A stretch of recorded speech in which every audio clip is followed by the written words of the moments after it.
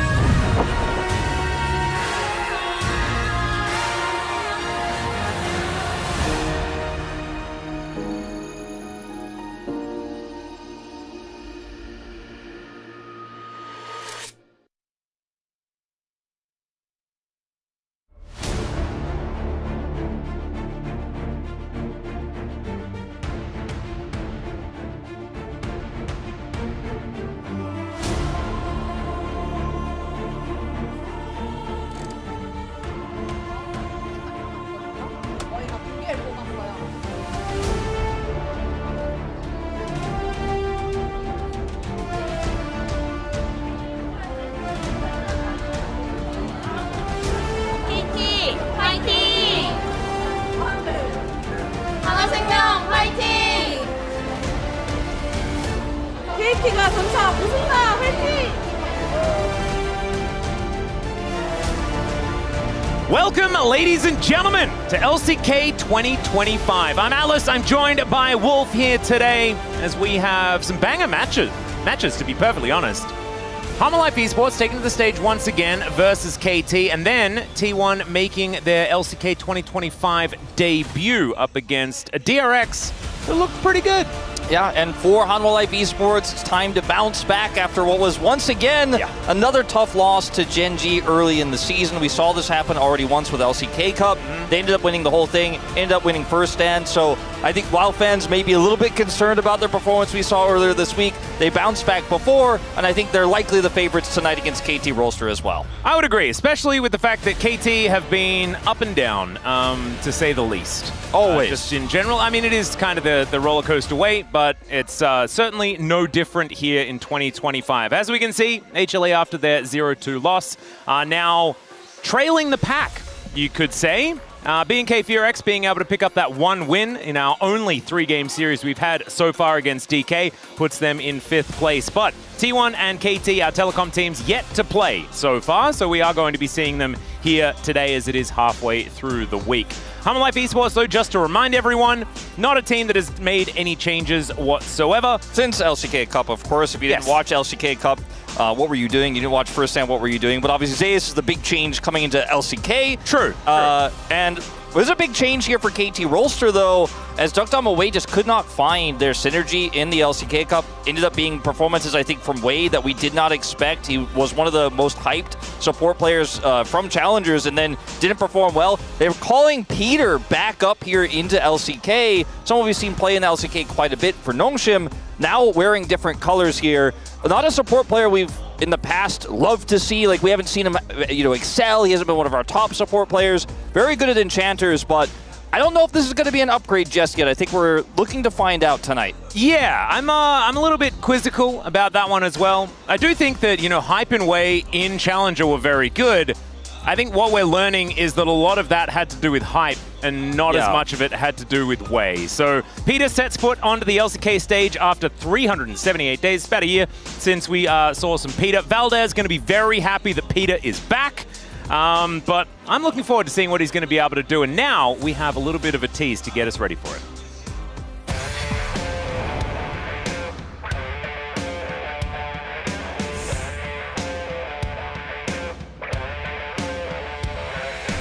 LCK컵에서 허무하게 탈락해가지고 많이 아쉬웠던 것 같아요.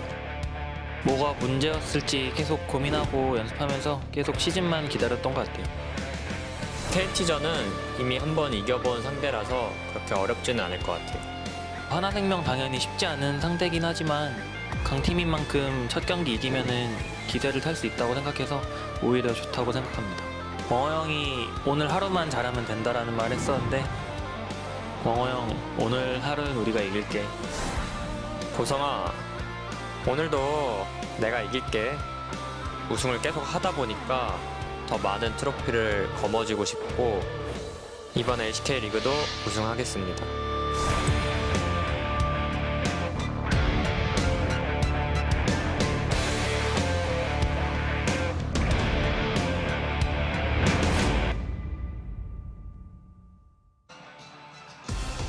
All right, both teams going to make their way out onto Lowell Park now. And Wolf, I actually really like this matchup because it feels like a trip through memory lane, right? Yeah. You've got Cuz, who debuted for Longzhu alongside BDD actually, and then had his place taken away from him by the man on this team in the jungle when Peanut joined Longzhu and that team became extraordinarily dominant.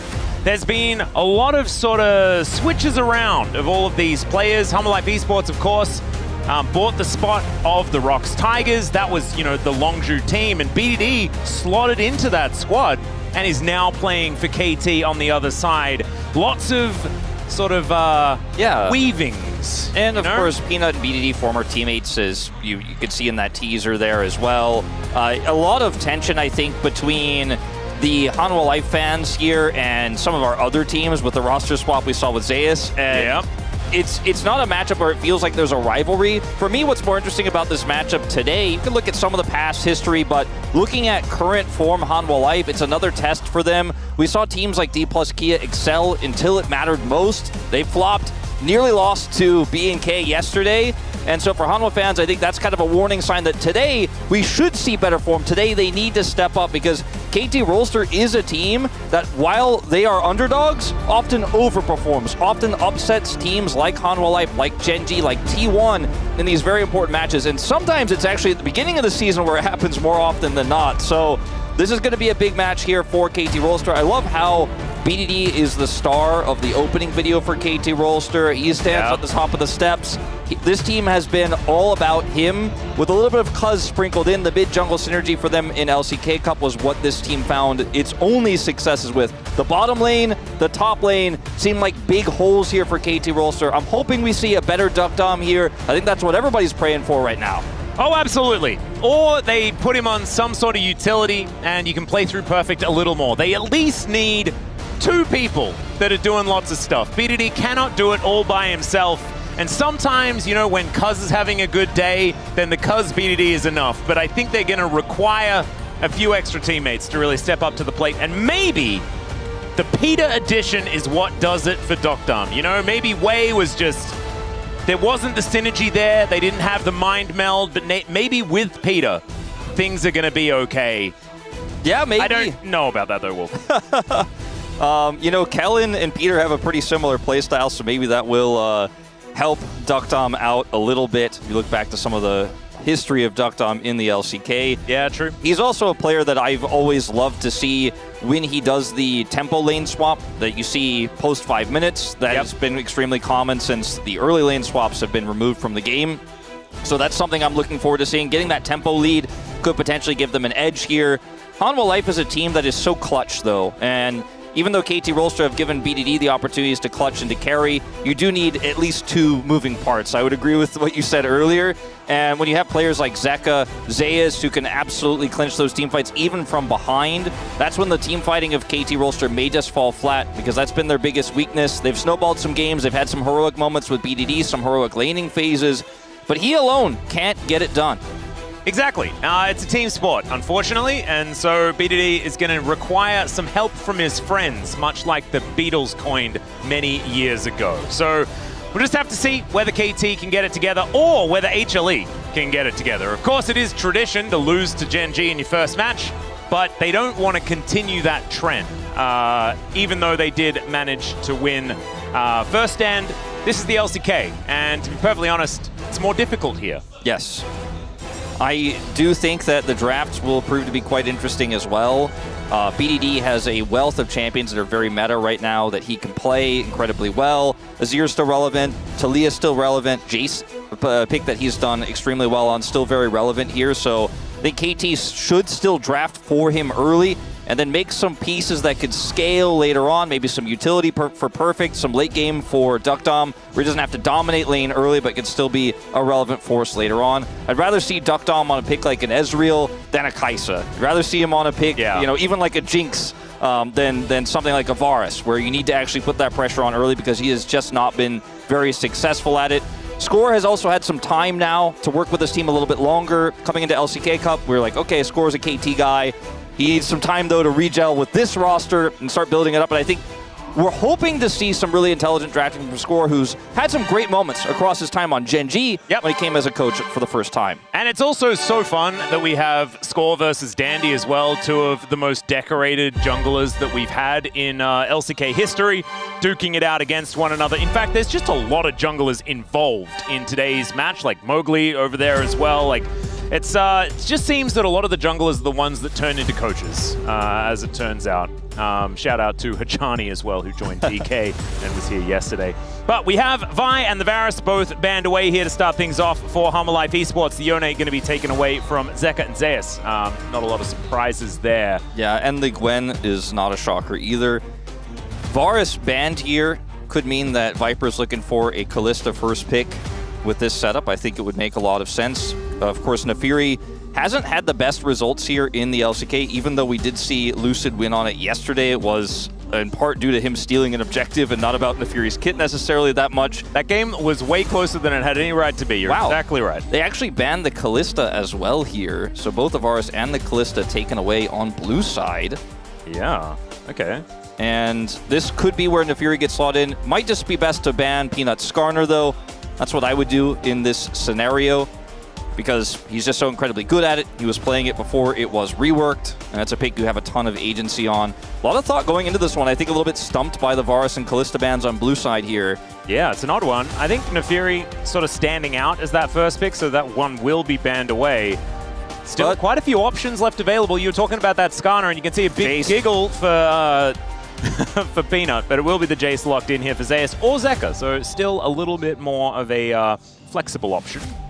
See if they want to go for that Skarner themselves for Cuz here and what they want to pair with it. You can look for a champion that can absorb some of Jace's pressure if it's a single meta Jace where it's either top or mid, where you know that's where it's going, but it's a little bit tougher to counterpick it right now when you just don't know.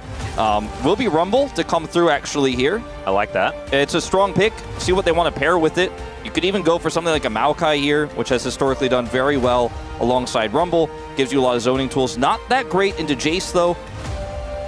As the other picks are the Skarner, of course. That seems like it sticks out like a sore thumb. But BDD, he is the king of this team, and he will get his pick. Yep, the Emperor himself has made it to LoL Park here, and there were a lot of opportunities for BDD to be picking the Azir in the LCK Cup, and he just kind of didn't do it, even though Azir was pretty popular at the time. now they're not holding back any of these punches, it seems. Yeah. Does mean that they're going to need a lot of AD. They certainly will. It's tricky, too, because both Rumble and Azir, you know, they can do a lot of damage. They're both AP, and they can scale quite well, but they're also pretty vulnerable, and Jace will just simply outrange both of them, and his damage is going to make it very difficult if you end up hitting Shock Blast before the fights break out for Azir to engage, for example, because he will be lower health, and Rumble as well will have problems doing that damage. The Taliyah Xin Zhao lock-ins here will be pretty simple for Hanwha Life because Taliyah pretty good into the Azir. You have the Xin Zhao, which is going to help set up a lot of great defensive engages where you can absorb a lot of that pressure, absorb a lot of that damage before the Jace really starts to hit big damage. But I do feel like when you lock in both soul laners like this for KT early, it's so easy on blue side to just round out your lineup. Yeah, and you also get to pick away the Xin Zhao. I actually thought that that was going to be what Cuz goes towards. Instead, it is going to be the Skarner, but we were talking about that AD. A lot of this game is going to rest on Dokdam. If he's not a threat, you just build magic resist and you ignore what this Rumble and Azir are doing. So it does put a little bit more back onto the shoulders of the man that's had a lot of criticism throughout the LCK Cup here for KT. Dokdam now pairing up with Peter. It's going to be a big test. Ezreal, I think stocks are really high for both of these teams. With both the Varus and the Kalista gone, Ashe is going to be taken away. KT Rolster do have pick priority, so I think with Hanwha Life here, you're probably looking to ban the Ezreal if you're expecting that Dokdam is going to play it and you're worried about that because there isn't a great answer right now, especially with the Ashe also banned away, so the Ezreal gets a pretty free lane down there in the bottom side. They're going to take away the Misfortune, which has been so popular here at the LCK. I don't mind that one. Next cab off the rank is probably that Ezreal as far as priority, but they probably want to pick it on 4 like you were talking about. Could ban like a Caitlyn here if you're worried about that, kind of pushing lane. Was nerfed a little bit on this patch. The Corki, the same thing. Corki, yeah. Another option that you can go towards. I like the Leona ban, but it does kind of lean towards they're probably not going to be picking up the Ezreal themselves since there's such a great synergy there. Maybe they're looking for a Rakan lane. And this final ban is going to tell us a lot. I mean, so many AD carries are removed here. Yeah. And, I mean, Ezreal still feels like a strong pick for KT Rolster even without that Leona. And this is not an easy choice for Hanwha Life here.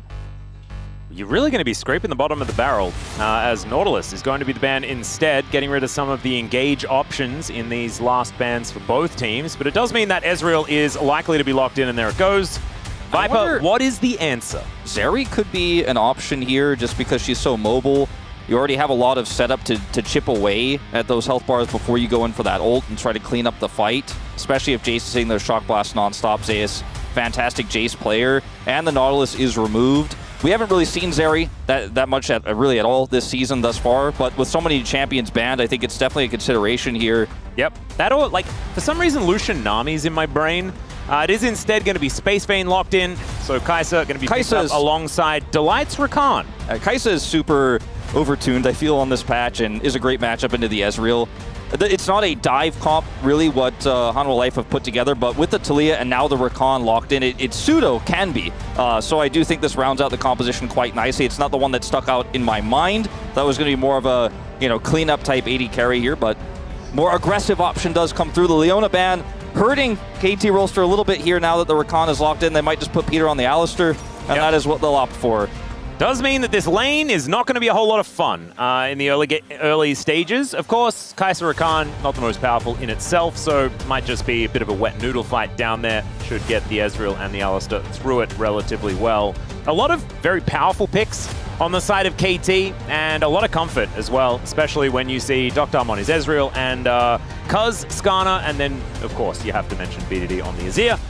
Perfect, pretty good at the Rumble as well. So I think coming out of the gate pretty strong on KT's side. We can liken all of these champions to Hanwha Life Esports, though, and I think most of us are looking towards that Jace in the top lane, the Zeus as the biggest problem. I think for KT Rolster, you're probably just going to want to have a stable early game with this Ezreal. Don't try to make any aggressive plays down there. Just scale up. You have Ezreal, Azir for the late game. You can play through the Rumble a little bit, try to punish the Jace, who's trying to get that advantage against you in the top side. Maybe that's where they end up trying to get a lead. The Rumble is going to scale pretty well, too. And I think if KT can make sure they don't have any errors in the early mid game. I think they have a really strong late game composition here, especially because Skarner pairs so well with Rumble with the Impale. I'm worried, though, if they lose control of the map. They lose vision control. The Azir's agency drops massively. Your Rumble setups aren't going to be as good, and the Ezreal can't hit what he can't see, and Jace absolutely will. Certainly. Let's have a look at how it does go, though, as we check out some of the skin choices on the side of both teams. Oh, some Frozen Ezreal. A little bit of a shout-out to Double Lift there, who did say that it was the best skin many, many years ago. Now it is time. Jump into the Rift for Game 1.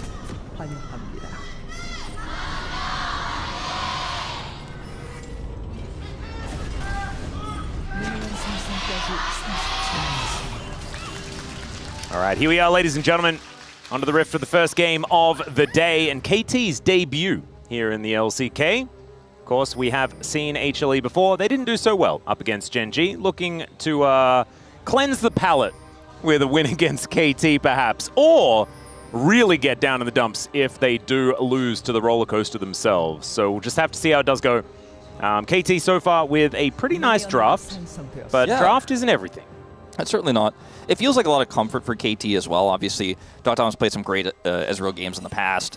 Perfect played mostly Rumble during his debut. Had some rough games at the start, but did have some of his best games later on once he adjusted to the LCK a little bit on the Rumble. So it's a pick I think we all associate with him.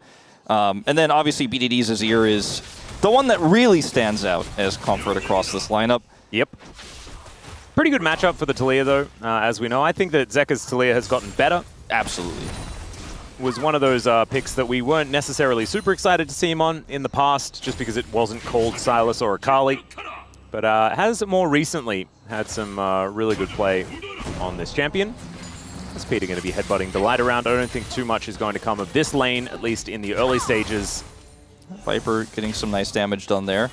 But like you say, it's not going to be a lane where you should have kill pressure unless a mistake is made. You can see runes looking pretty standard across the board here. Grasp Briseis in the top lane. Yep. And BDD Jace is the one interesting thing, is like you say, BDD losing out on this trade quite considerably in the mid lane. Zeka with the ability to throw a lot of these threaded volleys around. Thankfully, for BDD's sake, misses that last one. With no lane swaps anymore, and with these two compositions not having incredible level 1 power, we just had 5-point starts in a standard jungle. They're going to path opposite directions here, though, as Cuz will go towards the bottom lane, and Peanut will head towards top. Jace putting the pressure on big time in the top lane. That's the one lane where you really do see in those early levels the Jace can actually get relevant damage done. I think that's part of why we see Peanut pathing towards the top side, so he can help shadow that lane a little bit in case Cuz was going to path the other way and go top side to try to punish. Yep. You can see now Perfect was able to at least catch a bit of that wave, but it's still going very, very well for Zeus. We mentioned already that this is going to be the dangerous part, and that seems to be ringing true, at least for now. Very clean. Yep, just full clearing, as is Cuz. Yeah, it's a Jace into Rumble early game thing, but it's also a Zeus thing that we're witnessing here. Korean Jace's, he is the Korean Jace right now.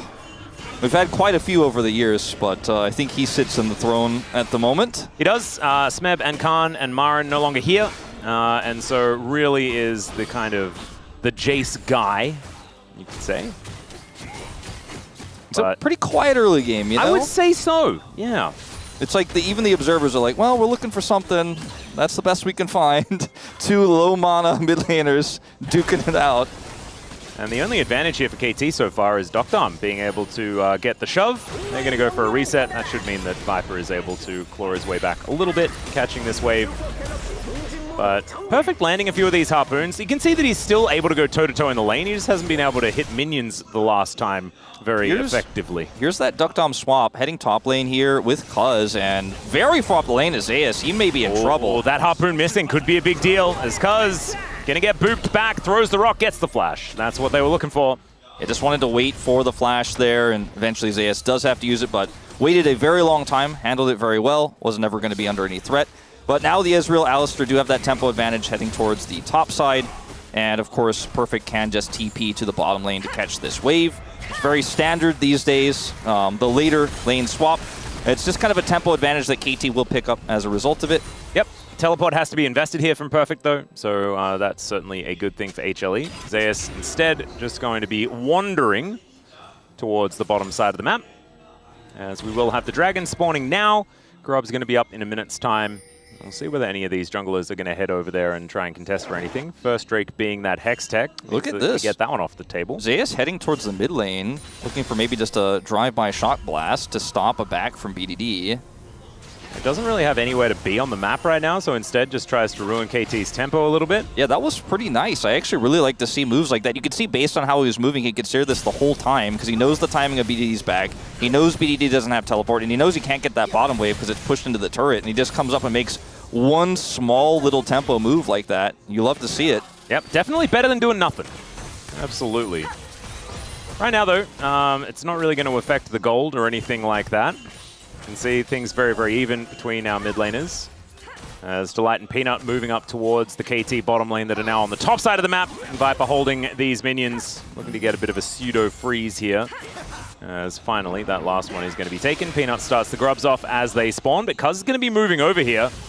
Zeus does have teleport, and of course Perfect does not. I don't know if he has any intention of joining this, but if they need his help and they want to fight for this, he absolutely can be there at a moment's notice. Yep, and level 6s picked up by both of our mid laners as well. First grub does go down. Peanut should be able to grab the second one pretty comfortably as Delight's going to move over. There's the flash out as Peanut makes his way in. The Weaver's Wall does deliver Zek to the area. Flash out from Peter as well as the seismic shove has to be avoided with a headbutt. And so Peter knows that he is just going to go down. That's first blood going over to Viper of all people.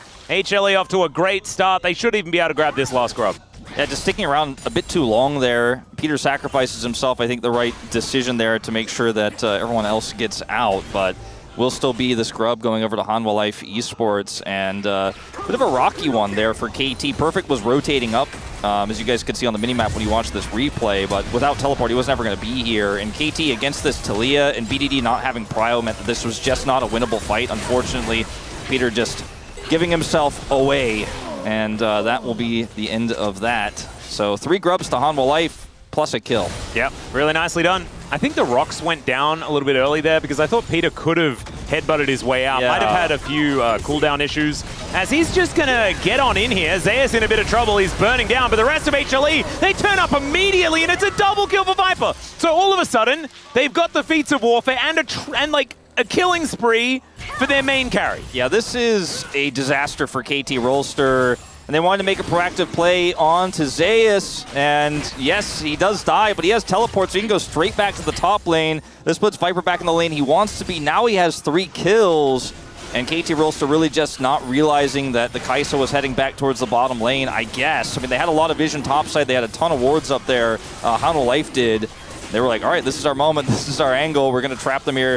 They probably didn't necessarily expect they were going to full commit, but because they did, they get those kills, they get the dragon as well, plus the grubs. Well, there's a double pulverize here from Peter, because if at first you don't succeed, you just go for it again. Cuz drives in, misses Delight on that one, and they look for Peanut. They are going to be able to pick him up there with the Impale. BDD comes in, the Sand Soldiers get the work done. And they are at least making some plays to try and get back. That's the proactivity that I think KT have been missing throughout the LCK Cup. As we check this one out one more time, look at this. The cavalry just immediately arrive. Yeah, Delight hitting the big knock up there with the flash. And then here, Peter, he wants to keep going in, gets a double knock up himself. And unfortunately, there's no getting out here. Cuz is going to be able to follow. The Impale, we've seen a lot of them miss in 2025 here at Lowell Park, but not this one. And that will be Peanut dragged back across the line. So they do get that kill, especially important that it goes to BDD. But so many problems here elsewise around the map, particularly that really fed Kai'Sa, who already has a static Shiv online, or not static Shiv. Yeah, it is. Yeah, static Shiv. I was like, wait, that item was removed. Oh yeah, no, they re-edited it. Yeah, it's back. She's back. We have seen a bunch of different items. I'm very happy that we're not seeing the aiming special with the Yuntal Kai'Sa yet again, even though, based on a 2% sample size, it is the highest win rate Kai'Sa build. I will stand by that, but it just... It's too early for me to feel strongly about it, you know? Yeah, with a Jace on the roster as well, alongside the Xin Zhao, they didn't need that much extra AD, and so I think you're okay with just going for the regular sort of AP-flavored build. out of the Kai'Sa. Zeka and Perfect facing off here towards the bottom side as Seismic Shove is going to go a little wide. Yeah, Perfect went plated steel caps, so Huni's upset. Oh no. And he didn't really He doesn't have Ignite either, so it's all Yeah. doomed. Didn't really get a whole lot out of those steel caps now that he's laning against the Talia as well. Probably not feeling too great about it. All right, BDD getting a bit of damage onto Viper. But Part of too much the to worry about. value of the static shiv too in matchups like this one is you can hold your own even to a mid laner as a bit of a shove comes through. But also you're going to be able to push into that Ezreal later on even harder in the mid lane. With the advantages he is going to feel really good about his farming and getting prio in the mid lane for these upcoming objectives. So it feels like a win more right now for Viper. Yeah. Dr. Wind does not become lightning towards the Ezreal. And the Grob's going to be up in 15 seconds time. That's why we're all grouped around this area. As Perfect and Zeka just continuing to hold on to teleports and stand in the bottom lane, as is the way. Grub spawning on life. Could grab 6 here if Cuz isn't able to take a single one. He does have Smite. Has a little bit of backup. They want to try and deny these if they can, or at least try and find a team fight. Peanut going to be able to grab the first one. That is Void Might's activated here for HLE. Yeah, now that Peanut's used this Smite, Cuz should be able to get at least one. Yeah, and HLE can just run away if they'd like to. There's no need to fight for this unless they'd really fancy themselves in that fight. Perfect taking a lot of damage as Zeka is just, toying with him here on the bottom side of the map. Cuz should be able to grab this, and he doesn't. It's Peanut, picks that one up for himself. That is going to be 5 grubs over to HLE. Bit of an early Smite there. Peanut's happy to take the late one himself and secure that one. So a bit of an error there. It's Cuz saved his Smite, but wasn't able to secure it. And that's just a free win for Hanwha Life. 5 grubs to 1. They have the Dragon lead as well. Dukdom looking to stop some backs. That's a very small victory. Yeah, there we go. There's something. Yeah. BDD went for Nashor's Tooth first, which, if he can get control of a side, will offer some pressure for sure, but he doesn't have teleport right now.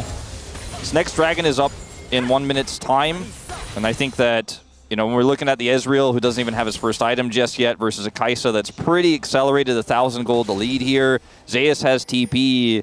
KT, if they want to fight for this, they're really going to have to do some vision setup, and they are going to have to kind of prep their way into this Dragon. Even BDD doesn't have control of that side lane.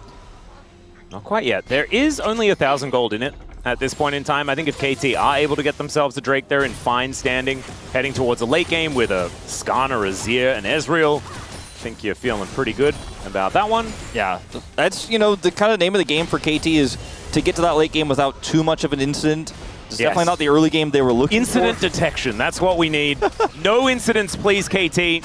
I know there's a new Final Destination movie, Oh, is there? Yeah. I didn't even know that. Yeah, I saw it advertised. I was very confused. When I was younger, I really loved those movies. When I got older, I was like, it's time for the Final Destination. Then they said it was the final one. Apparently not. I mean, all of them are, aren't they? Because it's all Final Destination. But obviously, there seems to be more destinations built afterwards. It's all very confusing.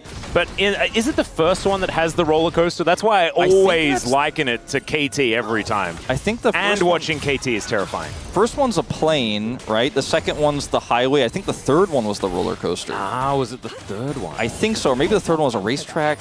I don't know. My goodness. I think the next one's like a barbecue, like the new one. It's really weird. Anyway. Viper is in the mid lane. Dukdom is there matching him as best he can. Peter is a cow. And is just going to have to watch as his control ward does fall down. Banana Brush control ceded over to HLE. And Peanut just seems to be starting any objective he would like. Dukdom goes back, gets himself a Trinity Force, but unfortunately he's not going to be there for this. And of course, a singular Ocean Drake does not mean too much, but you're a very long way away from a soul, and that is going to be just the secure for Peanut. If BDD was the one in the top lane right now for KT, you'd be like, well, at least maybe we'll get some pressure down there. Maybe we'll get some damage to the turret. But it's just a Rumble that's sitting on haunting guys right now and is just going to back. It isn't going to get anything done there. Perfect could have teleported in, but I think they do. It was a lost cause. And it's just another objective.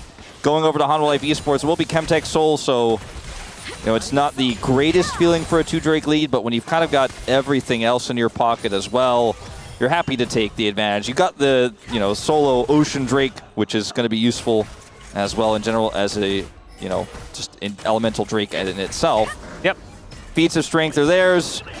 And, I mean, for KT, this is not the end of the world just yet. They haven't lost a major team fight. They haven't given over that 2,500, 3,000 gold lead where it's just too hard for Duck Dom to get back into this game, for BDD to carry later on.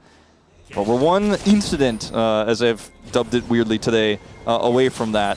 Yeah, the problem for me is that KT are not really playing with very much confidence, right? Like, we mentioned it when Peanut was on the Drake for the first sort of instance, and it was KT not really being able to do anything. Right now, it's a defensive equalizer as well.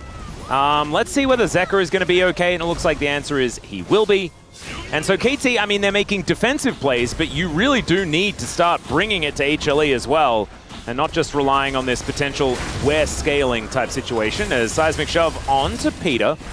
Does have the Unbreakable Will. He's going to be okay, but still loses 50% of his health bar. Yeah, luckily didn't have to pop it there, so he's going to be okay with how things turned out. We'll just be able to back and get full health. I think, like you're saying, they need to do something, but one dragon would be enough in most scenarios. That buys you a bunch of time. Because it's Chemtech Soul, you could be like, okay, well, they have 2 dragons. This is bad, but it's Chemtech Soul. Maybe we could just let the 3rd one go, fight later.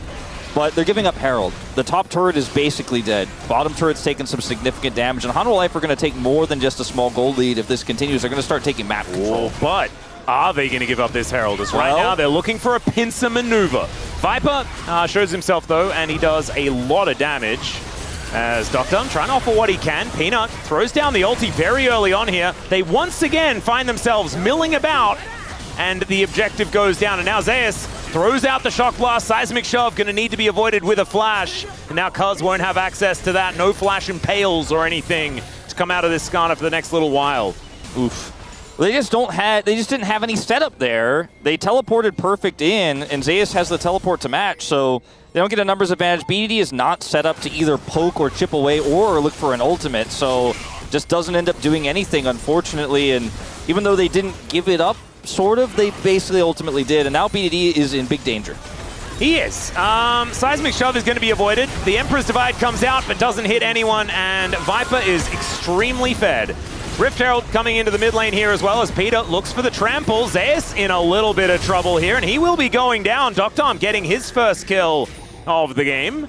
A little bit overzealous there from HLE, I would say. Perfect's also going to get this bottom turret, but they still got to charge, and they will get that mid turret soon. They're putting a ton of damage onto this top inner as well, so lots of value here for Hanwha Life Esports. I don't think Zeus should have necessarily died there, but I don't think they feel too bad when they're going to grab this inner.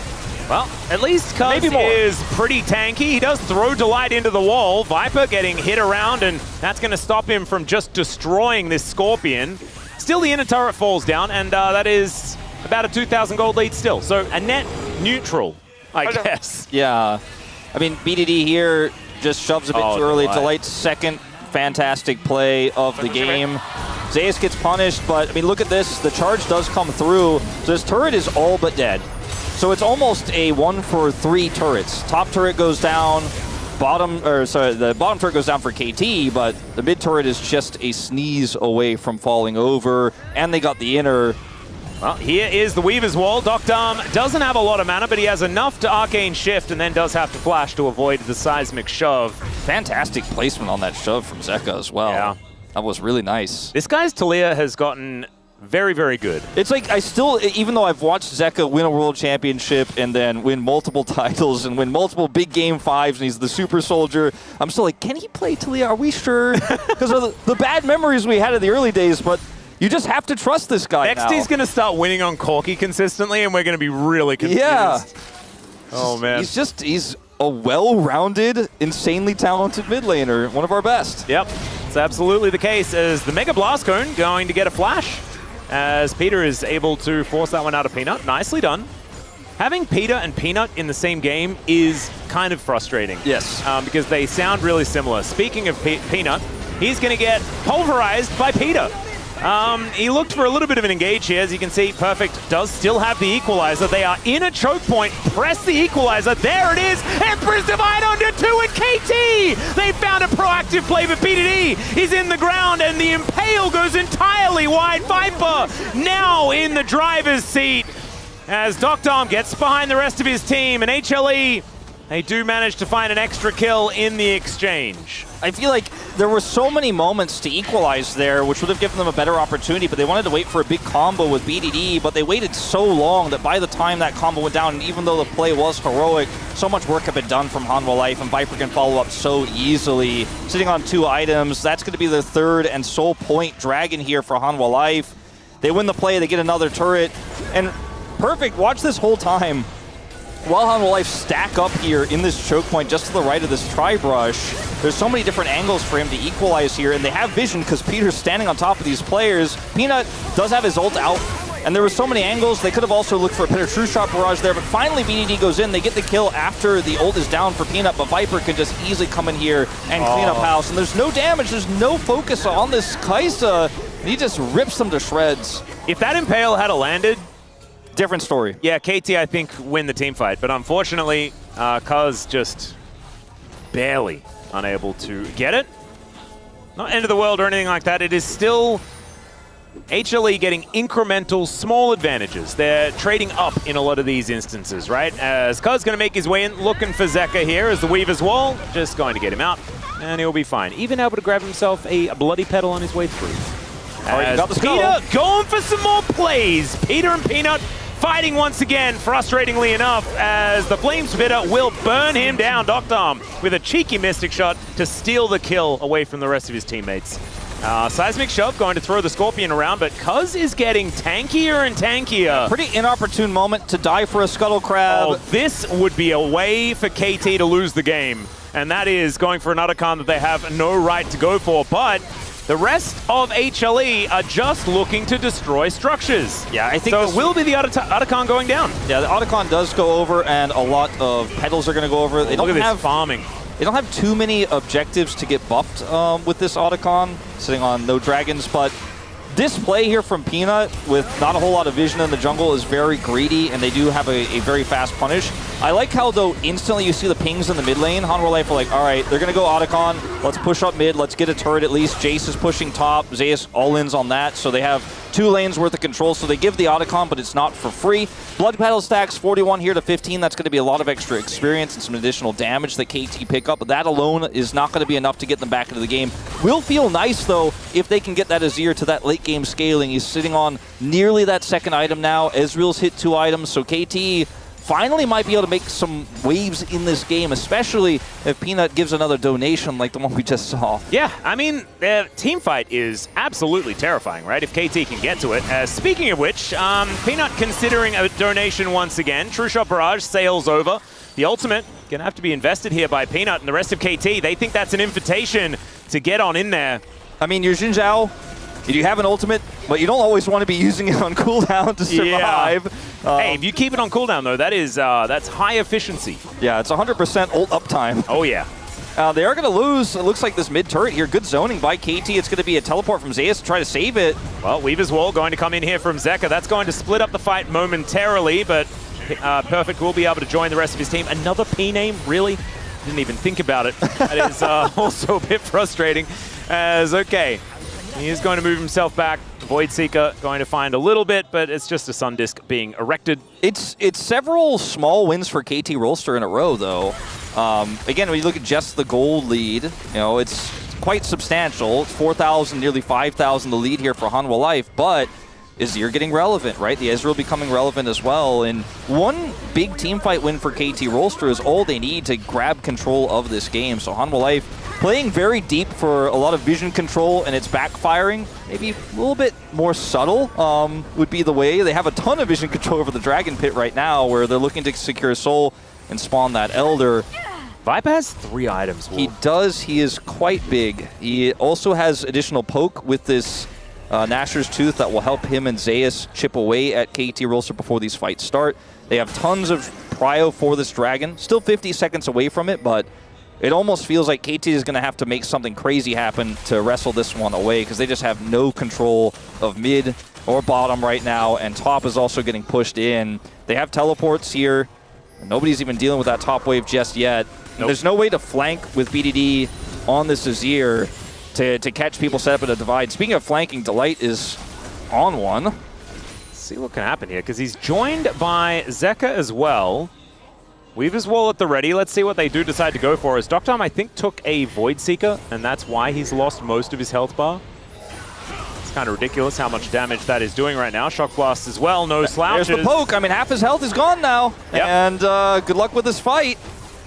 At least he's got some fruit. Oh, yeah, it's the amped up Honey Fruit there as well. So let's see what they can actually do. That Shock Blast missing, kind of a big deal. The Void Seeker as well. Maybe now it's time to go for something as Peter, you know he wants to press that Headbutt Pulverize. He's got the flash as well. The KT, they're biding their time. It's only Doctom that gets hit by another skill shot. I mean, they just keep focusing him specifically, and these shots keep landing. Great accuracy. Oh, Seismic Shove connects onto Cuz, but he's very tanky. Durability is high, as they are sweeping this out. They know where Peter is. Some of these Mystic Shots now starting to land as True Shot Barrage picks the gap. BDD buying right now, and we'll come back with the teleport, but I mean, this is already so much damage done. And I don't think they can give away Soul, right? I don't think so. Teleport is going to be towards this bottom lane. So far away. Rest of KT now in position to go for something. Weaver's Wall just to break this one up, Cuz not electing to go over it, but he can just move in if he wants to. It's going to be the steal from Cuz. And Peanut down pretty low now as well. Has to use another ultimate right at the last second. And is looking to possibly get out of the way as Cuz flashes in, misses another ulti, and Perfect says, my flamethrower requires no aiming. And in fact, KT, they require no aiming either. They got Doctom now. He's able to help grab another kill. And KT, that is their first actual teamfight win. Yeah, they're fishing for more. I don't think they'll be able to get any more champion kills here, but they should be able to start up this Baron. Peanut, no ultimate here and is so low on health. Peter could just block him from entry, and they have so much damage here. Delight alone isn't going to be able to get it done. This should just be Baron for KT. That's the one team fight I was talking about. KT just need one fight, one moment. They can get right back into this game, and they got it.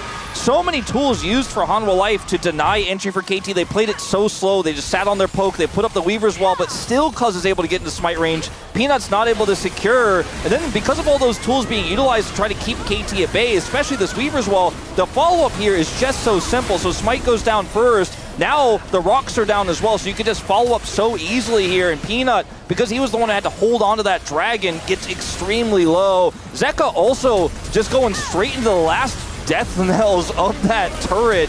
The Azir turret, the Sun Disc in the mid lane, takes so much damage. They get those two and turn it straight into a Baron. If Peanut hits that smite, it might not have changed the outcome of the upcoming fight, but at least it would have given them soul. But now they get no soul. Baron goes over, and KT are now only 2,000 gold behind with these extremely scaling champions. Not to mention the fact that they have so many turrets to take down. KT, that was a game-winning play. Of course, it's KT, so every game is throwable, and we'll see whether that is what's going to happen. But right now, it feels like KT have paid their dues, right? Like, this is a composition that has reached scaling. And we've got another mask now completed for BDD, looking to go for his third item.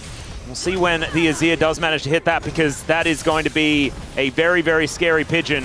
Cuz avoiding some of these seismic shoves, but he is almost unkillable at this point in time. This is a really nice lane setup here. Top lane's pushed so hard, so they're just going 2 in mid, 3 on the bottom lane. BDD rips through turrets with this build so easily and can use the Sun Disc as a bit of a bastion. You can fall back to with Cuz, who's so tanky and has Impale. Just no way to collapse onto BDD. They push hard in the bottom lane. Duckdom's poke is really starting to hit. I mean, he's on 3 items now. Yeah, Weaver's Wall. They are looking for perfect here as the seismic shove goes wide. Peter has found Peanut once again, though, as Cuz making his way and finds a rock onto Viper. Zeka is incredibly low as Doctom's looking for him into the backline. Goes Delight. He's almost just dead. It's a beautiful arcane shift, though. Doctom will get audaciously charged, does go down, but the Emperor is here and has done some division. It's just not quite enough, but they've taken down the Kai'Sa. BDD trying to kite, but he gets stunned up and will be taken down. Zeka!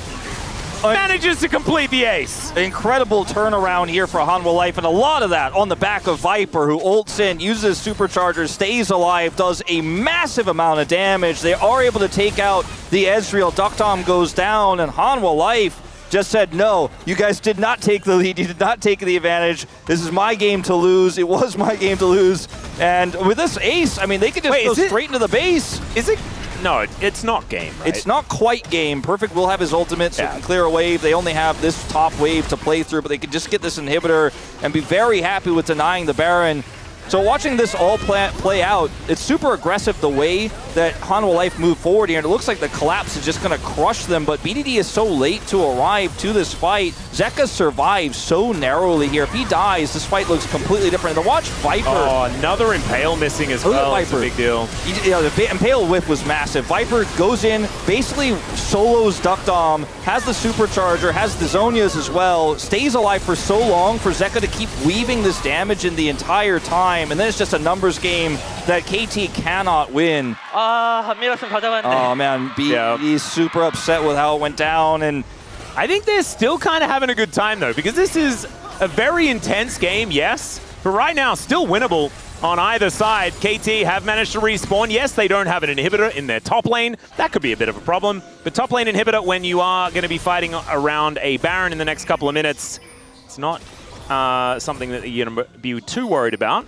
Yeah, this next dragon going to be a big deal. KT right now with a bunch of control, but you can see on the southern side of the pit, HLE are grouping up, and Zeka can get there in a moment's notice. Teleporting back in, full health here. Sundisk buying them a lot of that mid-space. Really challenging here for Hanwha Life to break through. They also just don't have a lot of vision. That Scuttlecrab doing work for them for these Shock Blasts for Zeus to aim. And they also have Delight on the flank. Yeah.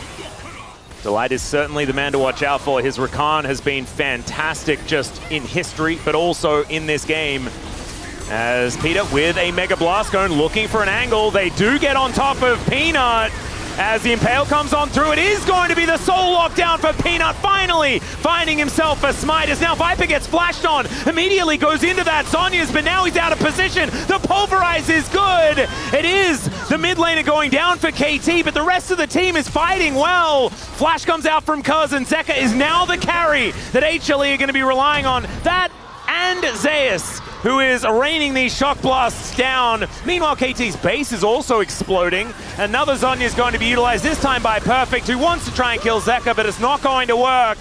And HLE find themselves another fight and a soul off the back of it, as Duckdom and Cuz licking their wounds, trying to keep their base alive. Yeah, the top wave will naturally push, and they'll just demolish this turret instantly here.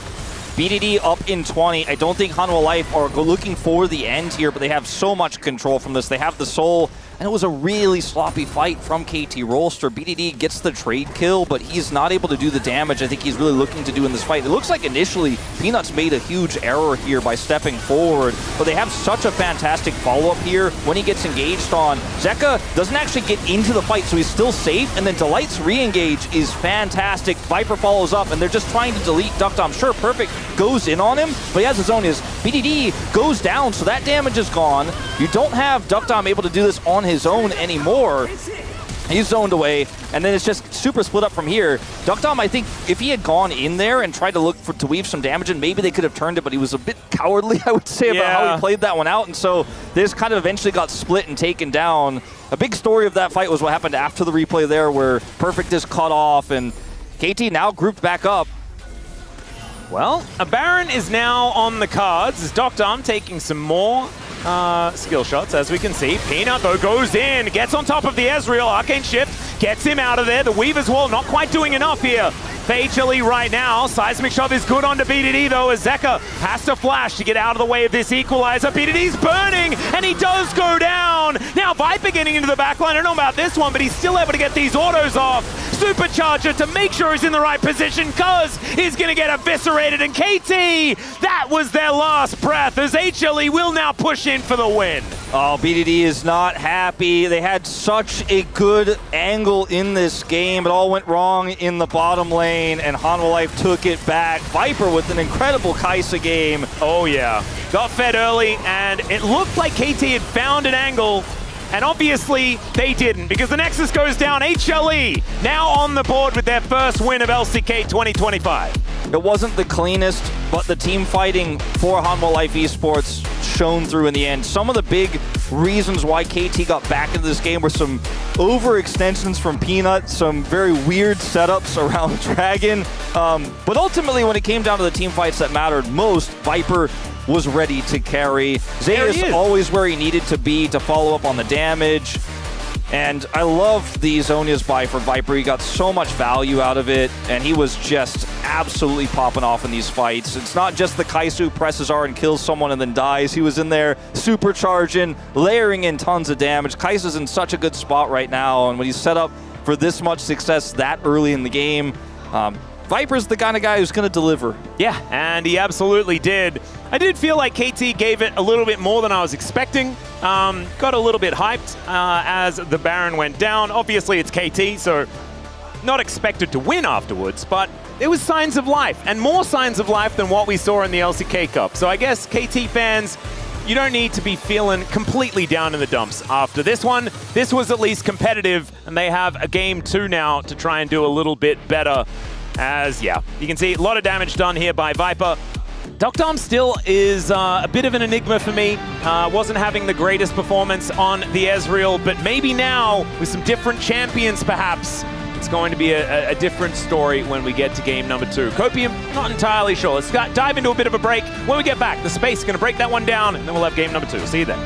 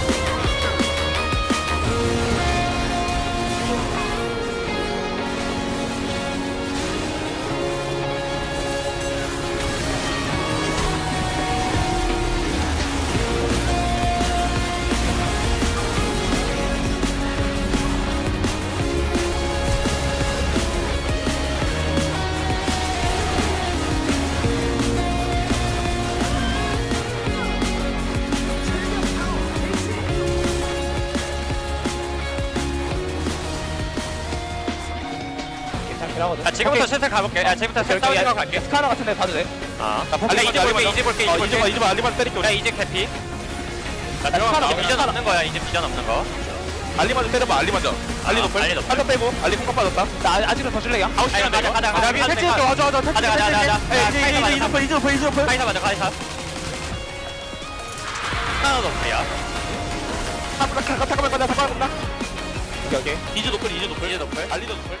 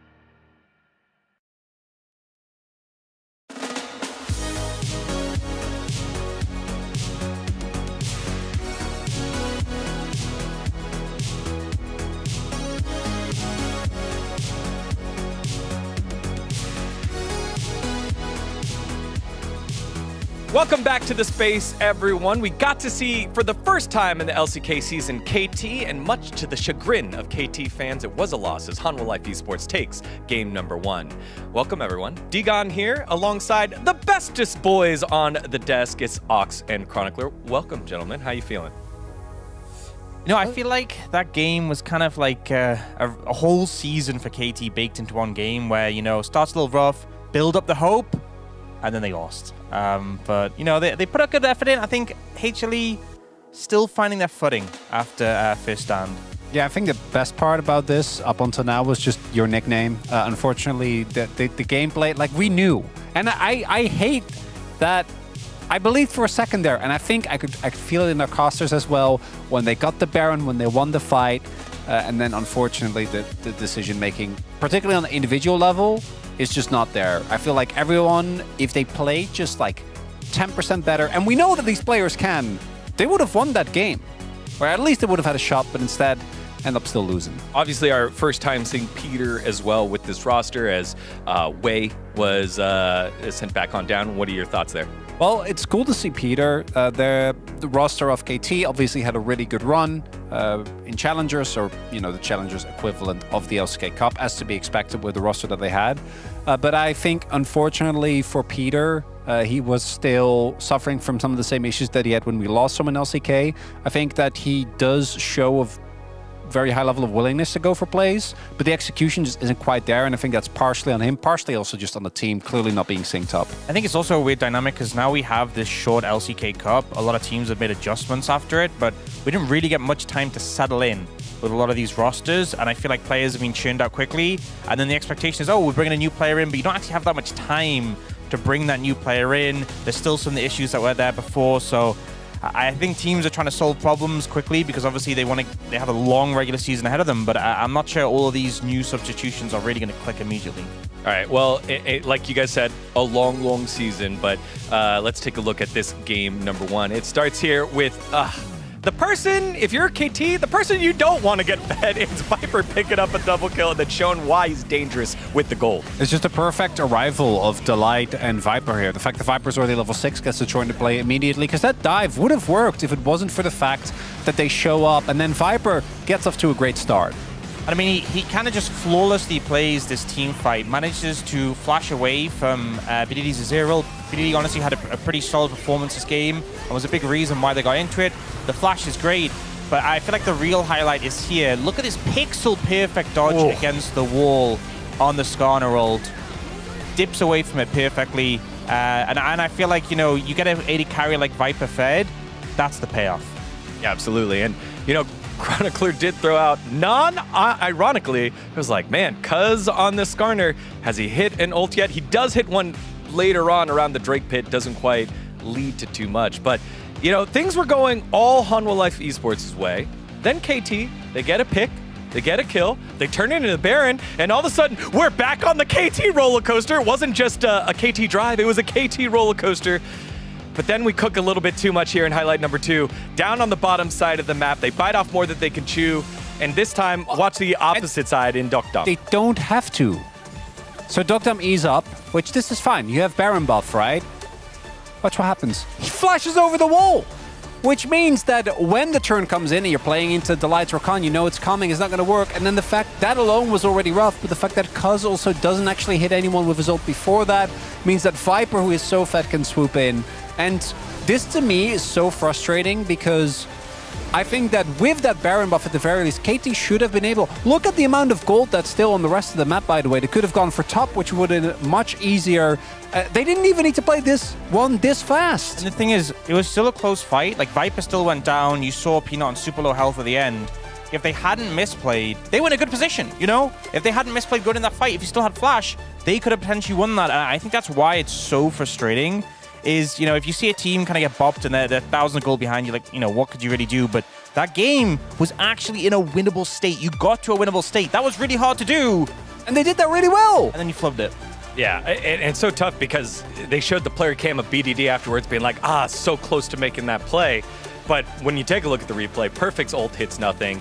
The wall slam by the Skarner barely misses the wall. That allows Delight to get on in there. And it's just all these little trickling mistakes. It felt like KT was close, But Hanwha Life were able to answer back. And, you know, on the flip side, for Hanwha Life Esports, in their initial game against Gen G, they got bodied. It felt very, very difficult to see them kind of have any life. So to get this game number 1 under their belt, look like the reigning champs, felt very good. But they're not done yet.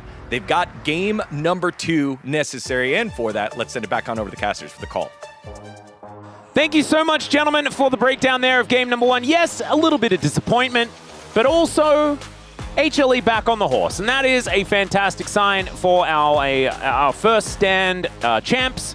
And up against KT, that there was signs of life. There was something there. And I want to see more in game number 2. At least bring us to a 3-gamer, right? Before KT decides to throw it all away. I do feel like this was a much more expensive draft for KT in terms of what it means for them versus a Hanwha Life draft where they had good champions for their players that they really excel at, but they're not as reliant on it. For example, I mentioned I wanted to see Duckdom on something like an Ezreal. He had a good Ezreal draft. They had a good setup for it, but he didn't perform on it.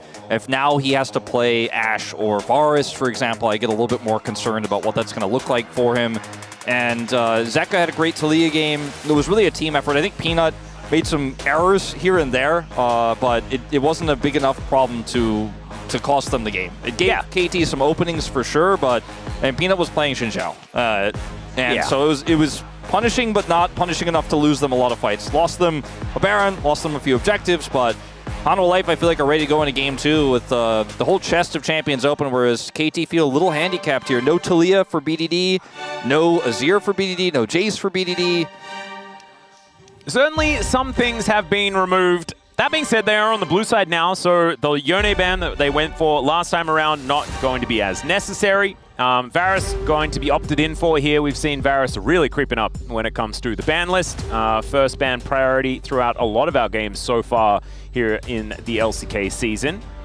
But we'll see what else is going to be taken away. I think things like Gwen and Neferi still going to be hitting the bench. I think Gwen could even just go in this first spot. I would agree. On red side. I mean, Zayas, I'm sure, has his own answers prepared. They will once again remove the Vi, so that's taken away from Cuz. And ooh, this does mean that with the Vi banned away, Yone's going to be banned on blue. That is interesting. That's surprising to me. I thought the BDD would be happy to try and take that one away, but I guess with so many first pick priority champions like the Gwen, like the Neferi, especially with the Vi banned, especially with the Rumble no longer being available, the Gwen stocks go up, the Neferi stocks go up. And what is HLE going to be banning away now? Of course, Peanut was the one that played Neferi first. Didn't go quite that well. Yeah, I think my personal take is I think Neferi is a little bit overhyped. I still think has a great place, and with the right composition is incredibly strong, especially if you get ahead. But we just haven't seen our players fully utilize it just yet. But it will be banned here. I think that's a safe call. And you still have that third ban to ban the Gwen away, so that KT can't first pick it. Now, if KT banned Gwen here, they've got other ideas. Picks like the Ashe, the Kalista are still available in the 80 carry role. I actually do like this Sejuani ban. It's one of Peanut's best. Jax, quite strong. Yep. Can work really well with it. The Yone is banned, though, so banning Yone and Sejuani on blue side does feel a little bit expensive in terms of tossing those out there, both of them at the same time. Well, it looks like it's probably going to have to be a Gwen ban. I think so. And that could open up Duckdom playing Kalista, but like I said, I don't necessarily trust Duckdom on these strong bottom lane picks where you're supposed to win the lane, and maybe Hanwha Life Esports don't either, so they're happy to give it over. We'll ban Corki and leave it to be a trade. Now, if you take Gwen and Viper gets Kalista, Viper's a guy you could trust, and so it's going to be a big trade-off here. That is going to be the Gwen to come through. Will they just insta-lock the Kalista in response? I imagine Kalista something is going to be in order. It might just need to be Kalista Renata, because the answering Ashe Renata from KT is certainly strong. And then you basically say, I have Renata, you can't even Draven into this. It's a very easy call, I think, here. And now things get very tricky. You ban the Varus, so you can't outrange the Kalista here.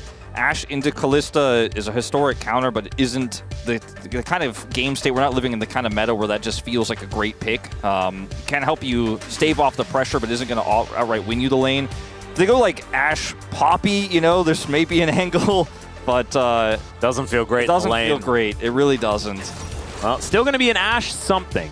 So what Peter is going to go for is the big question. Nico, an opportunity, you know, some of these lanes that can go toe-to-toe with the Renata that we've seen cropping up here and there. Could be an option. But As the Nico. I feel like the Braum is just so rough into Kalista. The Nico's way better.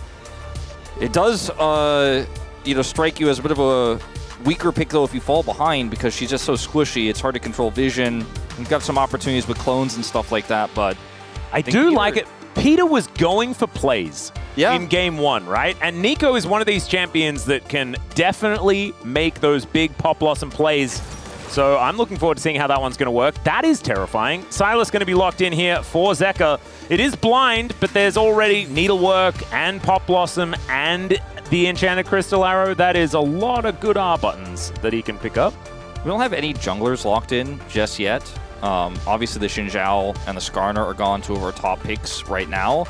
Nefuri also banned away, but picks like the Maokai are still available. Sejuani is also gone. Sejuani would pair with a lot of the picks that are left available. Poppy is not as commonly played in the jungle these days, but still incredibly strong into what Hanwha Life have, so I like that ban.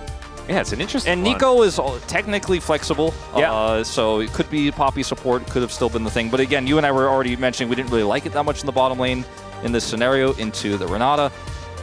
I do find it very curious that the Poppy was still banned away. I think the Maokai was a necessary ban. Yeah, that one makes because Cuz can't really play it because you're then giving Nature's Grasp to Silas. You don't really want to do that. And Peanut is pretty good at Maokai. So that one is understandable. Shadow Isles bans here, as we do have Gwen versus Kalista already. Last ban here from HLE, and it is going to be Viego, Cuz very good at that champion. This situation here for Hanwha Life, when you just look at the 6 champions locked in, there's a lot of potential with what KT have, right? Gwen's obviously super strong. Ashe can help set up engages. Nico can follow up on that, can do well in the lane, but it feels so much more conditional and so much more situational. Hanwha Life got the tried and true strongest bottom lane in the meta. They have Zeka on one of his most iconic picks, and that makes everything else that you do so much scarier, because now, you know, if you're looking to pick Jax here as Zeus, you can do that, because if they pick, you know, if they try to pick into that, you're like, well, I've got the Silas steal ults. And like, he could also play the Gnar himself and just try to outrange this Gwen in the top lane. That's been something we've seen in the past. I feel like there's so many options here for Hanwha, and for KT, it feels like you're a little bit limited. Ooh. I did not expect the Wukong. One of Peanut's old favorites, of course. Does give them a lot of Wombo combo, as the Cyclone's going to be very, very helpful. Does mean that they are exclusively short range at this point in time. The last pick for Zeus does make a lot of sense, but KT, how are we going to round this one out? Because I think playing for a lot more range and pick really could help them if they want to be able to contest for the neutral in this game. Already the Ashe is displaying a lot of extra range over his counterpart, as that is going to be the Nidalee. I feel like they have to play Tristana here now. Like, Corki's banned. You need a strong AD pick in the mid lane. You've got so much AP damage, and it gives you really strong sides with Gwen and Tristana if you can get control of the game. This is a lot of magic damage. I don't. The Nidalee really kind of in an awkward spot. Yeah, that threw me for a loop. I feel like it's got to be Tristana, right? Yeah, maybe something like that. Or like Lucian mid. He would have liked to play Corki, but that's not happening. Yeah. All right, BDD, where are we going? What is the master stroke? And it's Trist, like you were saying. It makes a lot of sense for their comp and the power that it has in sides. Team fighting a little bit The wonky. Ambessa R5, Wolf. This can be quite tricky to pilot into the Gwen with the kind of rework of the Gwen where she's a lot stronger early. I do feel like it's going to take a lot of finesse, but if piloted correctly, you use your shield at the right time and you dash into the circle, you've got a lot of ways to outplay the Gwen, and Zeus is obviously the more experienced top laner and has the more accolades, and most are calling him right now the greatest top laner of all time. And for KT, I don't know how this comp works in team fights. I know how it works in sides, and how it works for objectives. Peter can set something up. You know, Ashe can help lead into setting something up, and then the spears come through. But on the other side of things, it's pretty easy how Hanwha fight this one out. They've got a Kalista, they've got great setup, they've got an Ambessa to get into the backline. And team fighting was a big issue for KT in the last game, and honestly throughout LCK Cup. So I do like the Tristana. I like what KT rounded this draft out with, but they put themselves in such a situation where now they have good sides, but not good 5v5. And on the other side, Hanwha kind of have everything. Yeah, Hanwha have everything except for range, but I guess that doesn't really matter when there's no real ability to stand toe-to-toe if the engage ever comes in.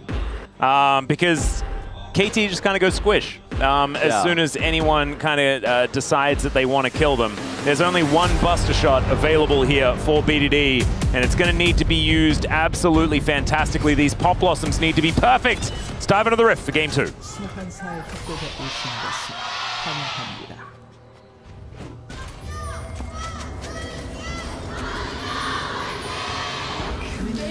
All right, here we are, ladies and gentlemen.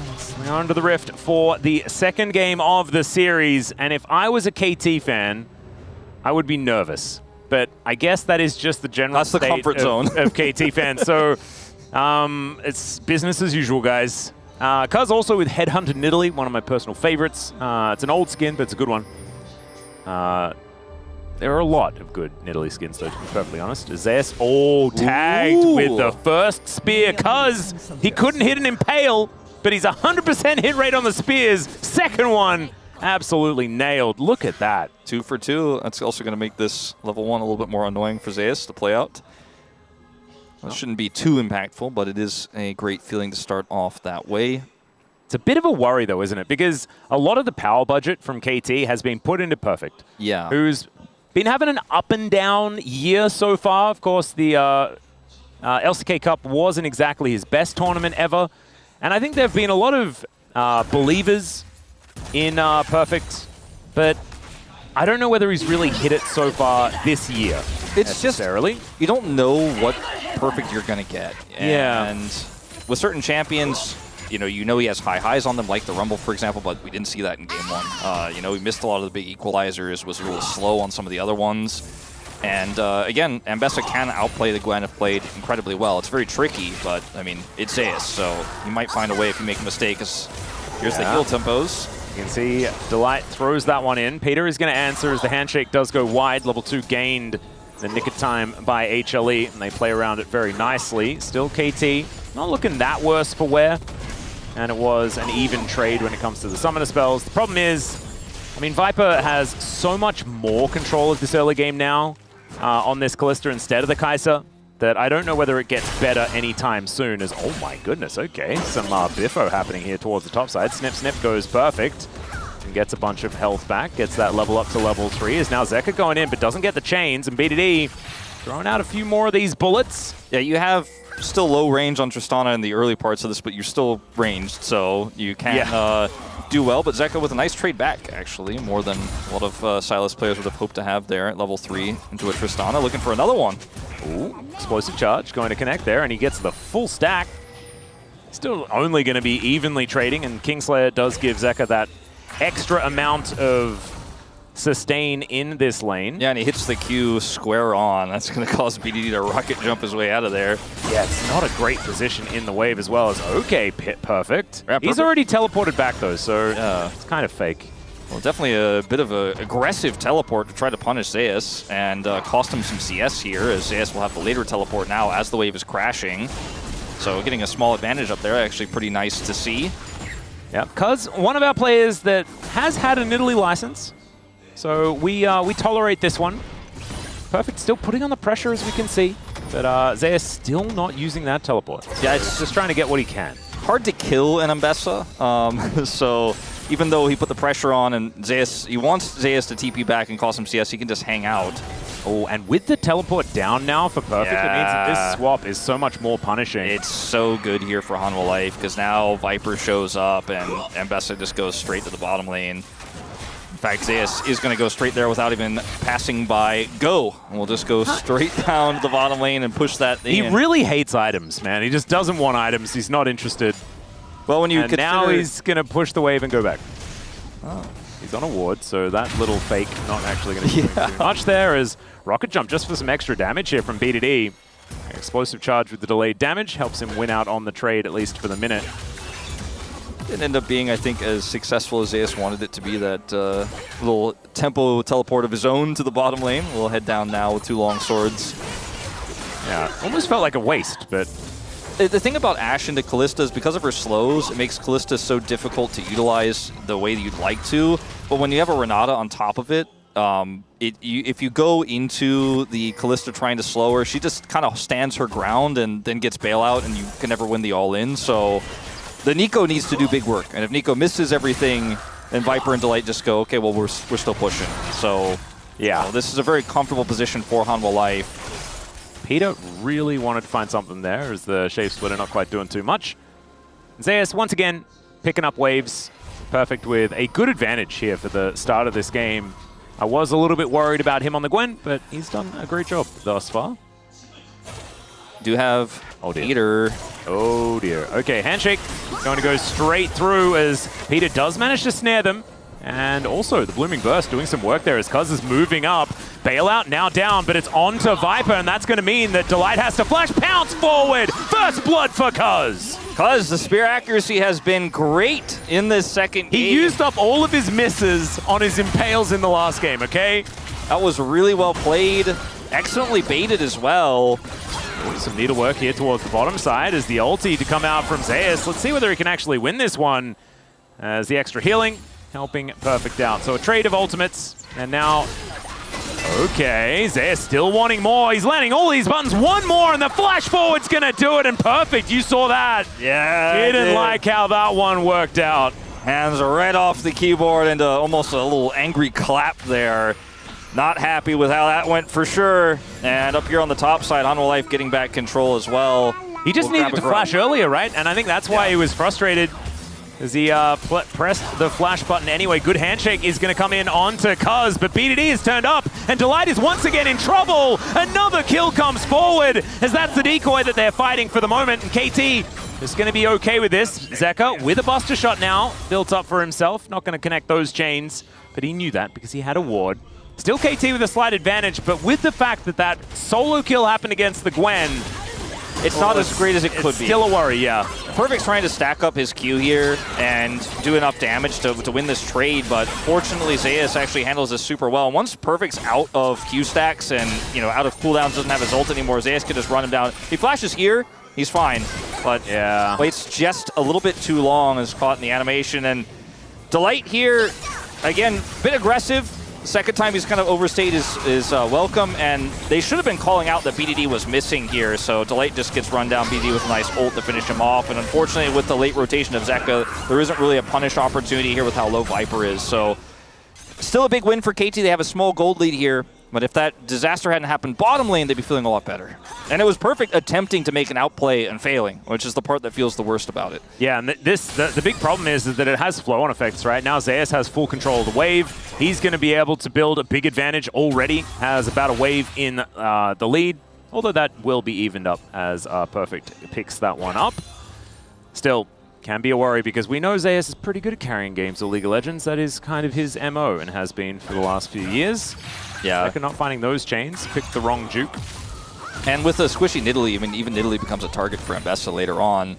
Oh yeah, I mean, everyone's a target for Ambessa. Everyone's squishy on this team. Yeah, there just isn't really a front line. I mean, Gwen is relatively fine because of her sustain, but, if you're behind, then not anymore. In the 1v1, you lose the side lane, and then Gwen just doesn't do things. And they adjusted her power level to be stronger early, and Perfect tried to budget into that, but ended up failing, as we mentioned before. Not quite working out. Still, a better game state than the last game, I think, especially with the fact that Cuz and BDD are decently ahead. As you can see here, close to 500 for the Nidalee, and BDD, even in this laning phase, as we can see, doing quite well. Yeah, grabbing that kill in the top skirmish gives him a lot of extra gold, and he's just been putting the pressure on, constantly giving prio for Cuz on this Nidalee. All right, Fate's Call comes down. Viper looking for it here as Peter gets rendered, but he just flashes away. Docdom does the same, and they invest 3 summoner spells in trade for Viper's flash. Yeah, Cuz. Oh dear. Zeka very, very close to falling down there. Does get delayed and also misses that cannon. And that is plate gold going over to BDD. That is that advantage. Only extending As okay, Arrow going to connect here onto Peanut. A Cyclone comes in and Cuz has to flash away the Pop Blossom. A little bit disjointed and Peter is going to be taken down. There's kill number 1 for Viper. Hostile takeover going to come on through and Cuz able to pounce over the wall. Doctum getting to relative safety and now the spears are coming in. There is no Tristana coming down though. And it is going to be HLE able to limp their way out. I mean, nicely played. I do feel like when the gank failed, KT really wanted to get a cross map of some kind. Cuz was like, maybe I get something on the Zeka. They end up getting the plate. They deny a cannon. Hold up. More in the mid lane. Yeah, Zeka really wanted to find something. Buster Shot going to be thrown out there as Cuz just decides he's pouncing on in. And Zeka had just teleported. And Spear going to be avoided nicely by Zeka, who clears out the minion wave as well. And you know, he just came back from base, but he clears out the wave pretty fast, so he's going to be able to go for another reset. Could have been worse, but they really wanted to force something in the bottom lane. It's just the bottom, you know, 80 carry support synergy just seems like it isn't fully there yet between these two. It wasn't there with Wei, and a bit of a late addition with Peter. Hasn't quite figured it out yet. Is Doctum going to be okay? He does not have ult, but he is Ash. He moved quite slowly, and no flat. He's so dead. Like, I feel like there was a ward there the whole time. Like, yeah. Oh no, it was a control ward. It was a control ward in the brush for HLE, so maybe you didn't see it there. Yeah, I don't think he saw. I don't think he quite saw, but still a bit of a dangerous situation. But wants to push the advantage. Gets a plate, but dies for it. So now 2 kills to the Ambessa, and a plate picked up as well. Feels like 1 step forward, 2 steps back here for KT in so many of these exchanges. Hey, but not as many steps back as game 1. True. So there we go. We're all about the positives here. So we're going to have a look at it one more. Do we have to? Well, he hits every button, so nicely done, Zayas. He's like, yep. I don't know if that was the one I would have picked to do first-person view on, but you know, I mean, we take them when we can get them. Yep. Well, we've got 3 Tristanas running around this bottom lane. Zayas not going to pick the battle with BDD, who does have Collector now completed. Yeah, he's in a position to potentially pop off in a team fight, absolutely. And the gold lead is non-existent in this game. Like, it feels like Hanwha is so ahead because they have this big problem of this Ambessa, and the Gwen isn't doing the Gwen thing that she's supposed to do, and there's been some sloppy fights, but KT are still absolutely in this, especially if they can snowball a fight with this Tristana. Yep. Speaking of Tristana, BDD really making sure that he gets the cannon. You love to see that as, whoa, that was an arrow. Was that coming from Zeka, though? That's the question. And yes, it was. Yeah. So that's why he had to flash it. Man, that could have been really confusing because he's like, oh, but the Ashe is on my team, so I'll be fine. No, not fine. And thankfully, he's not as silly as I am. Needlework landing onto Zeka here on the top side of the map as there's a teleport in as well. Peter's moving over as there's another arrow and another mid laner using their flash. But can he avoid the rest of it? And the answer is yes. Still going to be this turret falling lower and lower. And remember, this is 5 grubs for KT. Doctum, once again in an awkward spot. Good sidesteps. He's still dead. As once again, Doctum out of position will get rendered down. This turret does fall, though. First turret.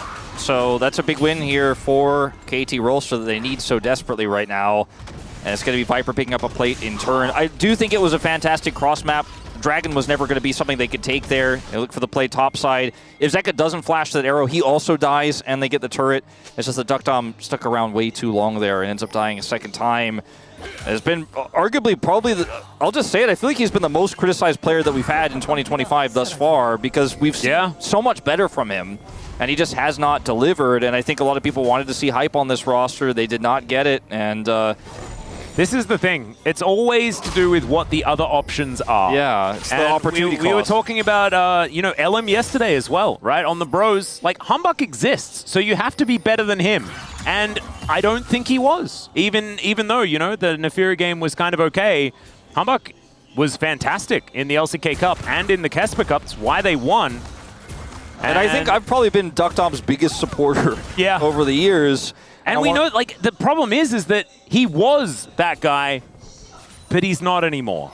Yeah. And I think we have to accept that. Well, I think he can be again, but we're still waiting. And that is the concern. I think, like, Doctum was the player where we saw so much potential in him. When, even right when he debuted, we were like, man, This guy, after some refinement, is going to be amazing. This is a potential turret take here. Arrow is going to go wide, so Doctum, unfortunately, just not really finding too much there. Still, ooh, that spear very, very close. That had landed. Might have been just a dead Viper. That was or at a least really one that has to get away. Really heavy investment there, and I think, you know, if there was not a Wukong in the vicinity, they probably would have committed a little bit harder there.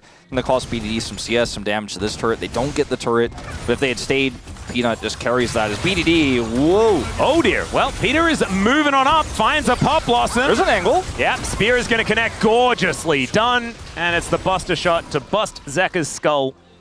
And that's going to take him down. So now they're able to push up this top wave. Perfect here towards the bottom side, just trying to avoid Zeus as best he can. Color commentator was not looking at the mini-map in that moment. I was like, BDD, you don't know what's going on. But no, he knew his whole team was coming up. Well, you know, 2/3 of it was coming up. And that was going to be a big win for him. Nice angle onto Zekka there, gets the punish. And that's 2 kills now for BDD. Yeah. The main character of KT Rolster. And the only one who could carry this game. Yeah. Again, surprise, surprise. And he was the main character on Longshu. He was the main character on Genji. Now, main character on KT. And arguably on Nongshim as well. Oh, that's true. I do like to forget that Nongshim roster as often as I can because it was mainly depression. But yes, you were absolutely right. Okay, that was a fake Peter. He was in that brush. Viper is once again absolutely terrifying in this game. He is quite strong, was given an opportunity in Game 1 and in Game 2, still has a pretty hefty lead, although part of that is due to the fact that Duckdown was removed from the map twice. And he got some nice tempo advantages, is ready to, with some engage and some setup, pop off in this game. And there's such a great front line, there's such good engage here for Hanwha Life. They have Prio on this Herald as well, and KT trying to find their way into this one. It might just be better off letting Perfect take a turret bottom side and giving this one. Looks like that might be what they're trying to do as the teleport comes in from Zeus to put him in good position. Yeah, you got a TP, just let this one go. There is a lot of just on-demand vision for KT with Hawkshot, with the Shape Splitter, and all that sort of stuff. KT can just kind of find out what's going on in almost every area. There's also a lot of clones in this game, which makes my job very difficult. I think this was the right call from KT. You know, you've got a Gwen on the side. Yeah. Take out that whole turret. You got the teleport from Zeus. Just kind of stick around the Herald, but don't commit. And now Delight finds himself in an awkward spot. Fate's Call has to be traded for the arrow. Good arrow that time from Doctum. And Spears connecting. KT utilizing this range advantage very well. That's what their composition does, remember. Yeah. Right? Like, they don't have any beefiness. They have to make sure that HLE are never at a point where they can just hard engage. Because as soon as they are, I mean, KT will die. Yeah, KT have their own engage, but it's just really a Nico, right? And they have the Ashe, and they can catch a single target out. And they have caught Delight now 3 times. This time he survives with Viper's Fate's Call there. Did have his flash as well, but he'd rather keep that one. But you could see the angles here. BDD has such a huge lead over Zekka right now. And this is feats of strength. Yeah, this is huge. They're going to teleport BDD mid. I think they are going to look for the contest, but it's so slow. Yeah, Hawkshot is going to fly over. I think Cuz getting the bad news here, knows that he's not going to be able to get in. So that's some upgraded shoes here for HLE. And BDD does manage to grab this turret. Does the continue walking forward strategy to avoid the arrow that was hijacked. I mean, yeah. They do have 2 Drakes, Hanwha Life, and it's Infernal Soul. This is a bit of a problem for KT, like a significant problem, especially considering both Elemental Drakes are quite relevant. But I do like that KT are not opting into fights that are unwinnable and are instead trying to play to the map, trying to play to taking structures, which is why they have a gold lead in this game right now, despite being down a kill, despite being down objectives. And when you have this Tristana Gwen, which is part of why I love the Tristana lock-in for KT in that B5, is you can just kind of avoid fights and avoid that meat grinder, which is Hanwha Life's composition. Eventually, though, you will have to show up, and that's going to be potentially in this next Dragon fight, but they bought themselves some additional time. Ooh, Arrow going to be flying into Delight here, looking to try and get another Fate's Call, but that's on cooldown, so Delight is just dead.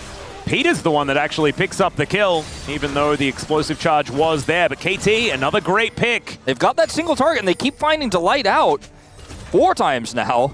They're able to find an angle onto the squishy Renata, and this time they secure the kill. Does go over, like you said, to Peter, but still valuable, and that's going to allow them to keep pushing Vision up. Yep. The more tempo that you can maintain in this game, the better it is for KT. And even if it is just a kill on a support, that is still giving them that extra positional advantage. There is the problem in the bottom lane that we can see here in the form of Zeus. Part of what KT want to be able to do is win side lanes so that they can then continue to have a lot of pressure, with Zeus being as powerful as he is, now picking up his second item. Yeah, the problem is Perfect is just not relevant in this game right now. I think Yeah. if Gwyn was actually really strong, the double side lane angle I was talking about would be a little bit more relevant. Now he just kind of wins when no one's there. Well, he still kills turrets fast, but he's not going to do it if someone else is there. Hanwha Life know that he doesn't have teleport, though, and they are going to grab this Herald drop and even potentially turn this into an Otacon take if KT are slow to respond. Remember, Perfect not showing on the map once he clears this wave, and it's going to take him a while to get up, though. Yeah. Hanwha Life have so much tempo here. Hawkshot flying over, Peanut spotted, starting this Otacon. And remember, it is dangerous, especially when KT can just take pot shots at them. Let's see whether Peter can line up a good engage angle. The Shape Splitter coming on in now. Spears still just trying to find the mark, and KT setting themselves up. Zeka now with that explosive charge on him, but there's the public execution. Pop Blossom going to be used, and BDD trying to get himself over the wall. Buster shot to get rid of Zeus, and it's now a cacophony, but KT are winning it. There's the bailout, but it is not enough, and KT just put HLE in the ground. This was a very disastrous fight for Hanwha Life. Right before that happened, I was about to say, I mean, the best part about this Otacon take is you've got Cyclone to deny them the approaches, and Nidalee on the other side. It's so difficult for KT to come in for the steal. When Peanut goes in, though, they commit to the fight, and they basically engage on themselves. They walk right into a Pop Blossom. The other thing about KT is they didn't have Flash for Peter. He's their best engage. It's hard for him to get in there with the Cyclone, with the setup they had, but unfortunately, everyone piles in on Peanut's call, and the Pop Blossom just wins the fight for KT. Big error of judgment there from Hanwha Life. I thought Peanut was just going to sit back and defensively deny them entry, but they just tried to turn that into a sweeping team fight win, and they fell completely flat on their faces. I love that from Peter, though. I was a bit confused at the time, mainly because Pop Blossom's so important, right? And there is a Silas. If that was a Silas Pop Blossom, that was an HLE win, but it was not. It was Peter with the most beautiful disengaged Pop Blossom, like you were saying, and that puts KT in the best position that they have been in so far this series. 4,000 gold in the lead. 4 turrets to 2 as well, and keeping our eye on that is going to be really important. Map control for a comp like this is paramount. It was mentioned on the space. Peter loves to engage. He tried to do it on the Alistar. It wasn't working out. He's 100% KP in this game. He's found so many angles on Delight. Had that defensive Pop Blossom to win them that last fight. Super relevant in this game. And now KT are feeling really good about taking this first Infernal Dragon. Yeah, and if KT somehow managed to win even another game in this series, no matter what Peter does in Game 3, I'm giving him POM. Because even in Game 1 on his Alistar, he was the one that was making a lot of these proactive plays, trying to get something to happen. And I just really like the gusto from the man. He's so easy to like, you know, as a player. Absolutely. So honestly, any game that KT wins, it's always a Peter angle. It's just how it goes. Teleporting into the mid lane here from BDD just to try and catch this wave. HLE unable to really find too many angles here, especially with these arrows flying in, the spears flying in as well. Cuz looking for another one. Zeus able to sidestep it. I'm not really sold on Viper's build this game either, to be honest. Oh, like the classic lethality? Lethality Callista. When, I mean, they don't have a lot of range, so he's looking for some poke, but I really feel like you need to just win the fight off of your teammates engage with just normal damage and not trying to poke away at them. The Edge of Night's going to be helpful into this composition, don't get me wrong, but I don't think that's the reason why he decided to go lethality. But it's definitely not doing him any favors with the game state now. Not quite. It is difficult to play, as now Zeus is just going to get blocked off. They don't have quite the luxury of the amount of vision control KT does have just in their kits. KT's still going to get pressured away. Remember, if HLE just group up as 5 and find a target, it is going to be pretty difficult for KT not to just instantly die. As Arrow picked up by Zeka. And the Infernal Drake getting aggressive. HLE getting chunked out by just the Dragon alone. But look at Zeus finding this flank angle. Gets a Cinder for the speed up as well. Remember, the public execution going to be such a big deal. And BDD already just jumping on in. That is going to be Peanut locking down the Drake. KT, though, they're looking for this Ambessa, who's just thrown around like a ragdoll. There's a Pop Blossom landing on a 2. Viper nailed by the arrow, and 3 are on the ground in an instant. And the good news for Hanwha is you got the Dragon. The bad news is you got wiped again.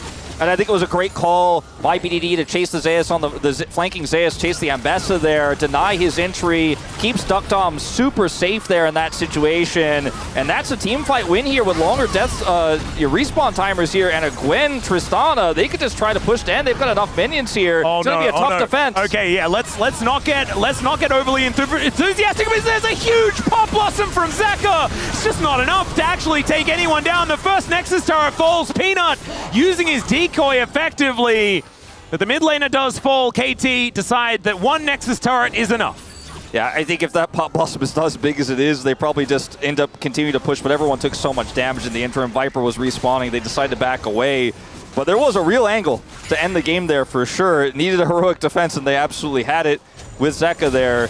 Going back to this fight, look at Zeus on the flank. They collapse onto him, knowing that for Hanwha Life, their goal is really the Dragon here. Flash forward from BDD. Yeah, BDD is just in sicko mode right now, and sure, he doesn't get the initial kill with the Buster Shot, but it doesn't matter because the rest of Hanwha is just super cut off. Viper trying to be relevant on this lethality. Kalista, but he's so low range, just straight into another Pop Blossom from Peter.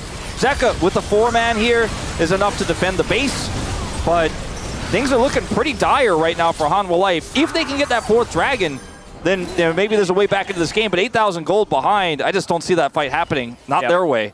And Inhibitor down in the mid lane is probably best case scenario here for HLE. Means that as they're jostling for position, you can still just clear out that wave with the super minions and not be too worried about it. Because the Baron, next thing on the menu. 8,000 gold, though, is the lead for KT. They're 100% in the driver's seat, and you can guarantee that it's someone else's fault. We're not getting excited this time, okay? There is no chance that I'm going to be overly enthusiastic about KT because they could just start Baron and lose the game, right? That could happen at a moment's notice. I think there's a high statistical chance they secure this Baron. I mean, in theory, you're absolutely right. But I'm just saying, like, I'm just looking at the data. I'm not saying that I believe that it'll happen. I'm just saying it looks favorable from like a maths perspective and the numbers and the 5,000 gold lead for BDD. If we're considering reason, you're absolutely right. But reason need not apply. No, but I won't say it that I think it's going to happen. It just seems like you could make an argument that they would win this game. KT have put themselves in the best position to win this game. Yeah. They certainly could do it. It looks feasible. Signing off at 27 minutes that KT have a good game state as Peanut is going to get another control ward in this pit. Diving on top of Cuz here, but of course he can just bounce his way out. KT really not wanting to flip this. Not at all. The real problem is that they have to either go for a flip or find themselves a pick. And now you're dealing with Peter. He's got his arm guard.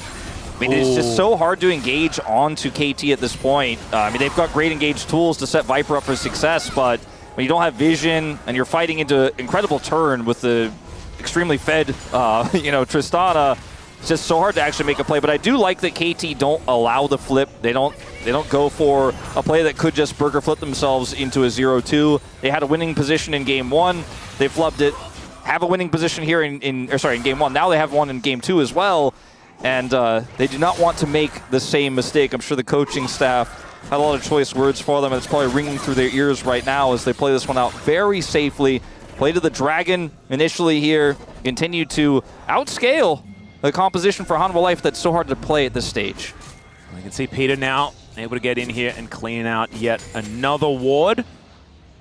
And so HLE going to have to get over there and get more vision down. And you're right, but I do think that with Soul Point on the cards for HLE, they put a lot of inherent pressure on. I think KT would have really liked to be able to force out a Baron or at least force HLE into an awkward spot so that they could get positional advantage around the Dragon. Instead, it's going to be a pretty even fight for it. You know, interestingly, most of the time you don't want to trade Baron for an Infernal Soul, but I feel like with the game state here, KT could do that. It's a viable option with the low range here for Hanwha. They could just set some up and win the game off of it. So I think Hanwha have to be super careful about it because the Infernal Soul isn't going to defend the Baron necessarily. Sure, it'll help, but KT might just be able to end off of it. So very stressful situation here now for Hanwha Life. They have to make every right choice, and the poke is continuing to land. Yeah, more and more spears flying through. Cuz able to steal away the enemy blue buff there as well. It's going to be helpful as they set up this poke. But KT, in the meantime, have been able to just take down this dragon. Everyone able to dash over the wall. Yeah, they just sieged him up, bought enough space, used the mid push, which, like you said, like you can deal with that pretty well as Hanwha, but they had enough push there with it that they secured prio for the dragon. So deny that from Hanwha. Now have their eyes on a reset and a rush to Baron. Hanwha are grouped in closer. Zeka does have TP, but they don't have the setup or the damage really right now to rush one. And also, Duckdom's just going to hang out and make sure it isn't happening. They drop a control ward in the pit. And they are really dotting their I's and crossing their T's in this one. They are not going to give up another, basically one game. Yeah. And BDD has 4 items. He's finished his shield bow now as well, so he's big damage, dude. At this point, I know that there are other acronyms that we could utilize, but not on this broadcast, unfortunately. You guys will just have to try and figure out what they could be. Is Delight looking for a bit of a wrap around here to try and get some vision into the pit? Does do so. KT able to get locked down this whole position. And Zeka with an enchanted crystal arrow, Cuz trying to grab that Grump from downtown. I mean, they have vision cleared out. They're playing super far forward here. Look at how blind Hanwha are, trying to find an angle. Oh, well, Arrow is going to connect onto Cuz. They're going to blow him up or attempt to, but he goes golden. I just don't know whether he's going to be able to get out the hostile takeover. It almost actually gets him out of there, but now the fight has been engaged. The Pop Blossom is decent, and now it's BDD looking for the resets. He locks down Zeka. He's already found Peanut, and Duckdom goes down, but BDD is the one that means everything for KT. Perfect now has the matter in his own hands, but everyone's dashing away. And HLE!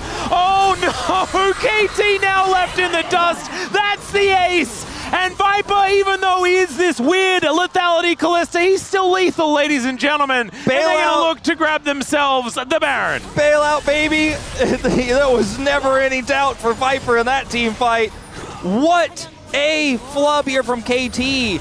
They have so much vision, they have so much control. The pit is cleared, they could look for a turn, but instead, Cuz is out pushing on the red buff into so many engage tools for Hanwha Life. All it takes is one.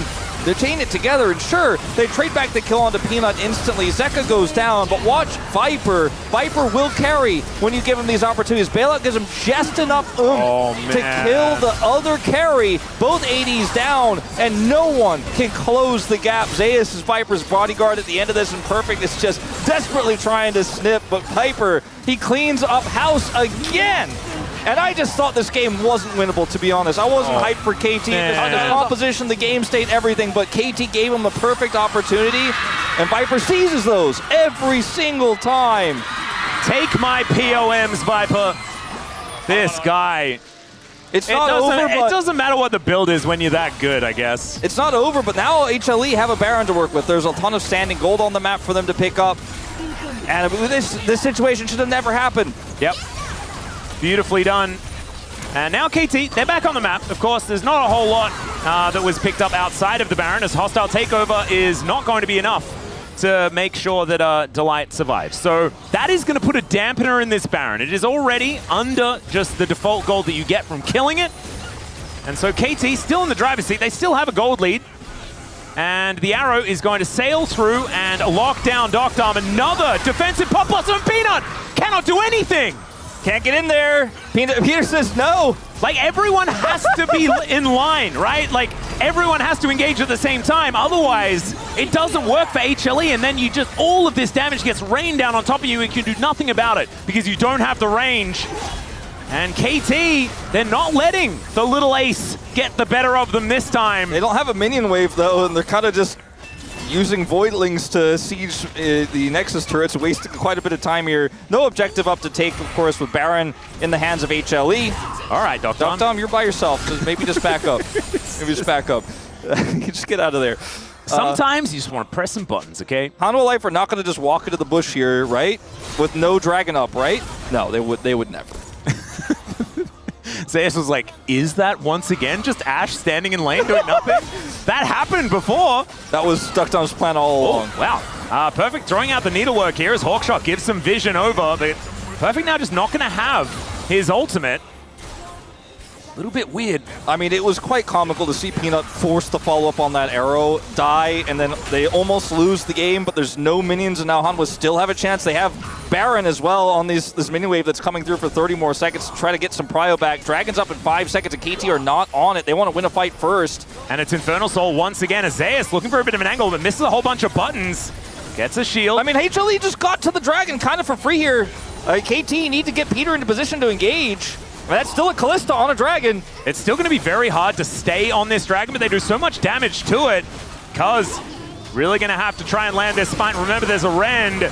As okay, Pop Blossom stolen by Zeka, doesn't do too much, but they get the Infernal Soul still. Look at this damage. BDD with the Buster Shot saves his own life as Peter trying to get in there. One with the Pop Blossom, but it's not quite enough. Still BDD free hitting over the wall. It's a double for Perfect, who goes golden, and now Zeus gonna be taken down. BDD with the triumph, stays alive. There's an ace, and I think KT may have just brought us to a game 3. You're not sure, but you want to believe. You're never sure with KT. I think there's a pretty even higher statistical likelihood that KT wins the game from here. There is a high chance that if this Nexus explodes, KT will have an opportunity to go to a game 3. That is likely happening, and in fact, it is. KT with their first win of 2025. KT's whole game plan is kill Dragon, no, but win team fight around Dragon, yes. And they did give so many of these Dragons to Hanwha Life Esports, but won so many critical team fights. I think Hanwha will always be looking back, and the coaching staff will always be looking back at that bizarre Peanut engage when they had Otacon under their control. That was the moment that KT got control of the game, and they really just, minus one minor exception, did not give it back. There is always that one time. Last time KT lost the game over it. This time they were able to rally once again. Certainly still some questionable moments from KT, but it wouldn't be a KT game without them. I do think it was a largely finesse-based draft, though, and KT made it work for themselves. I think Cuz was phenomenal on the Nidalee, really making it work throughout the entirety of the game. You can see there doing second damage when they have like the giga powerful Gwen at the moment. Perfect, able to get that one, and it did work out in the end, although not necessarily the best. BDD obviously star of the show, but it's always him and Cuz, man. Yeah, big damage difference. I think they played a hard to win with draft, but Hanwha Life's draft was even riskier, and they played right into KT's hands. They certainly did. It's time for us to take a short break. When we get back, we get another dose of KT versus HLE. Let's hope we survive.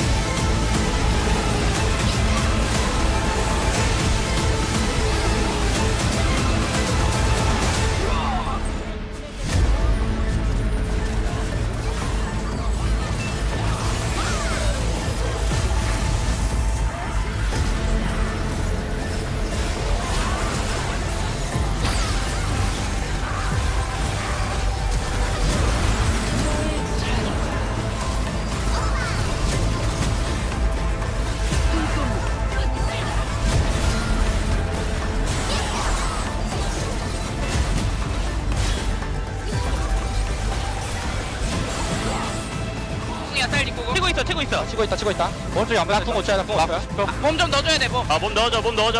도현이 넣어야 돼, 또. 안 뱉어 줄게. 오케이, 안 뱉어 보자. 안 빠지고. 안 뱉어 보자. 앞에, 앞라인 봐줘, 여기 앞라인 봐줘. 천천히 볼게, 천천히. 잠깐만, 천천히. 좋아. 앞에 봐줘. 피별로, 천천히. 앞라인부터. 앞라인 봐줘. 빨리. 좋아. 미드 갈게. 해줄게. 나이스. 나이스. 신발이 나 좀 긁어가지고.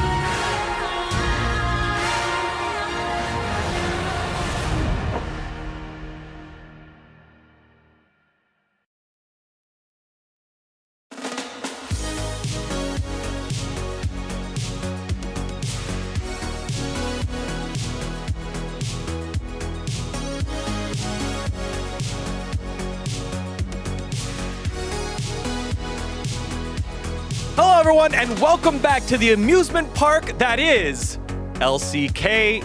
Attendants Degon, Ox, and Chronicler are here preparing you for the ride you're about to go on.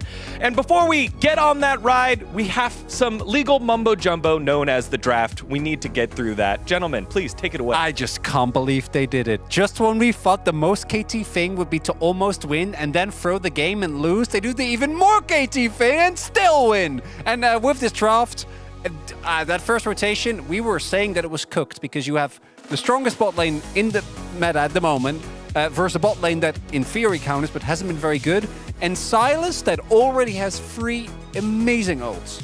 Yeah, I mean, the options you have there are just fantastic for the Sylas in this situation. As well, the Ashe matchup into Callisto did get nerfed a bit at the start of this year. Attacks, slows have less of an impact on the jumps from Callisto.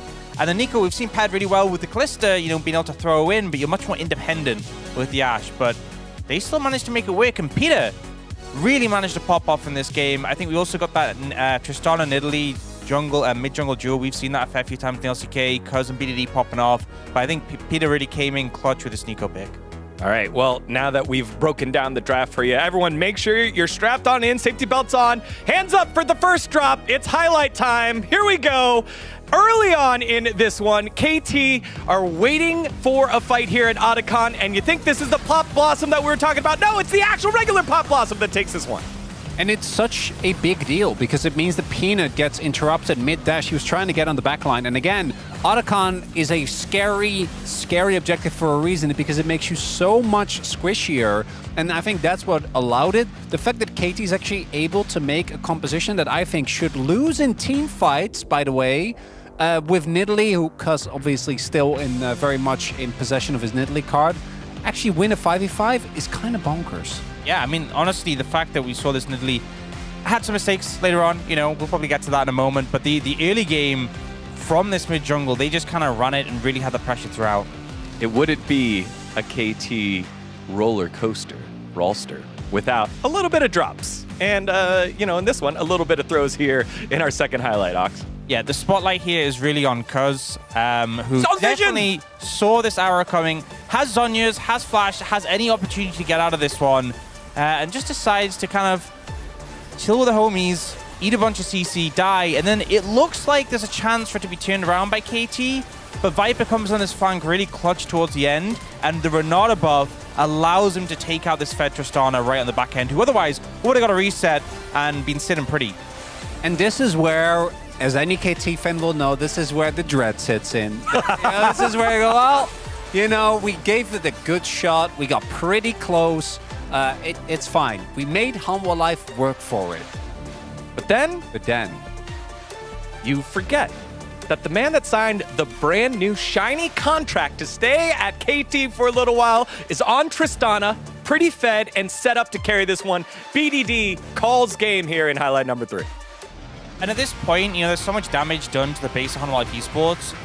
They're a fight away from just losing the game. So they commit, they get the Infernal Soul. They're like, great, that's such a boost to power. Look how low all the health bars are already, because KT didn't really care. They care about the fight. And we start to see the resets coming in for this Tristana, and the cleanup is so easy.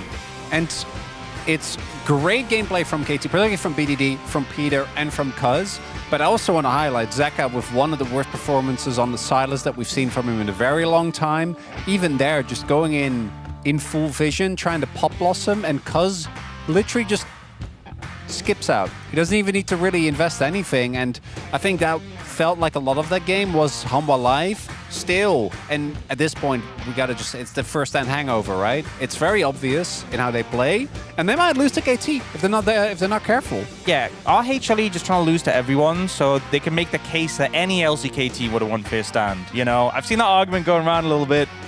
If KT win this series, would they have won Fair Stand? Were you leading that argument, Dan? Is that where you saw it? In your brain? I was showing some information, you know. People have said it's him. He's people. No, other people said. It's him. Your people, then. Other people have said this. Chat, did you say too? I don't know. We'll see. I will say that much better game number 2 here by Peter. Less good game here by Delight. You said earlier when we're off camera, in game number 1, everything was flowing through Delight on the Rakan. This time, not so many impactful Renata ults. So we'll see in this battle of supports who will win out. Game number 3, KT have an opportunity to do it. Hanwha Life Esports staring 0-2 down. Very, very scary stuff here. Let's send it back on over to the casters for the conclusion of KT versus Hanwha Life. Thank you so much, Digon, for that gorgeous alliteration. And thank you to Ox for being the one guy. Because sometimes you need a one guy. Yeah. I mean, I was kind of the people saying, like, well, you know, how many of our teams could have won Fair Stand? Is that guy one-shotting a beer? Because I know I can read the Mekju part. Yeah. Hey, there you go. If KT wins game 2, I'm going to one-shot it. And he says Cass is awesome. Hell yeah. Well, that is going to help out with our prolonged sponsorship by Cass. Yep. Because he nailed that one. 400 games here for Delight. He only would have gotten it if they lost one of these. Exactly. So that's why the Renata didn't look quite as good. He's like, I really want to play my 400th against KT. That's going to be the way that I'm going to have the most dopamine from my milestone. And you love to see it. Peanut fans here in the audience as well, as you can see just at the beginning there. Not a great time to be a Peanut fan after game 2, but we'll see what he has prepared for us for game number 3. Because HLE, we know, are a team that doesn't really mind about losing the one game here or there. It tends to just be, all right, back on the horse, let's win the next one. That tends to be the case, and Hanwha Life have been pretty good at winning the final game of important series. This is just their second regular season game, but you know, as the Spacers were talking about, going 0-2 as defending champions, as first stand champions, is not the experience anyone was expecting. Only Ox was able to predict that maybe the hangover would set in and Genji would beat them in the first one, but I think pretty unanimous on the votes against KT here. Yeah. Now, as we move into this third game, obviously a lot of champions are gone. The Ashe is gone. The Kalista being gone gives you a lot of flexibility as red side KT here. You don't have to worry about that one. Ahri being banned is a really interesting one. Yeah, they banned the Viego as well last game, potentially expecting that Ahri-Viego duo would come out. Really just trying to narrow down what BDD can play through here because he has just been so good. Yep. It was Yone, Gwen, Neferi in game 1 for KT as their red side bans. Now you don't need to worry about the Gwen. Neferi, the only other real option here. We saw Vi actually banned on the blue side in game 1 by HLE, but this time it's going to be the Ahri instead that is taken away. BDD's champion pool is taking a bit of a hit. His Tristana looked fantastic, but that's Ahri and the Corki now taken away from him. And so I think Neferi going to be banned away here unless KT have something cooked up. I think with a Vi ban, it makes sense to just also ban Neferi here. and just Peanut take that away. didn't look fantastic on the Neferi. Still, I still think it's a safe call to ban it. I agree with you, and I also think Neferi is a little bit overhyped. They will leave it up. Okay. I mean, Vi has been one of the better answers to the Neferi. That's why I thought banning both would make sense, but instead they will simply ban the Aurora, which has done a lot of lane dominance thus far in 2025, even with some of the nerfs and changes. Varus being up, though, makes it a pretty easy call, especially as the AD carry pool thins out to get the best one. Does feel quite strong. Well, it's going to need to be a Neferi pick, but what else is going to be locked away here? And Neferi into Varus does feel pretty good, as Varus is pretty immobile. Neferi has lots of ways to gap close, can of course just avoid his ultimate with her W. It really feels like a Cuz champion as well, so I'll be really disappointed if it isn't locked in. Doctom's MF going to be taken away first, but there is the Neferi. So I'm really happy to see this personally, because I just feel like it fits Cuz. Like, this was the Viego guy. He loves playing squishy junglers. Sejuani, and they just grab the Jax here, I wonder? Yeah, you could just, I think locking down a pretty strong top jungle sounds good. This is cool because now if you want to grab the Gnar, which has been one of the best answers to this, you're going to lose the Rel. And the Rel is so quintessential with setting up these plays with the Misfortune, so you have to choose which one you want. They don't have to play Gnar into the Jax. You could just fight Fire with Fire. We've seen a lot of different champs into Jax, and we've even seen Jax win into Gnar. Zeus in particular has done it quite a few times, but go for Cassante. That is certainly not what I expected with this draft here. It gives them a really nice front line, and it's hard to really stack up advantages on a Cassante and utilize the Jax to really put the Cassante behind, because he's still going to be relevant, but I like it, actually, because there's a lot of damage coming out of the jungle this time. It's true. And he's very good into Lethality Varus. Makes it a little bit tougher to break through that front line, if it is Lethality Varus, in fact, that we are going to see. Yep.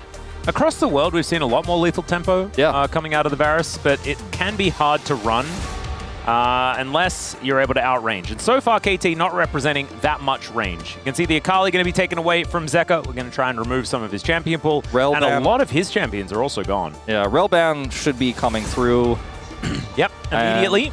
That just makes a ton of sense, obviously. I wonder if KT Rolster will ban the Leona, which is one of the big problems for setting up Engage onto the Misfortune while she's trying to channel. They already have great ways to punish her with the Jax, Sejuani, and even the Varus while she is channeling ult, but Leona is another one of those picks that can be a big problem. See what they do go for, because it looks like that's not the theme. They'll take the Braum, which means the less lane dominance and a less powerful level 1. And Braum is really good into Neferi as well. Yeah, really good into MF at the same time, so trying to avoid the door, not going to be as annoying. Nautilus is going to be taken away as well. So Engage at a premium right now. Maybe they will just take the Leona themselves, but that does leave counterpick to Delight.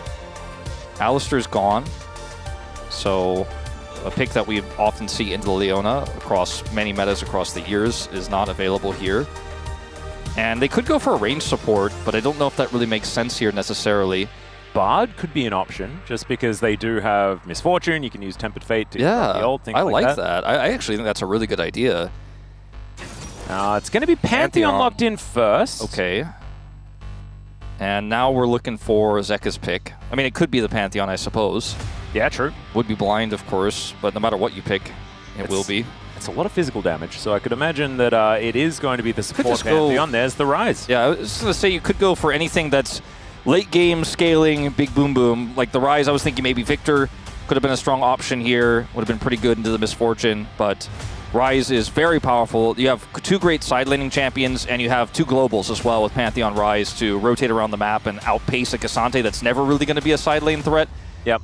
BDD, what are you going to play here? Something with setup would feel really nice, but there just isn't that much available. I just want him to play TF for some reason, but instead it's going to be Orianna. I mean, that has some synergy, obviously, with the Misfortune. If you can get people to group up with your big Shockwave, then it could potentially set up a combo that way. They have a lot of really nice single-target pick in this composition. I love Pantheon into Neferi because you can just simply shut her down. She only has one untargetable. She can only W once, and once you lock her down as she's trying to set up for that reset with her ultimate, she just becomes a bit of a sitting duck. She's not tanky. She's not going to be doing any engaging. That's going to be up to the Misfortune, the Orianna, and to a lesser extent, the Cassante here.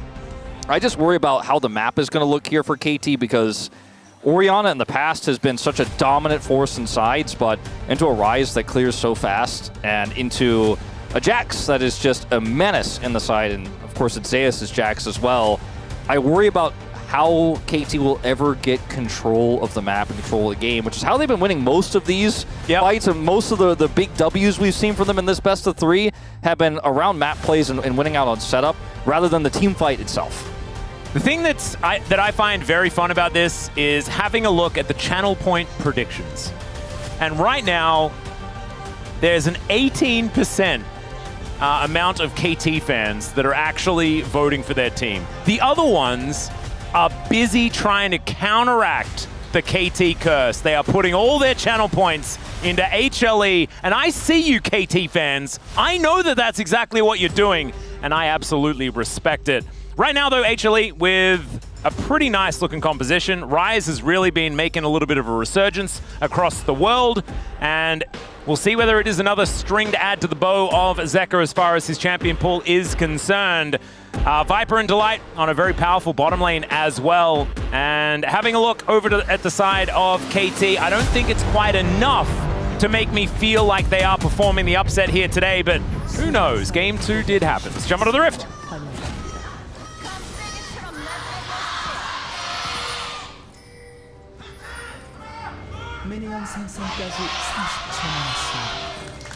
All right, I love the guy leading the KT fan chants. He sounds just on the edge of sanity, and I think that's absolutely perfect for a KT fan, as KT themselves now stacked up pretty defensively, looking to see whether HLE are going to move in, and they can see that they are. Perfect, just snagged by a piercing arrow. Just eat a little bit of damage. Comet picked up for Viper, so likely we have our answer in terms of the build he will be choosing. The go-to for lethality. And you've got the Pantheon as well to set up so much of that poke and dominance in the lane. Feels very strong. Could have even gone for Hail of Blades if we were living in a different era for more lane dominance, but Clockwork Wind-Up. Ooh, that's your favorite thing, isn't it? I love it so much. I'm waiting for the Rage Blade comment. It's not happening. I'm a Power of Evil fan now. I just wanted to build Nashes. BDD, of course, was a big enthusiast of the Orianna for quite some time. He played it after she was relevant. He played it when Nocturne was banned, when we were only seeing Orianna with Nocturne. They did not pick Nocturne, and he's playing it. So he does like to play it. He likes to make the big hero plays. And when you're BDD on a team that needs you to make those, I mean, Orianna's got the agency for it. You know, he was known for playing Syndra in the past as well. These mages that can just warp a team fight with a sick play. Ooh, Zeka moving forward, does manage to get that level 2 first. As Dr. and Peter getting poked out a little bit as Viper. Pretty happy to have a range advantage here for the first time in this best of 3. And Delight also has the same thing. So it's going to be a bit of a rough time for KT. Yeah, 3 losing lanes is not a happy Nefiri make. Yeah, I mean, I would say that Orianna probably should have a fair bit of control here in the mid lane. But currently she does not. No, Zeka is able to grab that level 2, and that really helped out. So that does make things look very dire. But lanes that are pushed up are gankable. Yeah, until you just walk away, as Zeka is doing right now. And you saw that Cuz came over, thought maybe he could fish for something, but just too respectful is Zeka. BDD, though, even in CS, does not end up losing anything. Flashed. As Zeka looked to flash to kill him, I guess, is what happened there? They both I guess flashed. Something happened. There were some flashes that are now down in the mid lane. And I would say that that is generally better for KT, because they're the team that wants to get some earlier kills. And so if the Nefiri can set something up, that's going to be very, very strong. Perfect, just looking to try and hold the wave as best he can. And that is working out here. Manages to grab that cannon. And look at these caster minions, just barely out of turret range. Clean. Yeah, that is a happy Cassante right there. Just stave off the pressure. Survive, become tanky, give Showmaker nightmares. That's what he's looking to do. Absolutely. That's all right. Peter in position. Peanut's moving over. His plate is going to come on through as Peter makes a very long journey. Cuz wanting to go in. His Doggo's getting slightly aggressive, but the Ignite not going to be enough to take down Peanut by any stretch of the imagination. And unfortunately, of the targets Nefiri is looking to execute and kill, Sejuani is probably not the one that was her favorite, but was definitely the one that was available, so he did give it a good try. The college try, as it were. Not that I know what a college try is. Is that like an American sports ball type reference? Yeah, it's, you know, try really hard because... Why do you have to try? Wouldn't I don't know. succeed? I don't know. I actually, why is it called a try? I don't know. Isn't that the result? Sometimes people ask me about American idioms, and I just go, you have to know, you know, if you know, you know. And I know that Green Day song about American idioms. It's a really good one. Yes. That song just, I feel like sometimes just, it's timeless, you know? It's beautiful. All right, that's enough of that. Zeus is going to throw down his Counter-Strike. Perfect actually playing it quite well here, as we can see. Getting a bunch of these grass procs as well. Yeah, the wave's going to push towards him as well, so he's kind of just chilling. Yeah, misses a couple of Qs in a row, so that evens things out for Zeus quite nicely. He's got a pot and 2 cookies. Zeus pretty close to level 6, which is somewhat scary if you're a Perfect fan. He only needs a couple more minions. This is so dangerous. There's the flash in. I don't know about that one, though. As Zeus does hit that level 6. Needs another Empower or two, but he's just going to back away, not going to push the envelope. And he's the one that used flash. Perfect holds on to his. Yeah. Perfect tries to unstoppable the stun. Fails, but still gets the shield and absorbs a lot of that pressure. Had his pot rolling, then drops a biscuit. Was so far away from 6, though, there was never really going to be an angle for him to turn there, unfortunately for him. Yep. Did feel like Zeus thought he had the angle. Yeah. And it just wasn't quite there. Even Zeus falls victim to Cassante. Indeed. Peter is kind of stuck in an awkward spot. Can't get up to support Duck Dom. This is actually a really good play for Delight. As in the 1v1, Viper is continuing to push there, so putting the pressure onto Duck Dom as well as controlling these grubs. Ooh, Cuz going to be moving over, get some vision down. And Duck Dom only level 5, so no bullet times over the wall or anything like that. So Cuz now moving in, gets stunned up, and my god, goes untargetable for now. Already, Delight taking a fair bit of damage, but Cuz is out of this fight as well. Peter, and they dive on top of Zeka. He's just completely left to the wolves, or to the dogs, or whatever they are. And now Perfect is moving forward. He's so strong, goes all out onto Peanut, but they're also targeting Delight as well. He's under 100, he knows that he's dead. As Zeus dives in, can he be the champion of HLE? And it looks like he may just be. BDD now just trying to kite him as best he can. It's not going to be enough, but Zeus now may have overextended. Perfect slows him down with a Q. Cuz wanting to get one, but he's obviously got that Counter-Strike back available again, so they're not killing Zeus. Yeah, Cuz doesn't have 6. He's so close, but doesn't actually have it. I don't know if it would have been enough damage. I don't think so. Either way, can't use it there, so ends up being a trade back there. BDD the most relevant person in this setup for this fight, though, because he's Orianna. Ryze also has ultimate, but it's not really relevant for what you can do in a team fight here, as BDD is able to come over and look for a potential pick. It's the Shockwave. Yep. The Shockwave that gets Zeka, gets pulled in, and then, you know, Perfect looks for the follow-up here and they end up chasing down. By the way, all the while, Zeus does not teleport. He walks his way up, so slowly gets his way in here, and they want to go for the punish onto him, but he is, of course, a Jax. BDD dying here means that is just them biting off more than they can chew. Not 100% sure who got the grubs at the end of this, I believe. It was KT. KT, yeah, because Duck Dom went over and secured those. Yeah, 2-1 now in favor of KT. Gold, not even worth having a conversation about.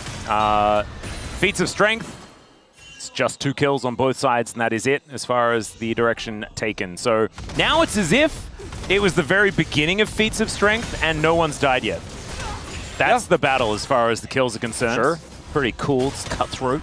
And where the gold goes here is 1 kill for Viper, obviously 1 kill for Zeus, and then 2 kills for BDD. Oh, God. The classic. BDD classic, of course, as we always like to say. Would you say that a fair bit of this game is on BDD's shoulders? I would. And I feel like I have to say that every time I watch or cast a KT game. Yeah, maybe we could actually just use a Wolf soundboard for KT games now. And this game all comes down to BDD. That one, I imagine, has been said before. I mean, we know that this is a meta where a mid laner can carry, and sometimes your ability to do so can make or break games. I mean, we saw Vikla try yesterday, had 10 kills on the Azir, but couldn't get it done. BDD 2-1 in this game, has a significant gold lead over Zeka, who's not having his best series, and has an opportunity. And BDD is known for big engages, right? That's, I would argue, what he is most famous for, and Orianna got it done at the beginning of that last team fight, and maybe he will continue to do so. Well, let's just see. Right now it is Zeus having a little bit of a look in, see whether he can try and bully out BDD, but he is now at a stage where he's very capable of destroying waves over and over again. Zeus is significantly behind in farm. You know, he got that kill, but spent a lot of time chasing that down, and now laning into the bottom duo of KT, whereas Perfect pushed the lane in and is totally fine because he's Cassante into this Varus, and Pantheon can now just sit under the turret. And so you see that pretty significant CS advantage actually gives a slight gold lead to Perfect on this Cassante that is just going to be happy to sit back and become a tank boy. Yeah, this whole wave is going to be lapped up by Zeus, so that should be able to even things out just a little bit. But the fact that Perfect did get such an advantage is pretty impressive here for KT. Still, I mean, we ain't writing home about anything. No, it's a very even game. And even though, you know, Zeka having a little bit of trouble in the lane, he's still just going to build his catalyst, build his tier, and he'll be absolutely fine. Currently stacking where he needs to. Wants that Rod of Ages as soon as he can, but otherwise he will be sitting pretty. Those poor ranged minions, BD want them so badly. Viper said no. It's a pretty quiet early game outside of that explosive fight we had. I think it's nice to have some respite, though, isn't it? Yeah, well, we know it's going to get crazy soon, so... Yeah. We need that, you know, the stage of the roller coaster just to really jump onto what Dagon was really trying to sell us. It's that point where you're getting just hoisted to the top, you know, and like as it's on its way up. I feel like that's when KT is winning, though. Right now, we're kind of at an even state. Zeus is going to grab a plate. We're grouped up on these grubs again. Difficult to enter here against this Orianna. The ball was well placed. Teleport committed. That's going to be 3. Chains of Corruption comes down, though, and in goes Delight straight into the back of the pit.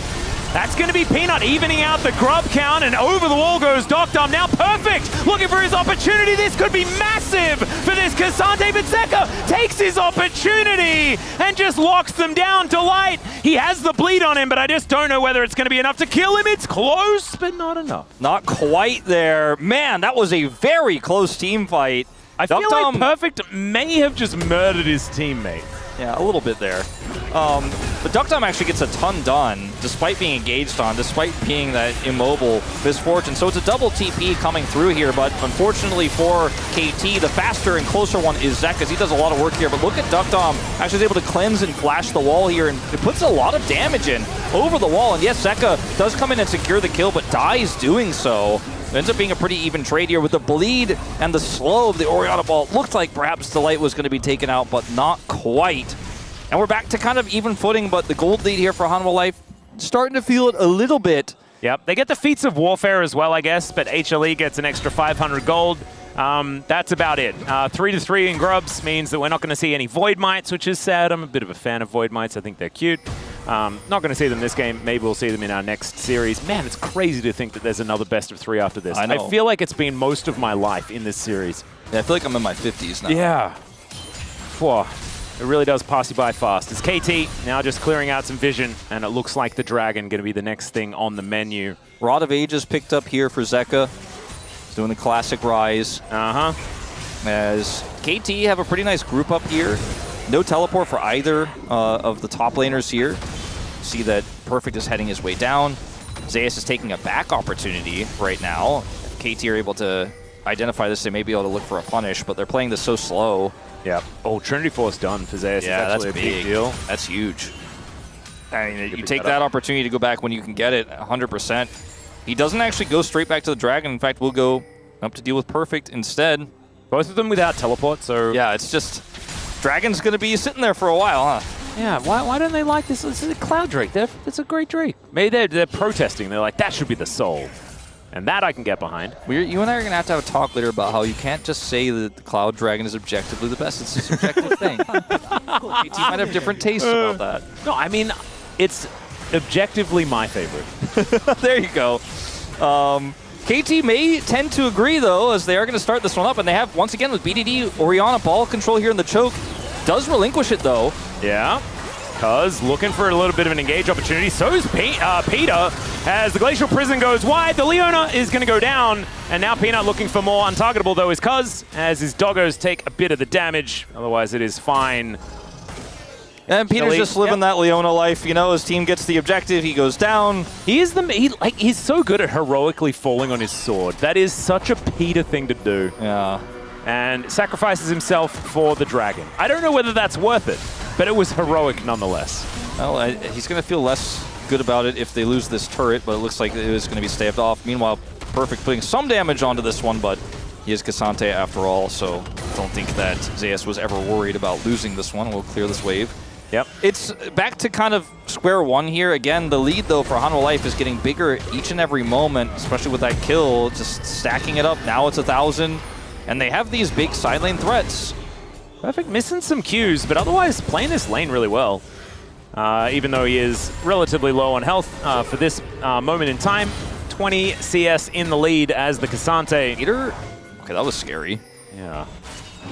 Okay, as I was singing his praises, it's possible that Perfect is dead. He goes all out. Let's see whether he can get out, and he does. Turret shot taken by Zeus, but that, unfortunately, the teleport a little bit slow. Shockwave comes in, and that's not a Nocturne. That's an Ethereum. It still works. Close enough. Also, Zeus dead, but 1,000 kills. I love it when they come up right as they die. Oh, 1,000 kills. That is 5th in the LCK as well, just ahead of Kano, who's having a pretty good time over in the LEC. 5th and top, of course, to fully contextualize, but yeah, I think everybody got it. And yeah, it ended up being a better situation than I thought it was going to be there, as BDD committed the teleport. If they don't get that kill and he commits the TP, it's a disaster. Peter looked like maybe he was in danger, but he commits the recall, which means they can't actually punish the initial play. He's a bit frustrated about dying earlier and manages to nail the Q this time around. Doesn't have all out, so I think Zeker is going to survive because like this guy just does not do that much. Oh, never mind. Maybe he does do the damage. Perfect's like, I'm tanky. Looking for the Q. Does not quite get it, but man. Perfect. If you flash for that, you get him. Peter can kill him. He's managing to land the Solar Flare, and he's looking to tank this one up. One more turret shot is almost enough to kill him because, man, you lose Eclipse and Aftershock, and you're taking a big chunk, but calculated. And Perfect doesn't keep his flash, as Peanut looks like he's just barely going to miss. Oh, my God. Are they both going to get out? Well, no. Perfect is not. He does have all out now. As the smite comes in, but the flail is going to take him down once again. Perfect on the floor, but I think that was still really cool. He got Peter a kill, which is great. Turret does go down in the bottom lane and in the top lane here, as we can see. The feats of strength go over to HLE though, so now we're still battling for these objectives, and another one is going to be taken here by KT. Yeah, Zeus is also Jax, and he takes half of the inner. Yeah. So it's not really a even trade. And also because Perfect died, things are feeling better for Hanwha in that regard as well. Yes, they did kill Zeka, but they committed a Cassante flash for it. It was very messy, and there was a punish to come through. Herald is in the hands of Cuz, and that's going to be probably just dropped in the mid lane. And we'll see the timing of that might link up with this dragon to try to give them some additional prio here. Zeka could be in trouble. There's an Ethereum in the area. There is, but not going to opt into it. I love the confidence that Perfect's playing with. I was actually criticizing him for exactly this earlier on today, and the fact that he hasn't been playing with the same level of confidence that we have seen from him in Challenger, things like this, but he often seems so meek here in the LCK. Yeah. Not in this game. This guy is just looking for scraps all over the place. He certainly feels one with Cassante. Oh, yeah. That's for sure. Just utilizing his kit really well. Not even hitting all of his Qs, but that's, you know, Cassante mains know that's not 100% necessary. No, it's not what it's about. As now BDD could be in a little bit of trouble. Delight maybe going a little further than he needs to. BDD finding 2 with the Shockwave, now trying to get out, but the Counter-Strike should stop him. Permafrost comes in. Peanut just going to do a bit of a fadeaway on that one. And that is a kill onto the mid laner, but they do give up a lot of positional advantage around this map. Doctom pushing in mid, and you've got to push in the top lane as well. As now Perfect going to be moving on over. Piercing Arrow, not going to be able to get rid of all of the minions, but still does manage to get them away from this turret. And Doctom, I feel like, is trying to keep, or Peter rather, is trying to keep Doctom on a leash. It's like, man, we've already done this a few times. We've overextended a little bit. He's running up to make sure that he can get out of there. Nothing bad does happen. Delight did already use his ultimate, so there wasn't going to be a punish angle there or anything like that. But you can see the rotational power of this composition for Hanwha Life, and their side lane pressure is so real. Yeah. And KT, they're pushing a little bit with the Cassante, but it just doesn't hit the same. They will be able to grab this dragon, though, as Hanwha Life do relinquish control after that pick in the bottom lane. Look at that. Like, quintuple upgrades of some shoes. Yeah. Well and truly prepared for those feats of strength. And that is quad mercs as well. If you see Glacial Prison, Counter-Strike, Rune Prison, Chains of Corruption, and Delight jumping on top of you, yeah, you're probably going to build Merc Treads. Not to mention all the magic resistance. Hey, there you go. Well, it is a Chemtech Soul, so the 2 Drake lead feeling a little bit less relevant than, for example, the Hanwha Life Drake lead we saw with the Infernal Soul in the previous game. Still relevant, though, and I think this game, if it continues at this pace, Hanwha Life will just outrun KT on the map. KT need to win some team fights. Getting a dragon, getting a second dragon without getting kills, without snowballing the game further, I feel like is not enough. They got 2 kills on the Fury, maybe a third? Well, Cuz is just going to dive forward. There is once again the combo, and Zeka realizes, okay, that's the world's shortest realm warp, but it's fine. He's just still able to get himself out. And he used all of their CC, as it turns out. And just roots the Neferi and walks away. Yep. Easy peasy. Looked very good for KT for a moment. Now BDD does not have ult. Yeah, so Shockwave, of course, not on the longest cooldown of all time. There's also nothing to fight for, so it's probably okay.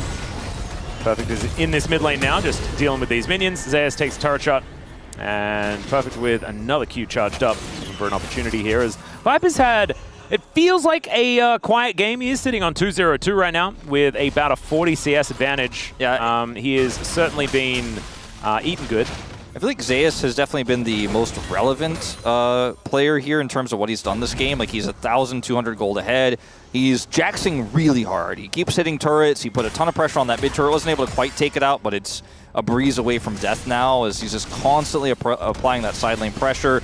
Knows that he can continue to do so because both Beryl and Zeka, or sorry, not Beryl, I just put Pantheon in my brain. I think Beryl. Both Delight and Zeka can back him up so easily. I'm sure Beryl at home is like cheering him on as well, but yeah, you know, the Zeus angle here and how difficult it is to deal with him when we move towards objectives like Baron, like Otacon, is going to be a big problem every time his teleport is up, which it is about to be up in just a moment here, because, you know, Perfect did great in the early game, but isn't going to be able to deal with him anymore.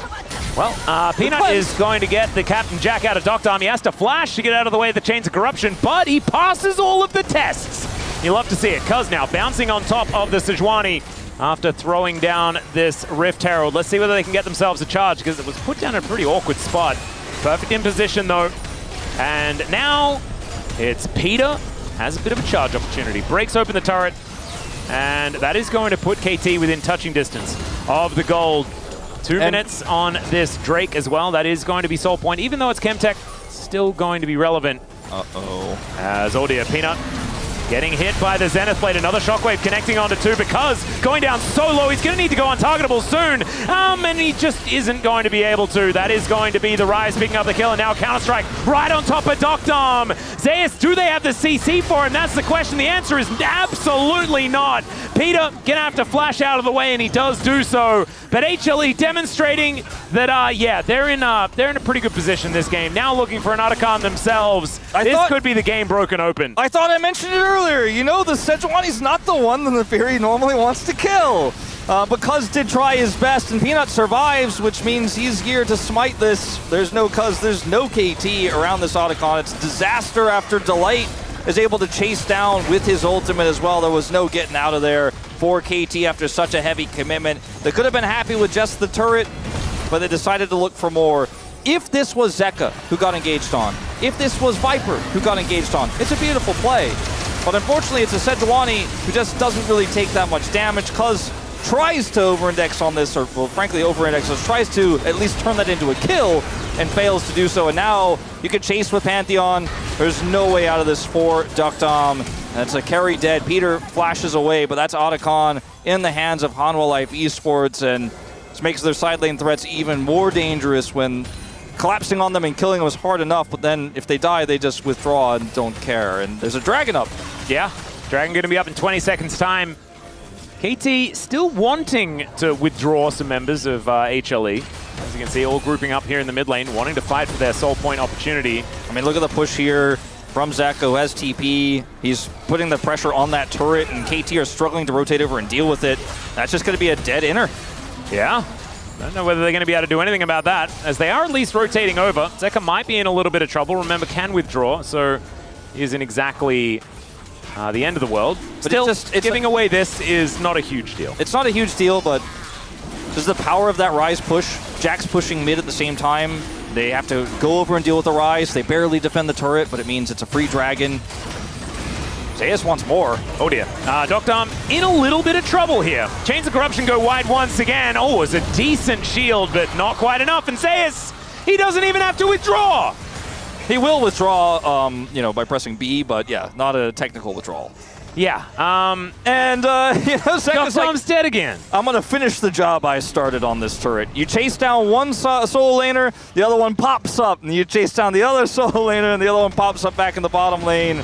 And then Zeus goes straight to the top lane with a teleport. It's like whack-a-mole. They're killing all these turrets so fast, and as soon as you deal with one, another one creeps up. Oh, we push the Jax back. Uh-oh, Zek is back in the mid lane, and now this turret's going down. It's just a great macro game here from HLE.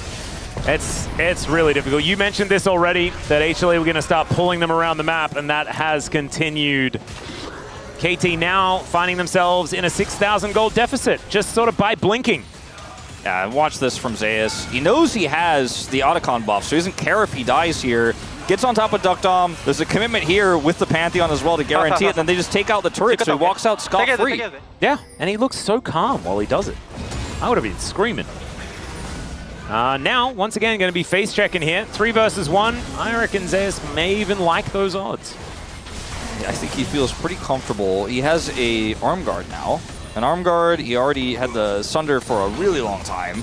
Oh yeah. He's had that for quite some time, and now he's just ready to continue to hit turrets. As is Zeka, but he's got quite a distance to cross before the next one, because there just really aren't that many turrets left here for KT at this stage. 6,000 gold behind.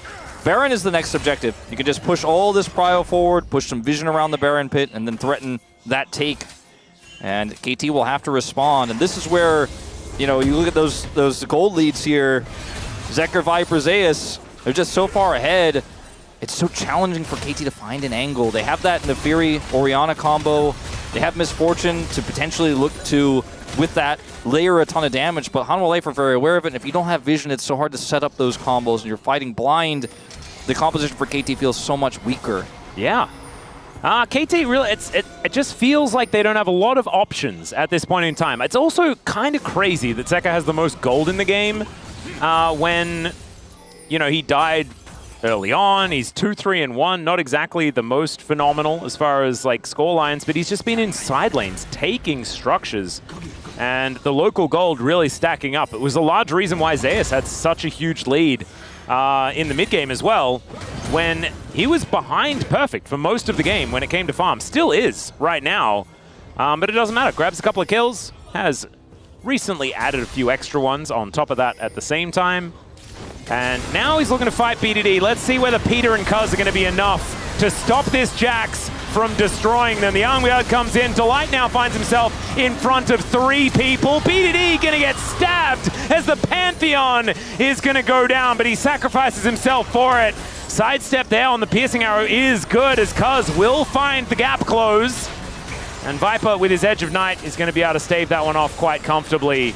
Bit sloppy here from Hanwha, but you can respect the idea. Just hard push. He has the arm guard, so you have that extra time window. Delight comes in.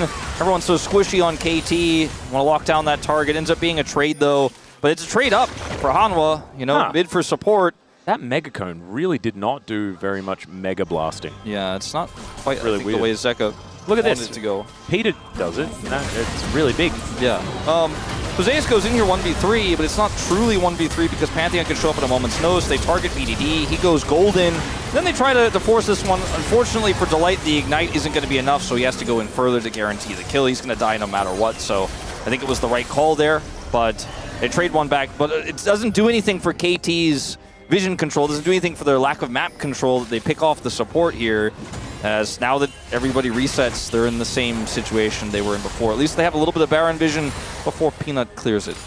Yeah, Cuz going to be able to take down his Raptor camp and now move towards a potential Soul Point angle if they would like to. But with all of HLE now around the Baron, I think that's perhaps where they need to pay some attention. Some vision now given over as KT get the bad news that this Baron has been started. They're going to have to back away from trying to get some of this Dragon vision. Zeus does have teleport, and you have to be wary of his potential flank angles.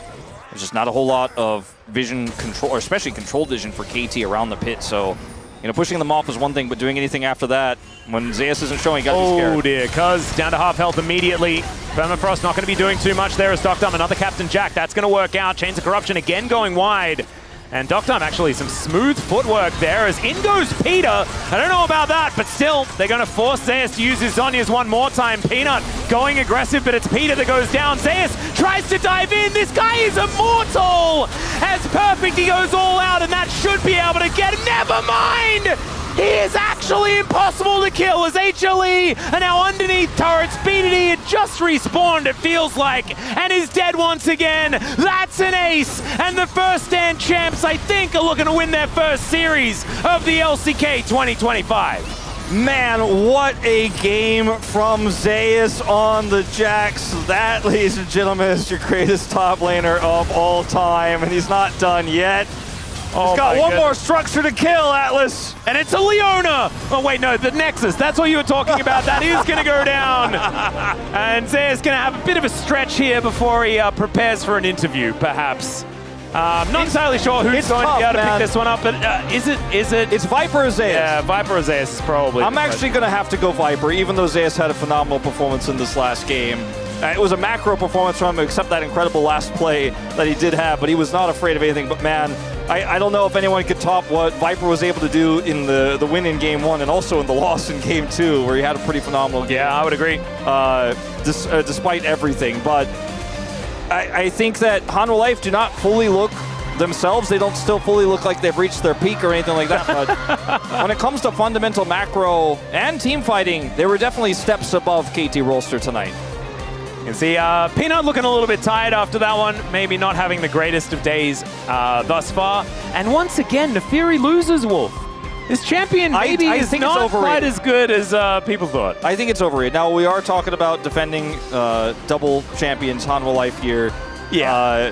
Versus KT Rolster, which you can never take too much stock into, but I just feel like against the best coordinated play that the LCK has to offer, it's really challenging to make the Fury work. When you're engaging on Sejuani repeatedly, it's also difficult to make the Fury work, but yeah. I said it on the first pre-show of this week, I wasn't sold on the champ 100%, but I think it's still early. I don't want to judge maybe until the end of week 2. When we move into a new patch, we can start talking about it a little bit more, but yeah, Nefiri going to get a little nerfed in the next one, so maybe it's irrelevant. Maybe we just don't even need to worry about it. And the doggo is going to be back in the pen before too long. But still, really fun series between Hanwha Life Esports and KT. Felt like we saw HLE come back into form in the middle of this one. The middle of the series. I can tell you 2 things I know to be true about KT after the series I've learned in their first of LCK 2025. One is that BDD is still the main character. Yeah. Everything is about him. And 2, Peter is an upgrade.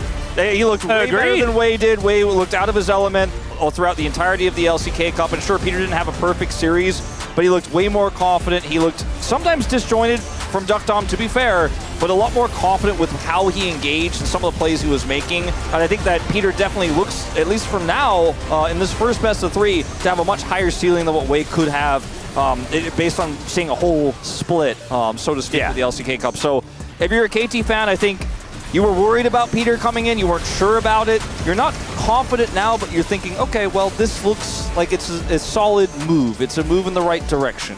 Yep. And now all KT need to do is take back the existence of player trading between orgs, and then everything would be absolutely fine.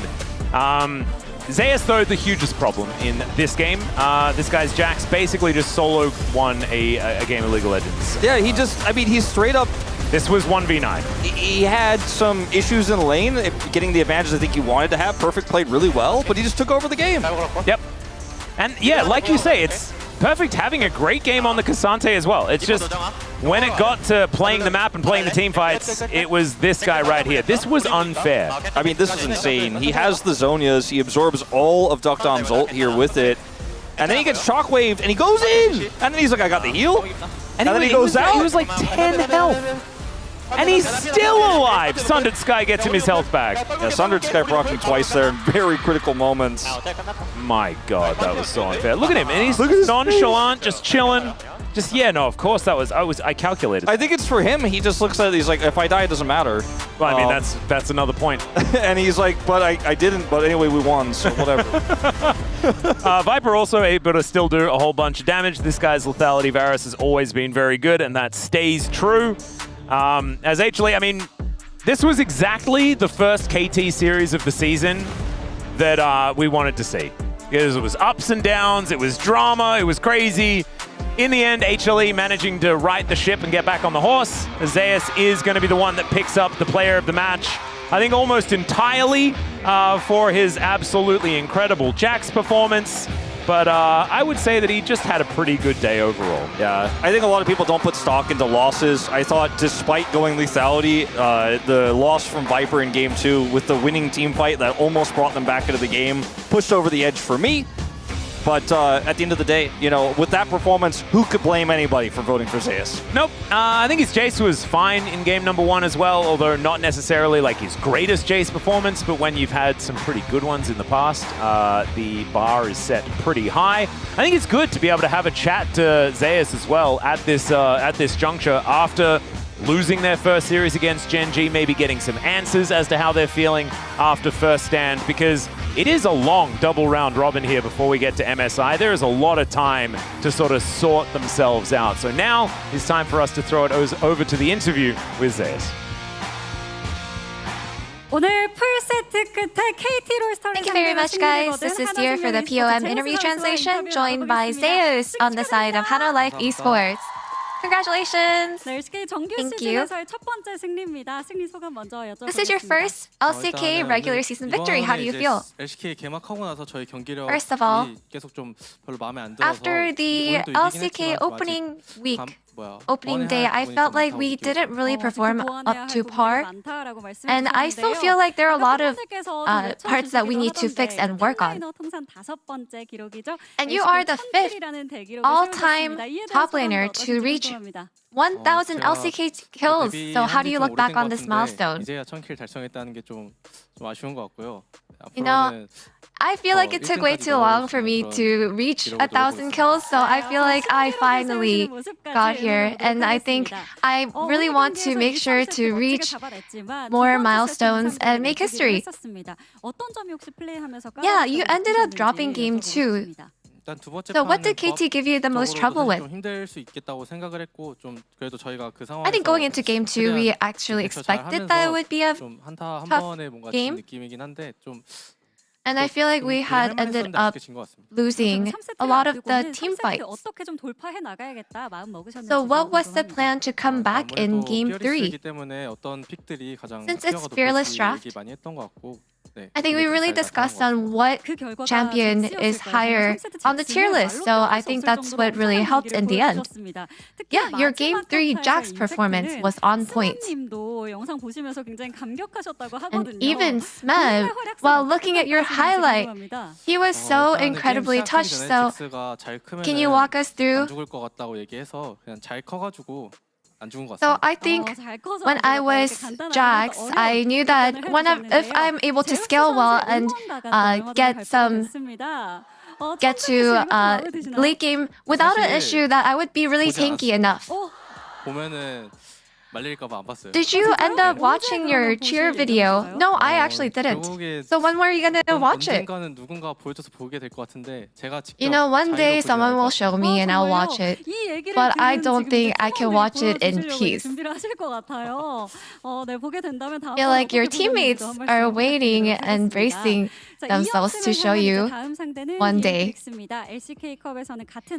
And onwards to your second victory, you will face DN Freaks. This will be your first match of the year, so what are your goals? After our title championship at First Stand, I feel like our performance has reached a high point. And I feel like there's so much left to show everyone, and I really want to make sure that we're preparing well and that we're able to show up.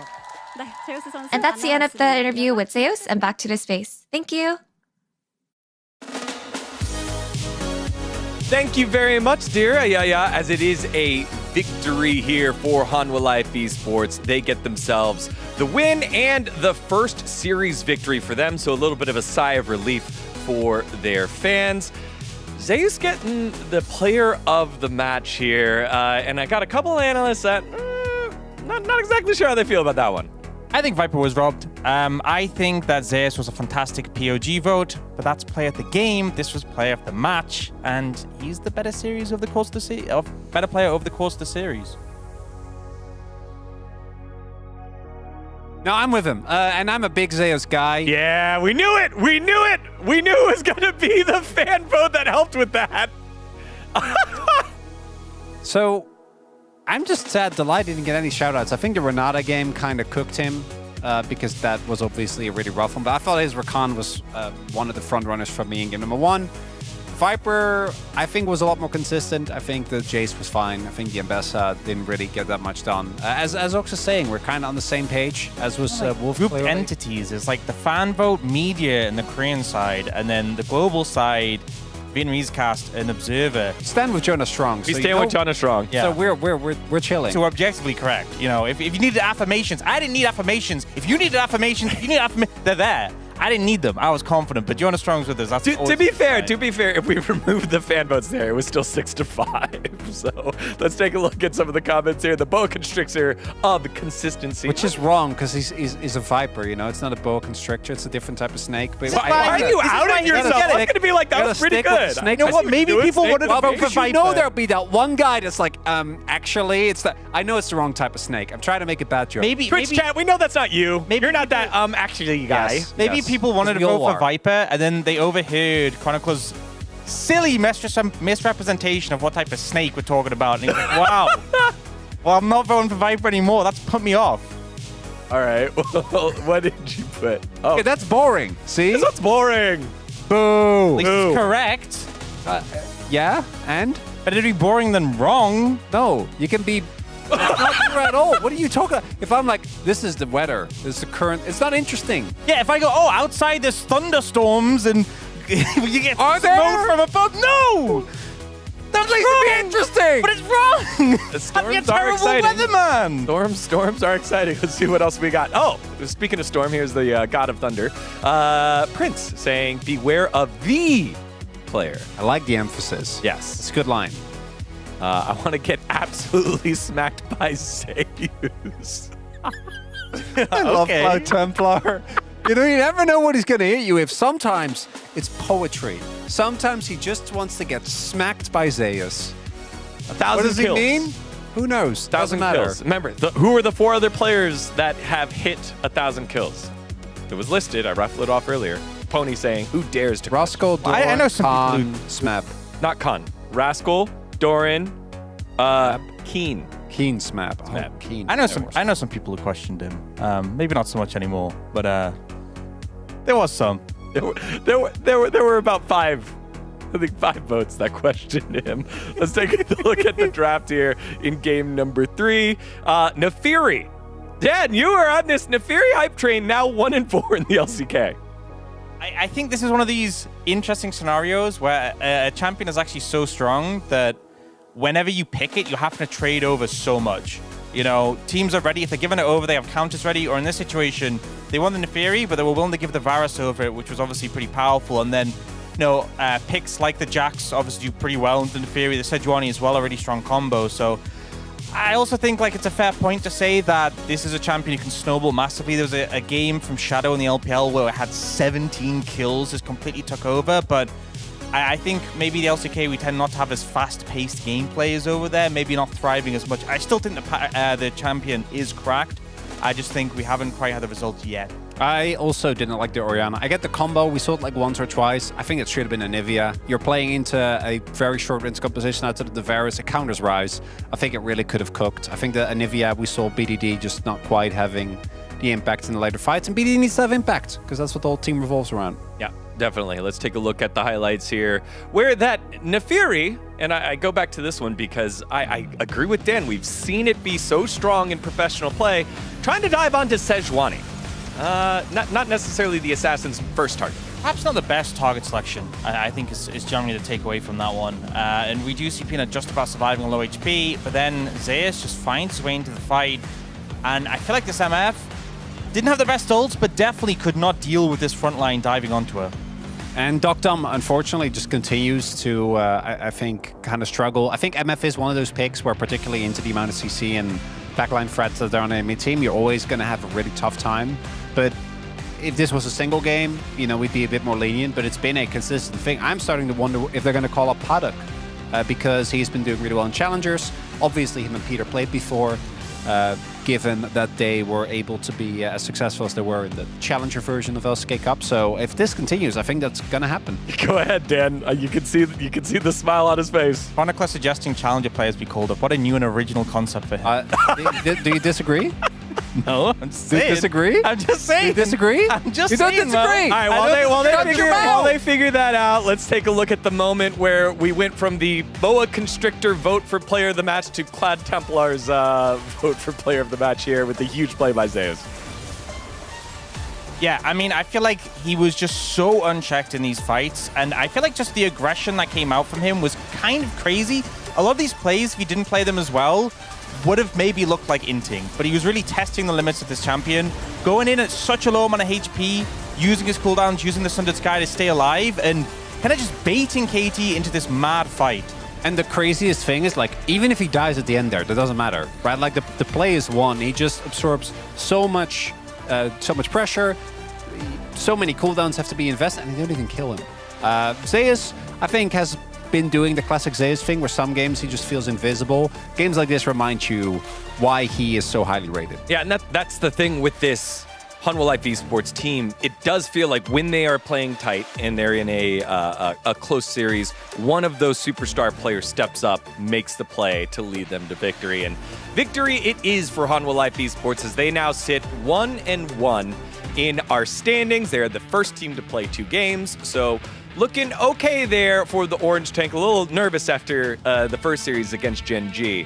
And for KT, you know, maybe you look on the calendar and you're like, this is tough. We're going up against the reigning champs, but they had a decisive victory and they were in all 3 games. I mean, they had a good game, right? Peter looked solid as an addition. And also, can we be real? If they beat HLE today, that would be very worrying for the rest of the year because it would all be downhill. We know you can't be that hyped on day 1 as KT. Yeah, it's got to be the like week 4 beating Gen G. That's what you're looking towards. I mean, it would probably be scary for all teams around the world because they also beat KC on Life Esports. They also beat CFL. They beat Team Liquid. I'm just hammering home your point here, Hawks.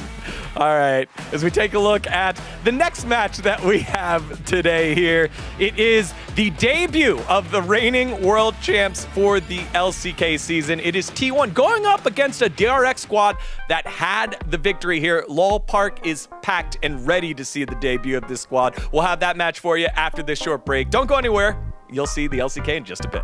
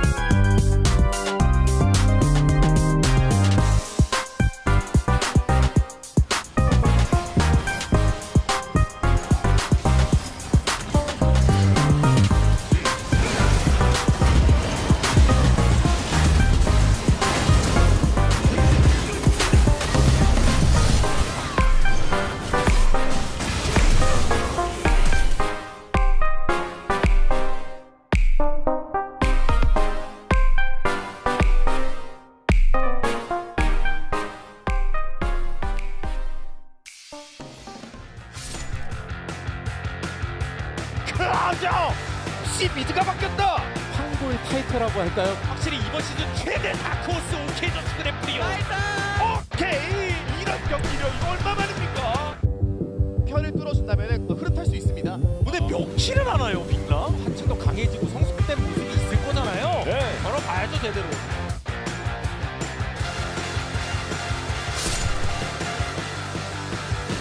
Doesn't kill me, makes me stronger.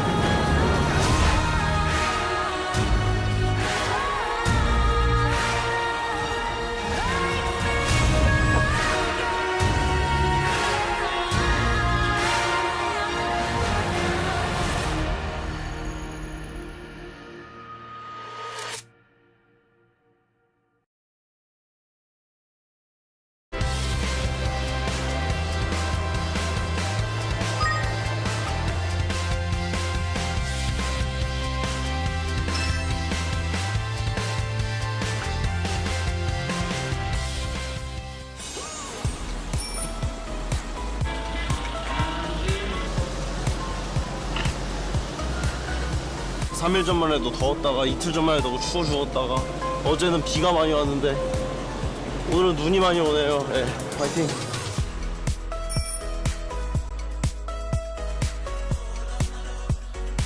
이렇게 찍는 줄 몰랐는데 스케일이 좀 제가 생각했던 것보다 되게 커가지고 재밌을 것 같아요.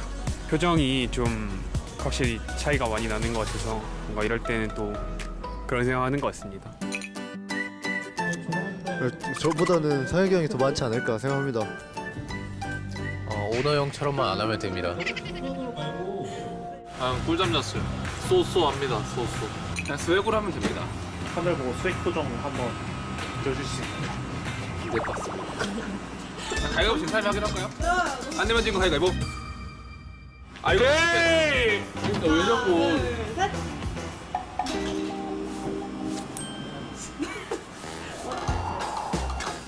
숫자만 봐주세요.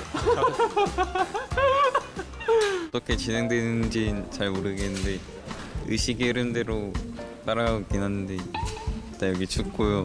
그래도 영상 나오는 거 기대되긴 해요.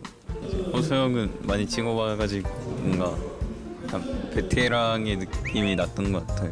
뭐 이런 타이틀 촬영한 지 좀 오래돼가지고 그냥 빨리 집에 가고 싶다는 생각뿐입니다. 열심히 임해서 얼른 컷 내고 이제 촬영 연출하시는 분들 빨리 퇴근시켜드리도록 하겠습니다.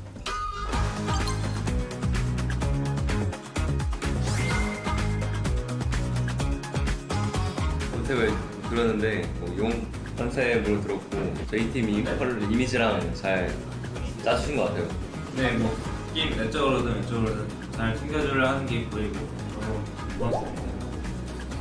이거는 좀 컨셉인 것 같고요. 저희 팀의 나이가 가장 어리지만 가장 실세를 맡고 있는 이 배영준 선수의 모험을 다들 잘 지켜봐 주시기 바랍니다.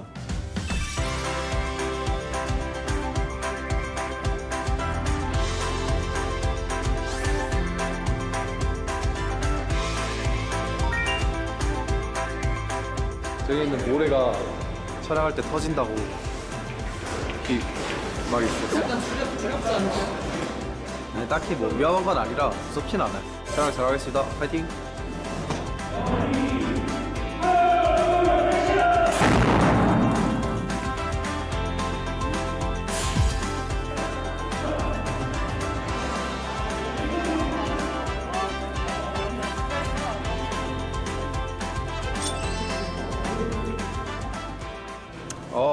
다른 팀도 이런 거 하나요? 너무 좋은 체험인 것 같아서 다른 팀도 했으면 좋겠네요. 놀라지 말라 하셔가지고 놀라진 않았는데 바로가 너무 느려가지고 놀랐어요. 멋있게 나오기만 하면 괜찮을 것 같습니다.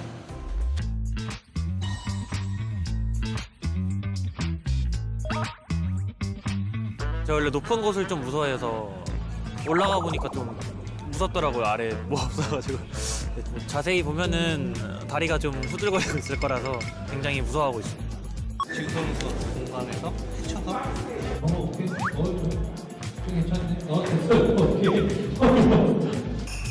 다시 한번 할게요.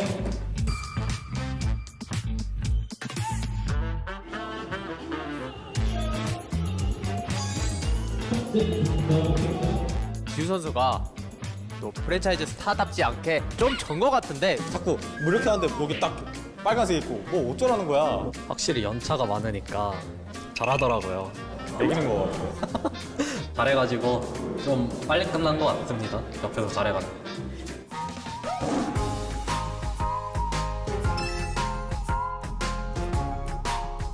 팀원들 다 안 기다리고 다 가버렸어요. 다 갔네. 이제 아무래도 기인 선수가 이런 문화를 좀 팀 내에서 만들지 않았나. 이름부터가 기인주의잖아요. 기인주의나 뭐 개인주의나 둘이 똑같습니다.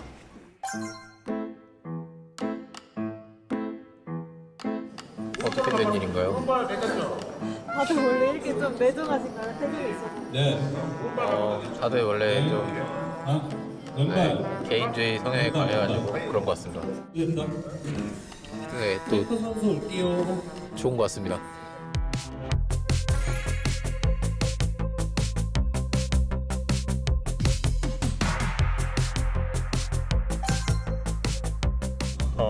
새 도입부인지는 방금 알았고 굉장히 뜻깊은 것 같습니다. 네.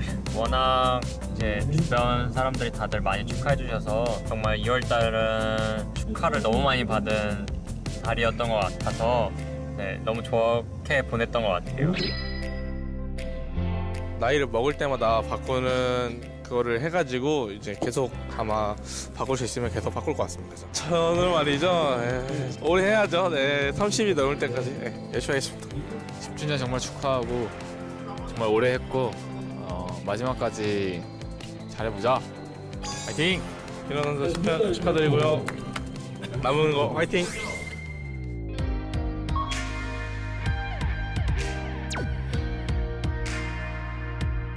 저 좀 올라가 있는 게 좀 많이 무서웠던 것 같았습니다. 넘어지면 죽을 것 같다는 생각이 드니까 이게 좀 쉽지 않더라고요.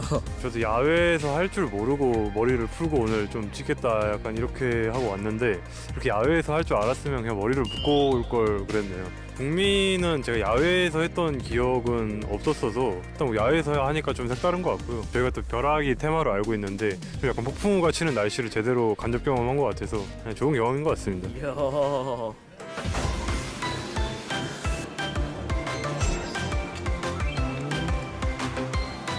세팅 해주시기 전에 위에서 봤는데 그때는 그냥 둘이 그냥 와 해가지고 야 오늘 그냥 큰일 나겠구나 했는데 막 촬영할 때 되니까 되게 건전하게 예쁘게 잘 나올 것 같아서 무섭진 않았어요? 좀 따뜻해서 좋았어. 저는 좀 무서웠어요. 오늘 좀 뭔가 딱 어색하지가 않아요. 어떻게 보면 촬영도 연기한다는 마음으로 이제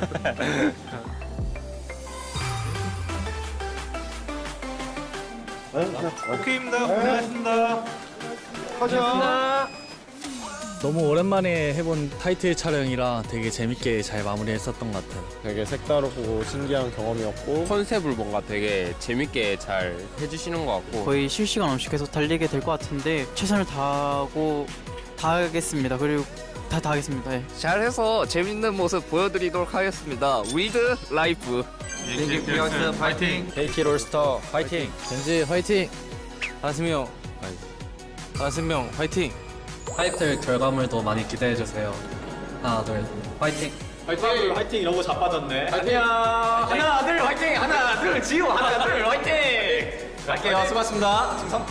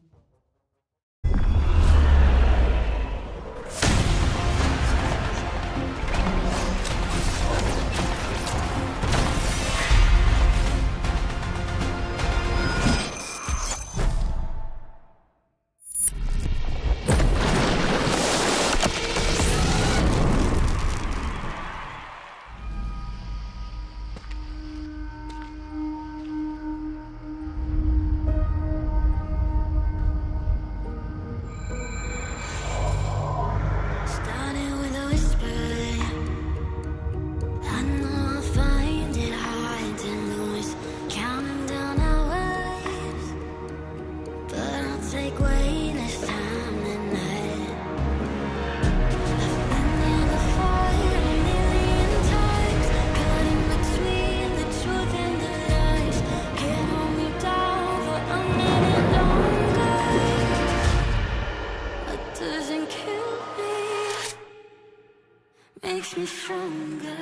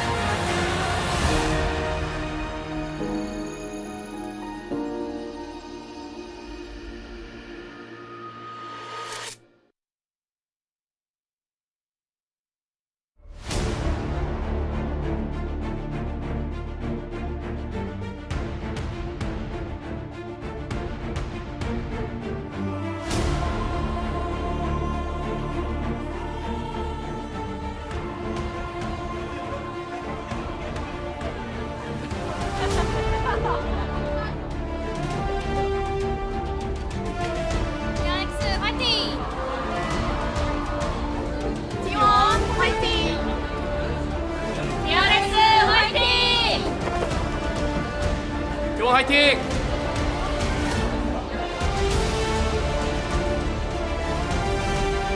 Welcome back, ladies and gentlemen, to LCK 2025. I liked that guy had no idea where to look, even though there was a camera right in front of him, but it made him look wistful, and I liked that one a lot. It's now time to dive into the first T1 match of the season. This time up against DRX, and no, we're not going to say things about a 2022 Worlds rematch or anything like that. It's hyperbole at this point. The teams are very, very different. But DRX are coming off a 2-0 sweep. Yeah, DRX looking pretty clean at the early parts of this, and Rich looking relevant, you know, looking much improved. So that was one of the big weak links of this roster, and obviously Teddy was recovering from illness. They had Lazy Feel in for a while. Some of that synergy took some time. It looks like they used the break incredibly well, and they're sitting with Nongshim and Genji at a perfect 2-0 record thus far in terms of game score, 1-0 in series. If they can get the upset tonight, they'll move up temporarily to first place. Yep. Even with any sort of win, they're going to be feeling absolutely fantastic because T1's still very, very scary opposition. This is your roster, no changes or anything like that coming out of LCK Cup for DRX, as we learnt earlier on in the week. But like you were saying, Rich feels like a new player, and with Teddy having a bit more synergy with the team now, it's feeling pretty good. As you can see here, Gumayusi and Smash both in that AD carry position. It is going to be Gumayusi starting. you can learn about why that is on the internet, and we're going to not go into it quite as much. But it is a bit of a roller coaster ride. There's a lot of videos that are talking about it. There's one with both Dagon and Wolf that go over it, probably in the most level-headed way. There are some other takes that are a little bit more extreme. But anyway, DRX on a mission to start a W streak versus T1, stepping into their first match. And T1, I mean, they came off of a tragic loss, right? I mean, they were victims of the format to a certain extent of LCK Cup. They played against the eventual champions as well as first stand champions in Hanwha Life Esports. And you know, they got their road cut short. You know, we didn't get to see more of T1, but they were so close. They could have been the first stand champions. We'll never know. But I think looking for a really strong start here. And, you know, you could see Gwen Sejuani, great synergy between Rich and Sponge as well has been fantastic already at the beginning of the season. Well, let's check out the tease to see more about this matchup.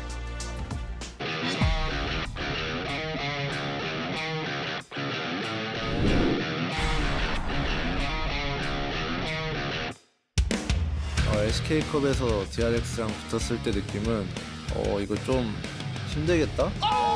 DRX! T1 상대로는 지긴 졌는데 그래도 저희가 가능성을 좀 많이 본 게임이라고 생각을 해서 좋은 기분을 얻었던 것 같아요. T1이 보여드리고 싶은 모습은 LCK 우승컵 또 오랜만에 한번 제가 들어보고 싶은 욕구가 너무 차올라 있기 때문에 우승하고 싶습니다. T1은 강한 팀이라고 생각이 들어요. 그래도 결국에 세상에 넘지 못한 산이라는 건 없듯이 꼭 T1을 이기고 저희가 돌풍을 일으켜보겠습니다. T1을 넘기에는 어려울 것 같습니다. 그 이유를 경기적으로 보여드리도록 하겠습니다. Yukal spitting bars a little bit there, saying there ain't no mountain high enough or anything like that. I hear that one is a relatively popular song of the past. I'm looking forward to seeing whether DRX can continue their slog. That is going to be the most important thing to me. Both of these teams going to be making their way out, and it's going to be DRX taking the first mission to LoL Park's stage. There have been so many rosters over the last 5 years that have felt so family-oriented, have felt so happy. There have been smiles and grins even in losses. And I think for DRX, for a lot of last year, that wasn't the case. There was a lot of sadness, there was a lot of disappointment.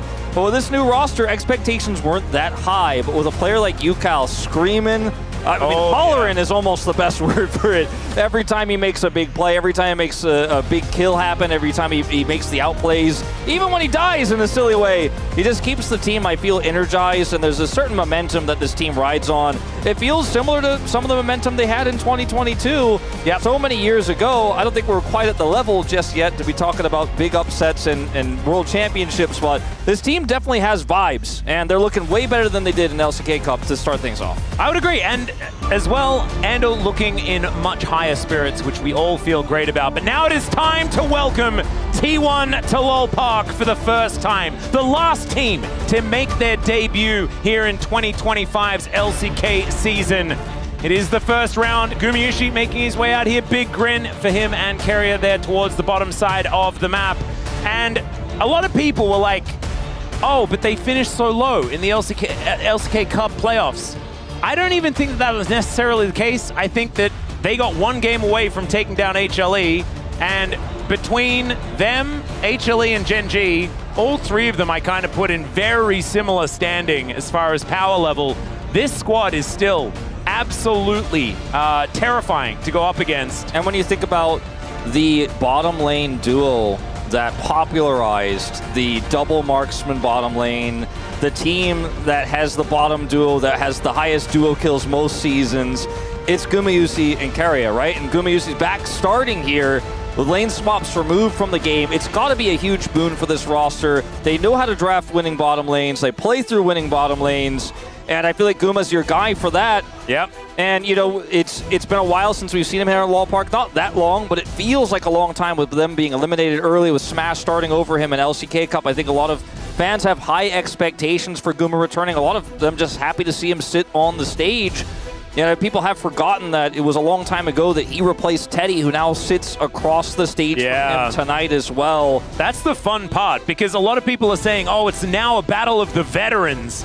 But I remember when Teddy was already playing for 4 years, and it was Gumayusi, this young upstart, that came and replaced him on T1. So Teddy certainly with a few extra yards on him, but Gumayusi certainly paying his dues now. It's been 4 years since, Teddy got replaced as well. And Teddy, I think, has, now that he's recovered, he was very ill during LCK Cup. He's looking to potentially get some form of revenge as well. He gets the opportunity to play against Gumayusi here. Yeah. And will come out, an opportunity that comes around a few times a year. But to take an upset win here for DRX would put them at such great momentum. Oh, 100%. And I can't imagine the kind of noises UCal is going to make if they do manage to take a win. Not to mention the elation Andel's going to feel. Remember, this guy was subbed out when he was on the Freaks in previous seasons because he had too much anxiety to deal with. Like, the amount of negative emotion he's going from to now being in this family environment like you were talking about, this team that's all just good vibes. I think even if they are losing in this series today, I don't think that is going to bring them down. T1 are incredibly scary, and so I'm just hoping DRX gives it their all and has a good time. And T1, a lot to prove here with the decided players that they're going with, as well as the fact that they were out in pretty early fashion in the playoffs of the LCK Cup. First off, though, we are going to see Gumayushi's Varus banned away. It feels like a Gumayusi ban and just a very popular ban at the moment. Yeah, strong meta ban, not always first picked with some of the other really strong champions you can be one in this meta. The Gwen, the Jace, then the Fury, but it feels like a strong blue side ban, or you don't want to give that over in trade. Vi taken away as well, so we could see potentially Sponge looking for that first pick Nefiri if it is left available. You and I, we mentioned it earlier in the previous series, we're not super high on it ourselves at the moment. Looks like T1 feeling somewhat similarly. Well, they'll ban the Sejuani, which has been Sponge's favorite throughout his career, so I think there's a little bit of flavor of that in this ban as well. We saw the graphic come up as well at the very beginning, and it was Rich on his Gwen and Sponge on his Sejuani. So they've done their homework, and they've banned both of those. Or at least they had our points of the match leaked to them early. So that's going to give them all the tips that they needed. Well, here's the choice. Do they go for that Nefiri ban, or will they just simply leave it up and look for something stronger and they value higher? The Skarner, of course, another consideration. Talia taken away. That's a big pick for UCal. You can understand the ban, but it does mean that Nefiri is up and available. I just think it might be a trap. It is only one game thus far. You could play Skarner, which feels pretty good into the Fury as well. Yeah, wouldn't mind it. And also you could just pick anything else and just allow that Skarner option to be there for Sponge if he would like it. I mean, Maokai's there as well. There's plenty that you can do to sort of nullify the matchup if you'd like. Jace is up and available for Rich. Another huge one there as they wear out the clock, and it is Nefiri that's locked in. So they're not going to risk giving that one over to Ona. But still, it feels like a huge risk. T1 did opt into leaving this up. They must feel that they have a good enough answer, or they simply think the pick against coordinated play isn't as strong as others believe. And in return, they'll get Faker's most iconic pick. He's got the Faker smile. Yeah, there's a smirk. Yeah, that is a smirk right there. He's got his hand on his chin as if he was pensive, but I don't think there was a second thought he ever gave to this one. So. Now, the Jace into the Rumble, we talked about it earlier, but can be quite strong early. You can dominate that lane. Nefiri relies a lot on Prio to make a lot of rotations happen and to look for aggressive plays early. So the Jace feels good here. We have seen Aurora win lane into Azir. Now, it is UCal versus Faker. It's not 2018, but it is a very peaking UCal right now against a Faker whose form is currently unknown. But I do like this first rotation here for DRX. We were a little bit on the fence about Nefiri, but they've got two soul laners to help set it up.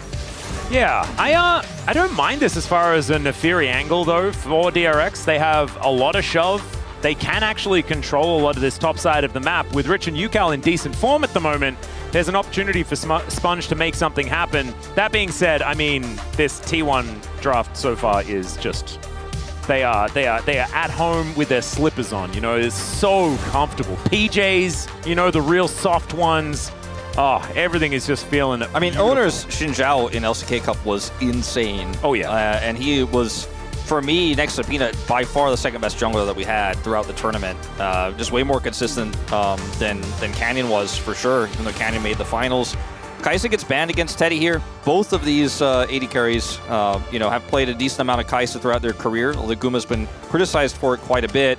Yeah. Now we see the ban of the Misfortune. We'll see if it's going to be a support ban or just the Ashe, which is the last mainstay relevant AD carry here. We've gone kind of deep down the pool here. See what Guma wants to go for in his first game back. Yeah, we are in the weeds. Yeah. Absolutely. Does have, his Caitlyn as an option, although nerfed on this patch. I think Corki is probably the next as far as going down the tier list is concerned, unless I've missed something. We could go for an old Guma carry a classic and do a Senna lane or something like that. There's a lot of options. Jhin is certainly one that people like you have raised eyebrows at. I don't mind it with the amount of DPS that you get from an Azir. I think it's totally fine to bring in something that's a little bit more utility. So this Jhin angle is not the worst. And it's Gumayushi. He has a Jhin card. And when also so many other AD carries that can perform well into Jhin are removed, it feels like it's a lot safer to lock this one in. I'm really curious to see what Tay's going to bring. That Corki is going to be the option here. Very strong into outside of this Xin Zhao, a very squishy lineup here for T1, especially in the mid game. When he can hit that 2-item spike, he is going to be incredibly powerful. They'll take the Rel as well, interestingly, which will nerf Misfortune for the rest of this series, as she will not be able to have that combo moving forward. See what carrier is going to pick up. Can go towards, just win lane, win game, if they'd like to pick up a ranged support, but instead it's going to be the Alistar, something that he's had phenomenal success on, but isn't going to give them a whole lot of laning power in the very early game. Yeah, it's a trade-off of how strong Alistar is into Rel, and some of the Rel engages and how you can just straight up deny. You can even deny Nefiri engages if played correctly really well with this pick. But yeah, the trade-off is the laning phase, especially into a Corki, is going to be very tricky to pilot. And when you already have two potentially winning lanes in top lane and mid lane for DRX here, nameplate's off here. I feel like this draft for DRX really does feel quite strong. T1 though, nameplates are on. It's Faker's Azir, it's Doran on the Rumble. Owner's playing his best pick of the year so far in this Xin Zhao. And they are the stronger, more well-coordinated team. We have to imagine that's the expectation going to their very first LCK 2025 game. The Jhin, I think with the front line they have and the Azir disengage and all the damage you mentioned that Azir is going to bring to the table, I think does fit the bill for what they're trying to do. Yeah, I feel like it's a lot of slow and steady wins the race here for T1. I think not going too heavy on the gas in your first game back as well is really intelligent. Oftentimes you take a lot of pressure off by just giving yourself scaling outs so you aren't forced to make the big plays. As we can see here though, there is definitely a lot of gusto in this DRX lineup as far as the champions are concerned. If they're going forward, things are looking good, but if they get stopped, if they get stifled, I mean, T1 will slowly but surely whittle you down and destroy you. They've done it in the past. We'll see whether they can do it again.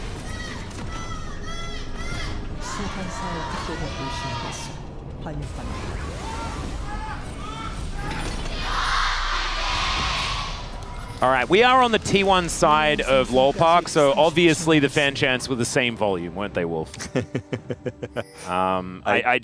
a bit confusing because of proximity for me. Strangely enough, when I look over at the DRX side, it looks very red as well.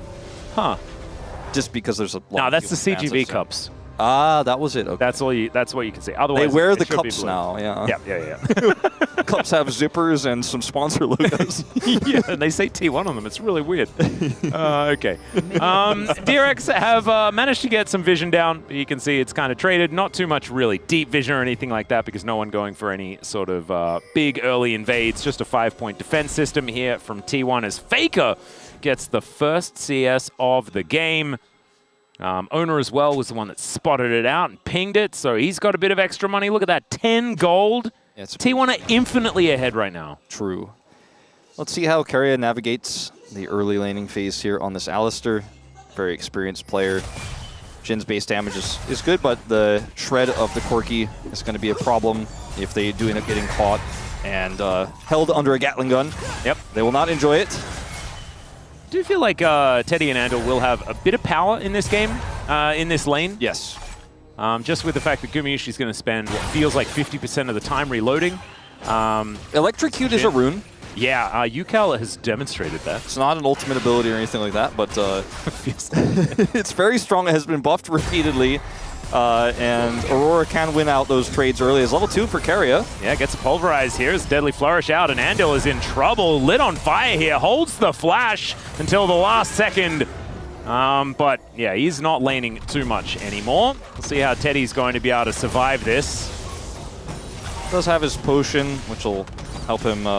Yeah, it's pretty good at this stage of the game when you don't have very much health, so it'll help him a little bit. He opts to use it, but Guma got his 4th shot in as well, so a lot of damage there. The flash down as well for Andil is pretty big. Limits some of his power coming out of this. Ability to potentially get on top of Guma and punish him, so playing pretty good about that. Yep. Having a look in at Rich versus Doran. This is a matchup, like, I mean, this is a champion that Rich was known for even when he first debuted, right? When his champion pool was certainly held into question quite a lot, which makes sense when you're moving over from another game. And without too many things that you've put that much mastery into. He was already good at it at that time. Is now Yukao closing the gap yet again. Another Electrocute proc. He only needs to hit another ability and a half, and he will be able to take down Faker. And in the end, is able to deny a cannon. Yeah, the timing of this as well when Faker's trying to get that cannon, the wave is far away from him, can't do anything, and has to back and teleport so early, while Yukao is still extremely healthy, as well as mana healthy, means that Yukao could potentially look to do this again. Now, here comes Owner and Keria. I think Yukao may need to use some abilities. He flashes, Sponge is here, but Yukao is really dead. That is going to be first blood going over to Owner. And just a little greedy is good old Yukao, even Yukao, using the flash. You've been in this league for so long. You know, you took a little break, but the Faker taunt got you really... It's not even a Faker taunt, it's the minion taunt. Yeah, he went up aggressively, traded, and then pushed super hard while Faker was returning to lane and got caught by 2 gankers, even though Sponge was nearby, wasn't able to assist. Loses his life and his flash, whereas Faker still holds on to his. So the tables have definitely turned in this mid lane after this play.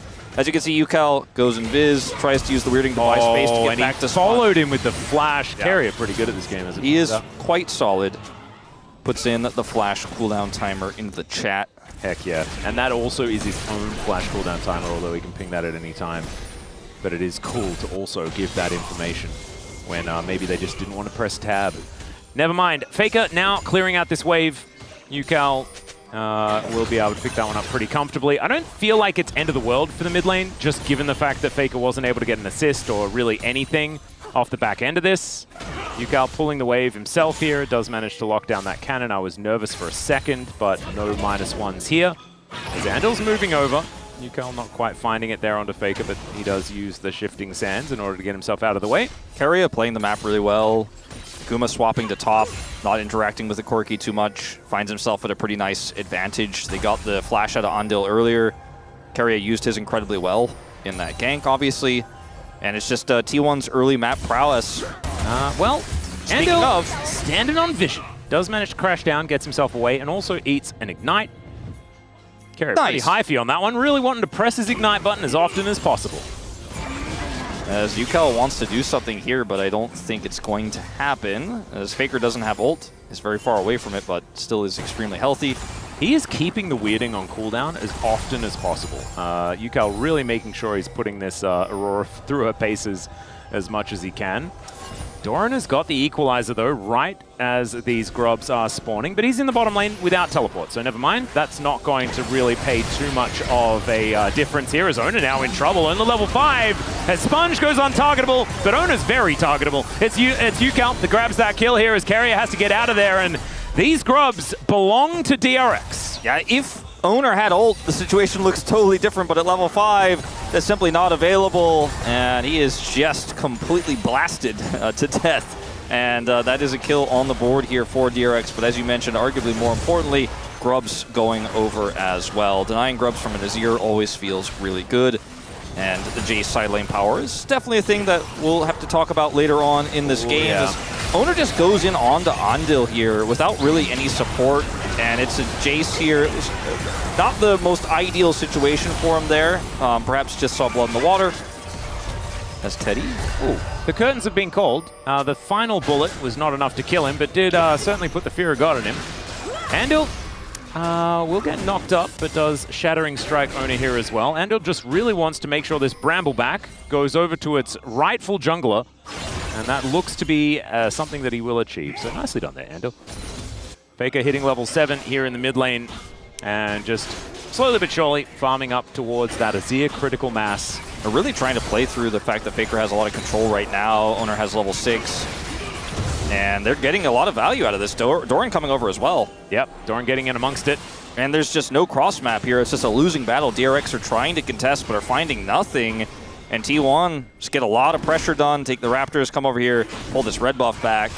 And they don't see Teddy right now, but they can reasonably assume he's heading back towards the bottom lane. And will be seen there in just a moment. And they just get away with this. You could see a rotation over for Sponge, but there's nothing really to grab. They'll only get the Raptors in return. Yeah, so he will be able to grab the enemy Raptors, so there's at least an even trade there. He's on a ward, so Faker knows that he's there. Owner can come back up and protect, so Faker's not in any danger either. Yep, red buff is spawning right now, so Owner is making a beeline over there. And now the equalizer is coming down. Andal gets out of the way of it.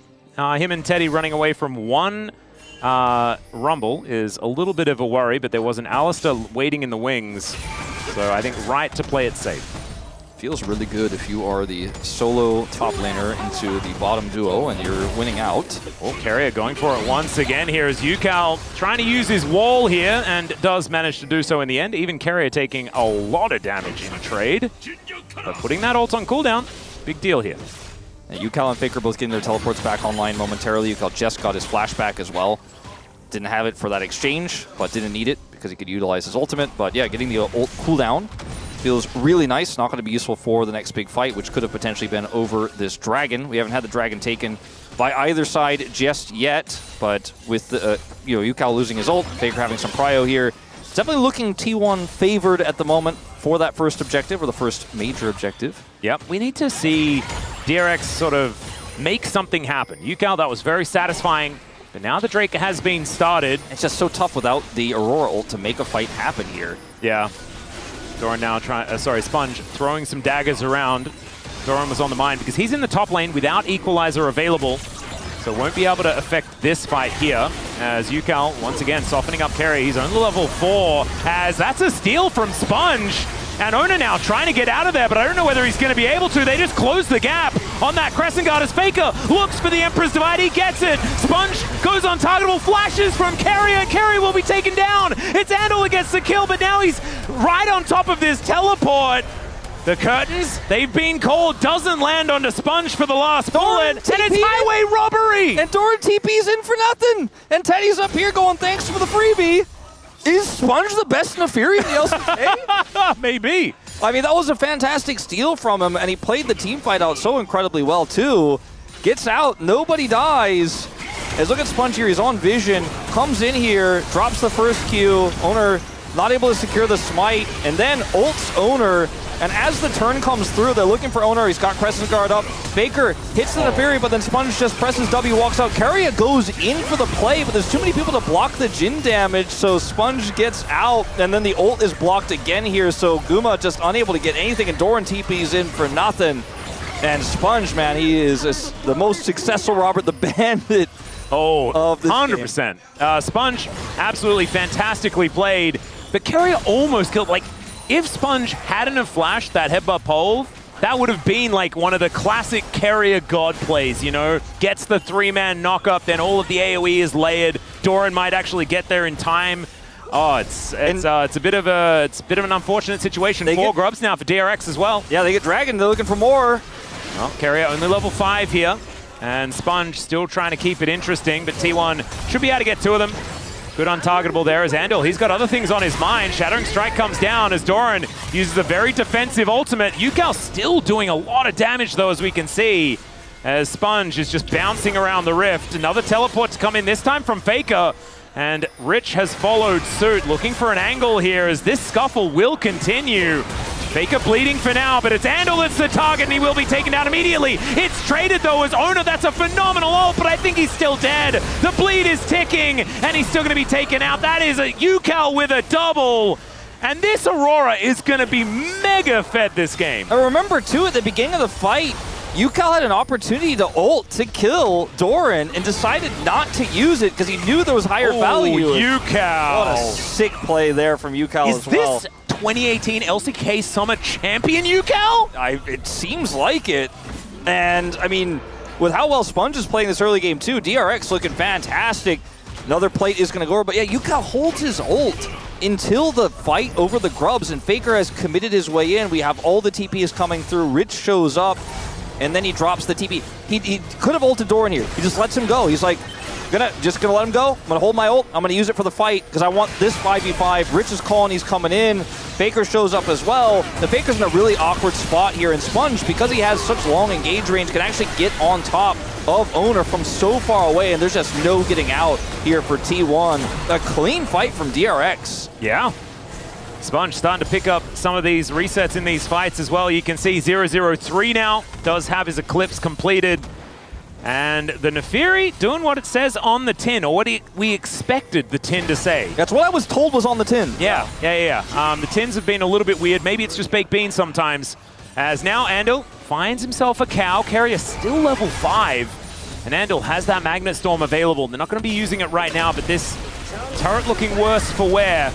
As Rich will be able to clear out this minion wave very comfortably. Doran tries his best to threaten. I like that DRX decide not to hard force there on the top side, even though the turret's super low. They don't know where Guma is, and they just decide to back away. I mean, feats of strength are basically theirs, so I don't think they really need to worry about it too much. Yeah. I mean, they can also just continue to push this as T1 reset. -1 in the chat. Oh, UCal's going to basically be behind Faker. Look at UCal's gold lead. Yeah. At even CS, so 3 kills now, first brick. And full local gold for first brick. There it goes. Yeah. Now 1.5. This is wild, what we are watching right now. I mean, it is just DRX looking way better. Yeah, they look like a really good team. Yeah, I love this. And we were having this conversation, right? Like, which team in the LCK is actually the struggling team? We saw even B&K taking a game off DK yesterday. Yeah, it was, I mean, there's an asterisk or two there because DK were playing a little bit weird. I think there are a few teams like Bro struggling in the LCK at the moment, but I do feel like the level of competition hasn't been this high in the LCK for a really long time. Certainly. Oftentimes there's like a clear split between like the top 4, top 5, and the rest of the pack. I mean, B&K almost took a game off Gen G in LCK Cup. You know? It feels like anyone can beat anyone on their best day, as Doran should be fine here, but good pressure from Sponge as the Dragon has spawned, and DRX are faster grouped here on the bottom side, but they don't have control. Well, Sponge going to get poked out here. We have to remember T1 do have scaling on their side. So DRX need to keep up the pace. And yes, they're winning now, but it's only by 1.2. So small victories. We're singing their praises while we can. Well, that's what we're doing. Yeah, and we'll see if that continues to be singable. For the moment, though, T1 in a really nice position. Carrier blocking the entry here. I've seen this one before. Sponge looking for another heist angle. He is in the pit. Owner is going to spot him out. These daggers are not connecting. Rich on that flank angle, but he's on that ward. And headbutt out. No Magnet Storm for you, Andal. Still Carrier taking a lot of damage. That is going to be the Drake going over to Owner. Somehow that Shock Blast is actually going to miss. That's going to force Rich to flash away. Some decent damage here for the Between Worlds, but the answering Deadly Flourish is too good. And there is the shutdown. Straight over to the GOAT as T1. They'll take the Drake and a whole bunch more. That was definitely a UCal moment. Bit of an ambitious play. Sometimes they work out, and often they end up not working out and backfiring in a big way, and Owner re-engages, and Faker is able to clean up the kill with the flourish you mentioned. Not Faker's flourish, but of course the flourish helping him clean up that kill. Great play from Carrier here as well. This is why you pick Alistair and Darrell. Just push on Dog, because if that ends up being a big Magnet Storm, maybe they can follow up on that UCal ults that group instead of ulting here. And I think at this point, the fight is clearly over. Well, there's an Emperor's Divide. Rich cannot go to the skies because he's been to the skies recently. UCal is going to come down and see what he can do here as Doran is dead. Faker is under the turret, sets up his own, but I think UCal will have enough damage to finish this off. It's going to take a bit of time as he flashes as well. Finally, the auto comes in, and that's a double kill for the guy that just died. I think that's pretty good reparations there. Almost feels like for so much of this year, you could flip a coin on a UCal play. You don't know how it's going to go, but it's starting to feel like a bit of a weighted coin. He just keeps coming up with victories here as Rich comes over here to try to defend this turret. This is, you know, some LCK Cup Rich action right here. It seems like initially, but he does have a teleporting UCal coming through, and he lives long enough to where this ends up being a double for UCal. The electrocute proc is actually what does Doran in, sadly for him, and then Faker kills the turret, sets up the Sun Disc, but unfortunately there's just not enough time to survive here. Even with UCal taking that turret aggro, it doesn't do that much damage. Yeah, getting the bone plating at the right timing there as well for Faker keeps him alive for that one extra auto attack, but the Sun Disc doesn't do enough, so not going to be a huge deal. Malignant's now completed for UCal, and the Shadow Flame, as I say it. He is so big. He is ready to side lane into Nazir. I think he's very happy to side lane into a Rumble. And he's a force to be reckoned with in team fights as well. With 6 Dark Steel stacks and augmented Sork shoes with the feats of strength. Yeah. He's about as big as an Aurora can be at 17.5 minutes in. Ooh, Deadly Flourish just barely missing here as Sponge throwing his daggers, both of them into Ona, that bleed. That nerf needs to come in, because it just feels like it does a whole lot. Not going to be able to find that dagger there, though, as Deadly Flourish now onto Teddy. He's going to have to get out of here. Does use the barrier, and Sponge tanking a few of these shots up, and my God. Welcome back, Guma. He's doing a fair bit of damage here on his Jhin, as Rich, with that W in ranged form, will be able to do a fair bit of work to this turret, but not if Doran turns up, clears out the wave, and the Jace at the same time. Yeah. Gets the ult out of Doran, and does a little bit of extra damage with his grubs. Not quite able to take the turret down, but significant damage does occur, and they have a pretty big lead right now. It's been, you know, it's been 1,000 gold. It's dropped down a little bit. It's been back and forth every time DRX wins these exchanges, but T1 have kept it close, and we've been really singing the praises of DRX, and I think that's because expectations coming to this series were, you know, they probably get crushed by T1, right? But so far, they've been making these fights really, really close. They've been winning some of them. UCal's having a fantastic game. They're playing the map well, but is it well enough? Is it a big enough advantage to overcome what is going to be a late-game scaling Faker is the question. Right now, he's 1,300 gold ahead individually. UCal, that is to say, well, the rest of his team needs to follow suit as this Nefiri is going to struggle to kill targets later on. She doesn't get super accelerated. Yeah, I would say so. And she's behind as well. Now building towards the Black Cleaver, which is coming in relatively soon. But Ona does have the Sundered Sky already. Gumayushi now with his rapid fire cannon done. A little bit of a hybrid build here on the Jhin. We'll see what he does decide to build in. Just feels a little bit like he just doesn't quite know which direction he wants to go in. But hitting shots from a long way away is something that's going to work out relatively well. Charge from the Rift Herald trying to come in here, and that is going to successfully happen. It doesn't do too much more than that. He has been hitting a lot of shots so far. There's secured too many eliminations just yet, but the accuracy has been quite nice on his flourishes and on his curtain call. So that's a good sign for what the rest of these team fights can look like later on when he's got this big front line of the Xin Zhao. He's got the Azir to peel for him and Alistar to peel for him. He's got Zeke's as well online.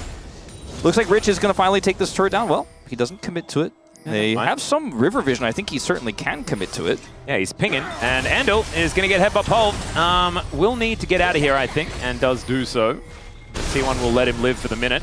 Speaking of letting things live, Rich is going to not let the turret live. We'll take that one down. The rest of T1 a little bit slow in the rotation, won't be able to stop the Jace after he does manage to do that. So just a little bit more money going over to DRX on the back of that play. Pretty interesting build here from Rich as well with the Shojin first and Swifties with the tier online. So he's going to go for the Brim on a second. Seen this a little bit more recently, but very different from the tank builds of Jace we were watching a lot earlier this year. Yeah, the Drake going to be taken here by T1. That's going to be their prize after they do push Rich away. So we're one away from Soul Point here for T1, but it's once again a Chemtech Soul. There are a lot of Chemtech Souls. There were a lot of Dragon scientists that did claim that Chemtech Soul was bugged, and that's why we saw it a ton earlier this year. I assume that's been fixed, but I don't know. I'm starting to question with how many we've had already here in LCK 2025, but perhaps the next patch will bring us some more fire and earth and wind and all of that. It'll get a little bit more Captain Planet. Yeah. That's what we're requiring here. UCal, like many mid laners we've had so far in this first week of LCK, is the guy, right? We saw it with Vikla, we've seen it with BDD. He's got the money, he's got the tools to carry. He's already in such a good position. He just needs to win those fights now with the money he has. And I think that if he can win 1 or 2 more big fights before T1 really get this Azir fully online, DRX can win this game. But it's going to be on the back of his shoulders, and he's definitely bracing his shoulders right now. Yeah, it's looking at those shoulders look pretty good. There you go, nicely done. Doran with 2 items now completed. Haven't seen too much Bloodletter's Curse here in the LCK, but is able to complete that one. We'll be able to shred some more of the magic resist, and that'll help Faker out. And so that feels nice. Faker, who just now got his Nashers as well. So 2 item spikes coordinated between the solo lanes. Feeling very good about what their next few fights could look like. 2.5 minutes until the Herald, which is where T1 at the moment are mostly grouped. Still a ways away, of course, but trying to put some pressure on that turret to give them a little bit more space up there would be ideal. But T1 also don't want to force any unnecessary fights right now. Even though 2 items online here for the Azir, still a scary position into this super fed Aurora right now. Yeah. And the Fury's sitting on 2 items as well, so I think they'll maybe look for a pick if they're going to look to try to take any further control of that top side. Yeah, Sponge was actually waiting to see whether Doran was going to move up. Doran doesn't, and so therefore not going to find any joy there. Arakan still up and available, as the captive audience is just littering this mid lane, as we can see. Yuka will be able to clear out this wave. It does feel like Rich has kind of been able to do whatever he wants this game. He did get punished the one time, but it wasn't really a true punish because obviously there was the UCAL double that followed it. And he's just been able to sit down here, took the turret out, has been able to free push and free farm.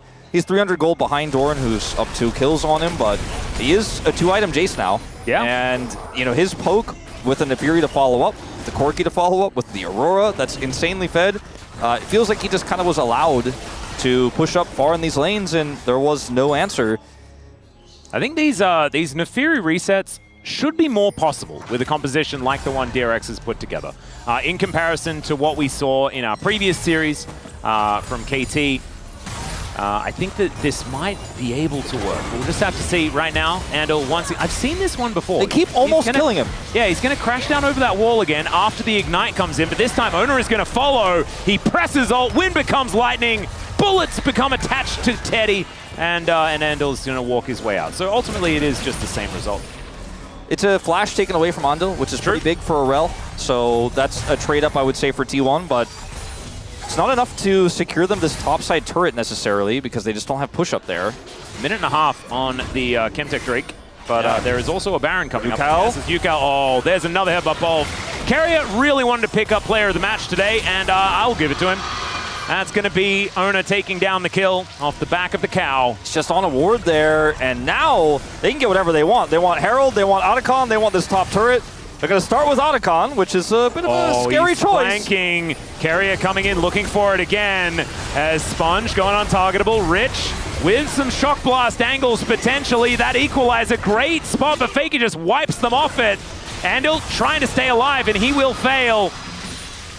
Teddy coming up here. Rich has this turret to play through. Oh, God. Well, can the Shock Blast actually land? That's the question. The answer is no, because he's going to be dead.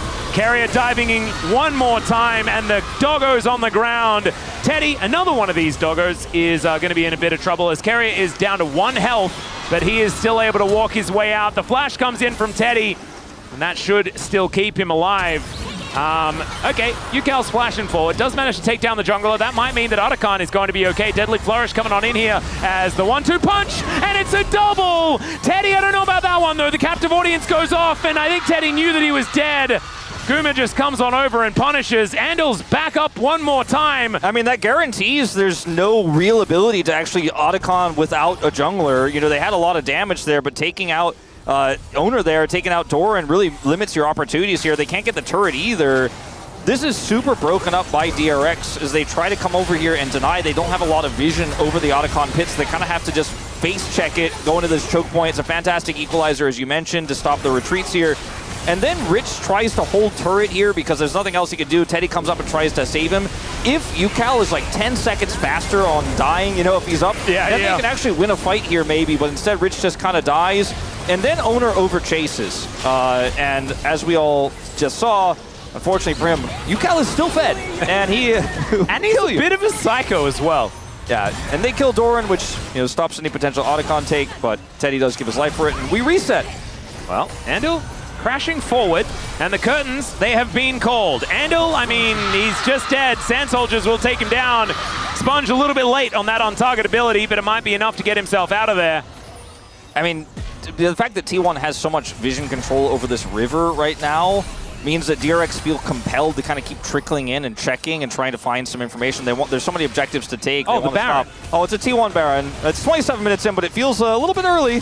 Well, Goomer is trying to follow up on the engage there from Carrier as Teddy gets over this wall, I believe unbeknownst, as he's now spotted. UCal is still big. Oh, okay. Carrier is going to try and get in there. Sponge going untargetable. Emperor's Divide is going to throw UCal in. He pops on over as Carrier likely to go down, but I think that's a decent trade. They've taken down the jungler as well. Not sure what Teddy was doing. And now Owner is going to be able to transition this into a Baron. Somehow it worked. I have no idea how that all sort of worked into itself, but it's, I mean, T1, I guess, calculated. I mean, there's just so many objectives to take. There was not a lot of vision for DRX, but I think they really liked that game. Lemmings, do you remember that game where, you know, they kind of walk forward? They did a little bit of that because without vision, without a control over these areas, they keep kind of coming forward here with no real setup, with no numbers advantage. But look at the map. Look at where Corki is. Teddy's nowhere near this. Rich is nowhere near this. They know T1 are likely all in the area, and then they give him another kill. Coming into here, Carrier has ult, so ulting him isn't necessarily a good idea here. Sponge can, of course, press W to get away, but Faker finds the angle, and UCal almost gets the kill, sure. Then Teddy just dives in and to kill a support, and then also dies, and then Baron and Otacon go over. DRX lost control and then doubled and tripled down on trying to fight for it back. And so T1 get the objectives, but also get multiple kills worth of gold. And what was a 1,000 gold lead for T1 is now a 5,000 gold lead. Yeah, I think they might also be getting another one, as that was really cute from Rich. Nice flash, avoids the headbutt pole, but still. T1 with all of the control of this map that they would like. Owner going to be able to move on over here and look to take down the red buff, and he will be able to successfully do that as well. Deadly Flourish avoided by Sponge, but man. I mean, T1 are just the kings of objectives. They're so good at setting up on them, playing around vision, looking for turns. DRX fell right into their trap, and what looked like a fairly risky Baron really wasn't with the control they had, and I mean, I don't know if they might just win the game off this. Well, Owner once again going in, gets the knock up, and down goes the doggo. The curtains have been called, and it may just be curtains on this game. Faker picking up a kill to start this one off. Carrier tanking as much as he would like. Remember, they have the withdraws at the same time, as Guma not quite able to land that one, but he flashes forward, and that should finish off the kill onto Rich. Doran realizing that a whole bunch of his buddies are no longer here. Owner not going to actually get recalled because he did have a GA. He's got 3 items. This Xin Zhao is so incredibly large. They take the inner turret, and they're going to break open the base. Yeah, Doran's just looking to grab an inhibitor on his way out here. Ando will be the first to respawn, and he's not going to be the one to say anything about it. Look at the angle here Owner has. Faker is able to follow up so easily, even though the Fury dodges the initial CC. Faker has the follow-up ult, and that is a dead dog. Oh, man. And I guess all dogs go to heaven, but T1 is looking to send them there again. I mean, look, with the withdrawals that they have, there's like no loss here. There's no reason not to go in. And that they did. Now they're almost 10,000 gold ahead. Yeah, this is all of a sudden an extraordinary blowout. And it all happened off the back end of that Otacon Baron play. T1 just controlling the map so well. And Faker now looking for an opportunity onto UCal. Deadly Flourish connecting somehow. I didn't even see that. Double Pulverize comes through from Carrier. The layering of the Equalizer is not quite enough, but that doesn't matter. I don't know about the ulti there from UCal, but I think he was just really scared. And who would blame him as T1 are bearing down on the base of DRX. It was a decent try. The early game was okay. UCal kind of got fed, and then it mattered about 0. T1 are just so good at playing the map, so good at playing around vision. Their coordination is matched by very few teams in the world, as Teddy is trying to hold the wave. I get he's dead. I mean, he might actually kill both of them. Doran comes in with a scrap shield, so he's not going to die, as Faker was almost bleeding to death, but he's got some honey fruit here. And I mean, when you look at how this game really turned on its head, it's just a few mistakes from DRX, and T1 is a team that will punish those incredibly hard and take everything. You know, this was a game that looked playable, looked winnable, and it wasn't about scaling. It wasn't about, like, suddenly, okay, T1 are scaled. It was just DRX making some mistakes, playing too greedy, And then instead of just saying, all right, this is really unfortunate, we lost control of the Baron pit, they just kept going in one by one and giving T1 not only the Baron and the Otacon, but several kills, and the gold lead and the map just balloons away from you after that is... Yeah, I mean, Teddy, you know... He at least has some damage. That's one. I mean, the wind becomes lightning, and the Valkyrie actually does a lot. It was cool. I mean, he played well, you know? Yeah. You know, a lot of AD carries just fall over and die there. At least he was able to get one back. It doesn't necessarily matter in this game when you see all the red arrows pointing to T1 with big numbers next to them. Really big numbers. I mean, look, UCal's the smallest number, but remember how big of a lead he had before. Yeah, the 3.5K, as far as owner's advantage is concerned, is really telling us some things. This Xin Zhao is a huge problem. Owner is so incredibly good at this champion. It's good to see that what we were saying earlier on is kind of exemplified by the way that he's played this one out so far. And welcome back, Gumayushi. After 3 months of not playing, this guy is looking real good. Has augmented those first couple of items that felt underwhelming with an Infinity Edge and a Lord Dom, so he's doing plenty of damage now. Doran might need to be a little bit careful, I guess, but maybe he also doesn't, as Owner goes in, almost 3 taps. Sponge gets in another couple, and Faker is the one that actually finishes it off in the end. Equalizer just to celebrate, as Carrier looking for a bit of an angle here. He'll be able to get there, and my god, the damage of this Xin Zhao is obscene. And it's actually Gumayushi that finishes off a bunch of these kills. Doran, maybe move a little bit further out so you don't die to the Nexus turrets, but it doesn't matter. It's an ace. That's going to be the Nexus going down, and T1 in their first game looking pretty good. There were some stumbles early on. There were some big proactive wins for DRX, but when it came to the big fights, when it came to the big objectives, welcome back Guma, welcome back T1 to the Lol Park stage. And what looked like it could have been an interesting DRX upset win was completely flipped. Oh, and it became a T1 stomp, the early game that no one will remember with how the game ended. Just feels so far away and feels so irrelevant now. T1 looking like the team they always have been for the last 3, 4, 5 years in terms of Baron control. And some things just never change. Yeah, and I love that you've got Mata sitting down there with the team. I felt like the way Carrier played the early game was so Mata-esque from years previous. Even when he was on T1 in 2019, it was Mata's classic play of, oh, we're losing around the map. Okay, just deal with it, Teddy. I'm just going to go and kill everyone. And he did do that many, many times. Carrier took the bull by the horns. I think at the moment, definitely a front runner for me as far as the POM is concerned. This guy's Alistair is so good. It's obscene. I imagine the narrative vote is towards Gumayushi for now, but we'll have to see what happens throughout the rest of this series to see who's going to be able to lock that one down. I mean, DRX kept it interesting. That's for sure. I'm looking forward to the rest of this best of 3 and what it's got to offer. Yeah, me too. Hopefully DRX can look a little bit better moving into game number 2. But of course, a loss on blue side is a little bit of a worry. They'll probably be able to hold on to that one. We'll see whether it's going to work out for them in the second match. Time for us to take a break. When we get back, it's going to be the space in game 2. We'll see you there.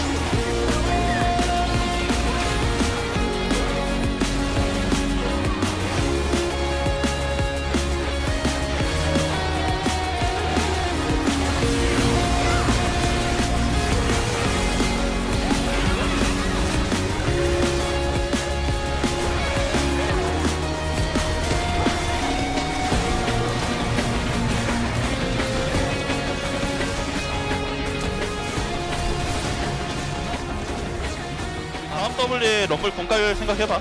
그렇게 총알 없다. 당했다. 야 밀린다 밀린다. 맞아. 그렇게 딜 못해. 좋아. 코르키 너플. 여기 갈게. 비벼. 그렇게. 너플. 나이스. 맵이 없어. 맵이 없어. 왔어. 끝내자. 나이스.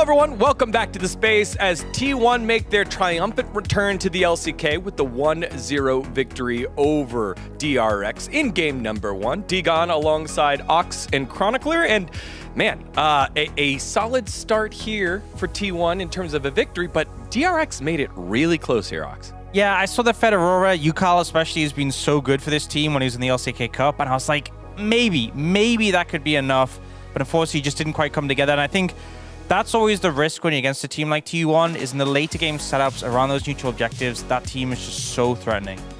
It really becomes a more consistent theme where we do see, even in the last series, right, you see teams punch up, but you just kind of know when it comes to the big three in particular, which is T1, Gen.G, Hanwha Life, actually winning the game is very different from getting a lead. And even though Yukal, with some amazing plays, some not so great, he was definitely the one trying to make it happen.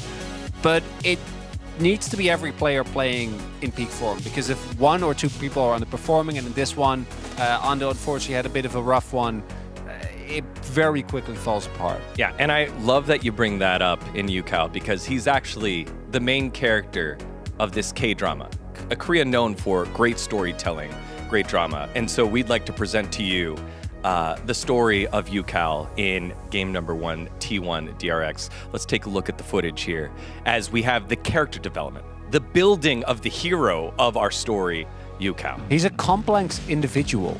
You know, you can't just describe him in one word.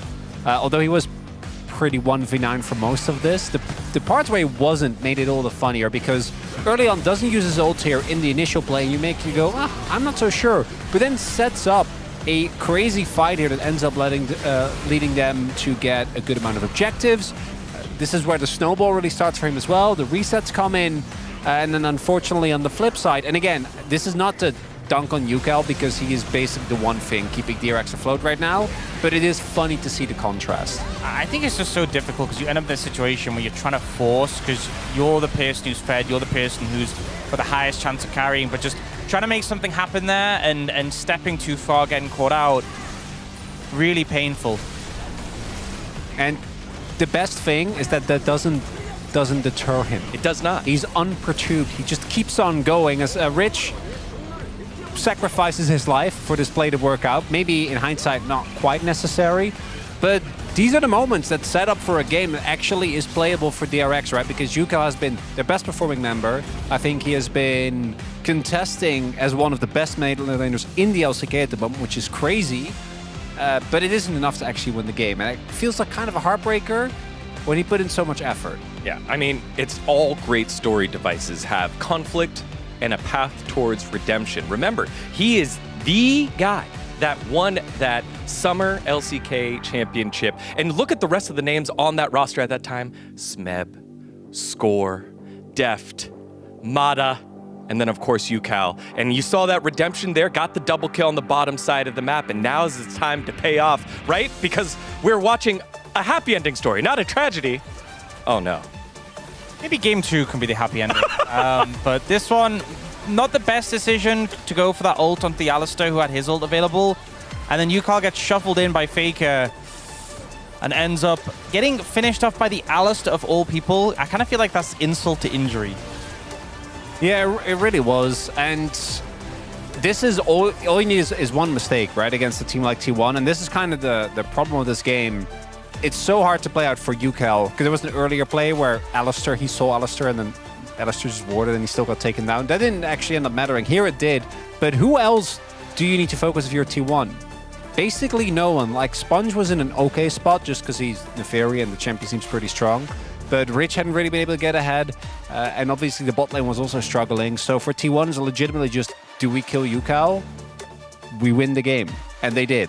Yeah, I think that's the difficult part of DRX, because you can see the steps they're making towards improvement, the early game leads they're getting, the firepower that they have. I think the worry, if you listen to the comms from the listen-ins, there's such emotion when Yukal gets these kills, but not maybe necessarily, okay, from this we go to this we go to this. Whereas for T1, it's so methodical, especially how they set up around those objectives. And we'll see them do it again here in game number 2. Guma looked pretty good, Baker looked pretty good. T1 buzzing as usual. Maybe they'll get the job done here in game number 2, or maybe DRX will be able to battle back and make it a 3-game series. Let's send it back on over to Atlas and Wolf. Thank you so much, Tigon. Yes, it is time to get into game number 2. Let's see whether Teddy is going to be more visible here on the map this time around, whether once again Yukal can have a pop-off performance, and whether she's going to wake up in time for her team to do something good, or whether she just stays asleep and misses what could be a catastrophe. I feel like this is a harkening back to the guys that just fell asleep. Was that during the StarCraft game? There were a lot. There were where a lot the guy of just dudes who wakes fell up and just starts clapping to himself. I think that was the StarCraft 1 game, yeah. Her lip moved, which means she's dreaming, and she looked like a DRX fan, so she's dreaming of the upset. Maybe she fell asleep after the early game in game 1. She's waking up and be like, wait, what happened? Whoa. This guy is ripped. He just needs some Buff on-buffs. please, Riot. Yeah. And that's what Maybe we they need. should just make an orange skin that looks like that guy. I was actually tempted to buy that Ornn plushie just the other day for my nephew. Decided not to. I went with the Elder Dragon instead because he's super into dragons at the moment. Apparently 2-year-olds, dragons are the way. Okay. I thought it was dinosaurs, but no. Needs to be a bit more mythical than that. Let's get into the dramatic music. And now it's time. DRX versus T1 Game 2. DRX remaining on the blue side. So correct colors for both of these teams. DRX, of course, very blue. T1, very red. Red side, blue side, you love to see it. But I'm glad what you we'd got like that to out of see the is way. a Game 3. Yeah, thanks, Wolf. I needed it. Now everyone is very clear on where we stand in terms of side selection and where the players are playing and what colors the jerseys are. They were very confused before. No, I know. It was really useful of me to do that. It can be quite tricky, and if some colorblind watchers might actually appreciate it. Did you know the most common colorblindness is actually red-green colorblindness? Yeah. Why are our traffic lights red and green, Wolf? Answer me that. I don't have an answer for you. I know, it's just silly, isn't it? Well, they also have shapes, so it's okay in positions. Yeah, they do have positions, so just make sure you tell them that left and right, or up and down, depending on which country you're in. Okay, Kalista going to be the final ban here, as once again, it is going to be the Poppy, Varus, and Kalista, this time in a slightly different order. Same thing to be said for the first couple of bans on the side of T1, but it's Ezreal following up. Vi is up, so we could see a first pick Vi here for Sponge. You know, that empowers Yukal with a lot of different champions where he could potentially carry. But I'm seeing a Rich nod, and last time Rich nodded at Sponge, it was a Sponge first pick. But I'm not 100% sure. It feels like an angle where you certainly could just lock the Vi, and that is what they will do. Do you know, there's something that's really difficult that's been written in chat. This guy says, Atlas, if you read this, say yippee when Teemo is locked in, but Teemo's probably not going to get locked in, so how would he then know that I read his message? He's just banning you from saying yippee, now you can't say it. Oh, no. Oh, wait, but I said it when I read out the message. Oh, no, it's doomed. Okay, Ambessa and Misfortune. Pretty good 1-2 punch after the Vi was locked in. I'm pretty frightened, although... There's no rel. The nameplate does say Doran instead of Zeus, so like Doran Ambessa... This is where he's going to have to show that he can play more of that carry style, and hasn't really been the way T1 has looked, although he did have a decent Rumble game, I guess. I want to see what Yukal wants to play with his Vi more than anything else. You know, is he just going to play Ahri here, which is the most boring but standard and quite strong pick, as they will take the Aatrox here into the Ambessa, which has been a pretty good matchup for the Aatrox. Aatrox is in a pretty good spot right now. We've even seen this champ blinded a few times this year, but it's a question of, you know, what Yukal is playing, because he is, again, the most consistent player here, and I know it's crazy, especially when you look at the breakdown we have on the space. Oh, Vi Ahri? It is going to be the Ahri, so it's another champ where you can proc electrocute, put some pressure on Faker, you got some jungle attention, maybe you can take over the game. Quite strong into Misfortune as well, because he's very immobile. I'm just going to write Talia in here. Oh, but it's Silas instead. Never mind. That is fighting fire with fire. I was really expecting the Talia to come in. It felt like it was already so powerful into the amount of dashing that has been set up. But a lot of people do like to pick Ahri into the Talia anyway, because she can get out of the way of the threaded volley relatively well. Kai'Sa ban was super obvious because it's Teddy, first of all, but perhaps arguably more importantly, they already have so much good dive set up here with the Ahri and Vi. And Guma will never want to play Kai'Sa. No, not in most cases. I mentioned it earlier, not a pick that he's known for, often criticized for on the rare occasion he plays it. But this final ban was probably just going to be another 80 carry, likely a safe one. Yep, so you took away the Ezreal, safe, took away the Kai'Sa that works well with the dive, and then you took away the Xayah, because they have Ambessa, they have Silas, so they have their own version of Die. Even though DRX have the Vi, the Ahri, they also have their really strong engage tools and great follow-up with the Misfortune. I'm maybe a Maokai here? Oh, it's a Sivir angle for Teddy. It's 100% the Sivir angle. Nocturne going to be taken away from Owner. That's interesting to see the Nocturne ban there. I mean, it's a Owner classic, but they're not running the Orianna. And it's a lot of magic damage. You could argue with the Silas in the mid lane, but I do feel like Maokai works really well at keeping DRX's composition at bay and works well with Misfortune. Nidalee. Is it just Nidalee time? Does Owner just... I mean, he's having a giggle. It might just be his... Never mind. Way more fun! It's the Lee Sin! Way more fun! And we had the Guma Classic in the Jhin, and now we've got the Owner Classic in the Lee Sin. Sponge does get to answer this with whatever... Oh, no, never mind. His Vi is already locked in. So we just need a bottom lane here from DRX. But already, I think T1 are certainly looking to scrap in this game number 2. Yeah. Leona is available. Could be one of the better answers to this Misfortune, but doesn't feel great into everything else. Ashe Braum actually feels pretty sick here, though. Yeah, I'm not going to lie. That's pretty strong. And it's one of the strongest level 1s as well. Keria will end up with this Rakan, which is kind of risky, to be honest. It's tough to engage on most of these champions. Like, Ahri is very mobile. Vi is not necessarily the target you want. She can engage on you as well and lock you in place. Not a lot of incidental damage, though, on DRX right now. Often it has to be like a skill shot lands or something like that. There's no equalizers you're going to be dancing through. So if Keria plays it really well, he could have some pretty amazing angles. I'll be honest with you. If you take the nameplates away, I feel like DRX has a giga draft gap here. Like, they have Arrow into Vi ult, or Vi ult into Arrow, into Charm, into Somebody is Dead. They have so much single target blow up. It's so easy to play as well. And the chase down with the Winter's Bite on top of all of that. No, you're never getting out. You're never getting away. It is predicated a lot on individual lane performance, but we've already seen UCal can win lane. He already did in game 1. Rich is very, very much in form right now, and Aatrox is one of his old favorites, even though sometimes his performances on it in the past left us raising eyebrows. He does like to play it. I think by now he's definitely a lot more well-versed on it than he was during his debut.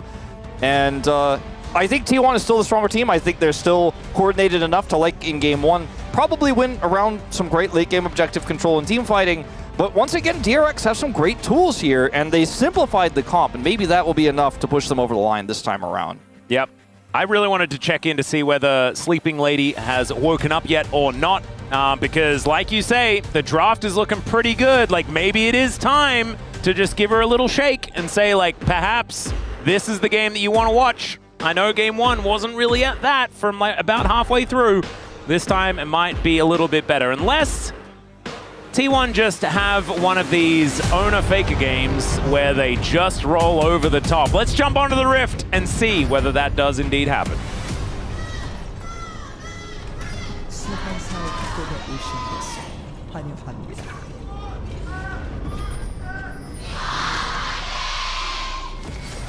All right, here we are, ladies and gentlemen, onto the Rift for the second game of our final series of the night. T1's debut series started off with a bang with a game 1 victory, and now seeing whether they can do it again up against DRX here in game number 2. DRX, though, as you can see by the champions that are listed on the left, pretty good, you could say.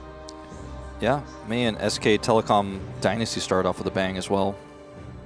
So did the whole universe. Yeah, apparently. I don't know. Have we disproven that one yet? Have we disproven that one? I don't know. I trust the scientists, you know? I thought that there was something that came back that said actually like the world is older than the Big Bang or something, or the universe is older than the Big Bang or something, and people got confused. But I don't think I clicked on the video. I think I just like read the title and was like, that's weird, and then moved on to video game content. Then you like got concerned about your algorithm. You were like, why is this here? Oh no, I've got loads of that, man. Like often it's just cosmic stuff. Like, you know, Brian Cox can read anything to me and I'm psyched about it. Is Polaris or Faker a bigger star? I think it's Faker. I think so. Sorry, Polaris. Yeah. You may have guided a lot of ships, but Faker has certainly guided a lot of ships, you know what I mean? If Faker was to blow up, would it be larger than Beetlejuice exploding, which is apparently something that is happening currently. Although, is it happening currently? Because maybe we're just getting the light from it now, and that means that it's actually happening in 1 billion years or something like that. or go. Yeah, this is like, maybe we shouldn't be talking about that sort of stuff. As UCal, once again, really finding the angles. There's that electrocute that you were talking about, Wolf, and already trading very well. He's got, you know, another matchup where he has some early game agency. The Ahri has the range advantage and is one of the easiest champions to proc electrocute on, especially into a melee. So he is just going to seek those advantages, and so far has gone well for him. This time not as much of a disaster for Ondil at level 2 either in the bottom lane. Well, not going to be too worried about that chain lash is UCal. So the priority that they do have is certainly working out as far as this mid lane is concerned. Mirrored jungles here as well, as we can see. Ona now moving over towards his red buff, but so is Sponge. Doran pulled back here as Rich having a pretty good time. Looks a little bit like a Skell from Xenoblade Chronicles X-Wolf in this skin. As Andil shows him the door. Not too much else going to come of it. Yeah, no. Trying to get that bite. Not quite there. Oh yeah, I'm supposed to talk when they're doing stuff. Well, I don't know. I was kind of holding my breath. I'm like, wait, is something going to happen? It looked like something might occur, but, you know, we didn't want to overdo it, so we had to just give it the pause. Ooh, see the double up doesn't hit, you know. Ooh, okay. Faker not going to be backing right now, as Volley will pick up the cannon, so no -1s in chat. Keep those out. As Andil's going in. Okay, finds the Winter's Bite onto Gumayushi, as stun not coming. Teddy unable to walk up far enough. Still no real punishment here, as Zona's going to move in. That's Sponge that locks that one down. Yeah, that was bizarre. Yeah. Quite early. Of the Vault Breaker there from Sponge, just to try and avoid some damage from the Resonating Strike. Nicely done. And like Foxfire is making Faker's life quite difficult, but he will be able to go back. Should be A-okay. You can see only 4 minions behind or something like that. As, oh dear, Doran in a little bit of trouble. One more, and the flashes need to be traded.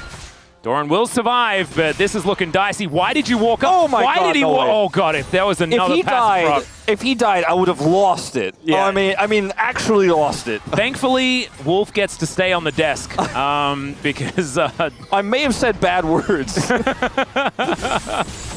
He has the perfect flash to the Q3 there of Rich, and it just walks right back in.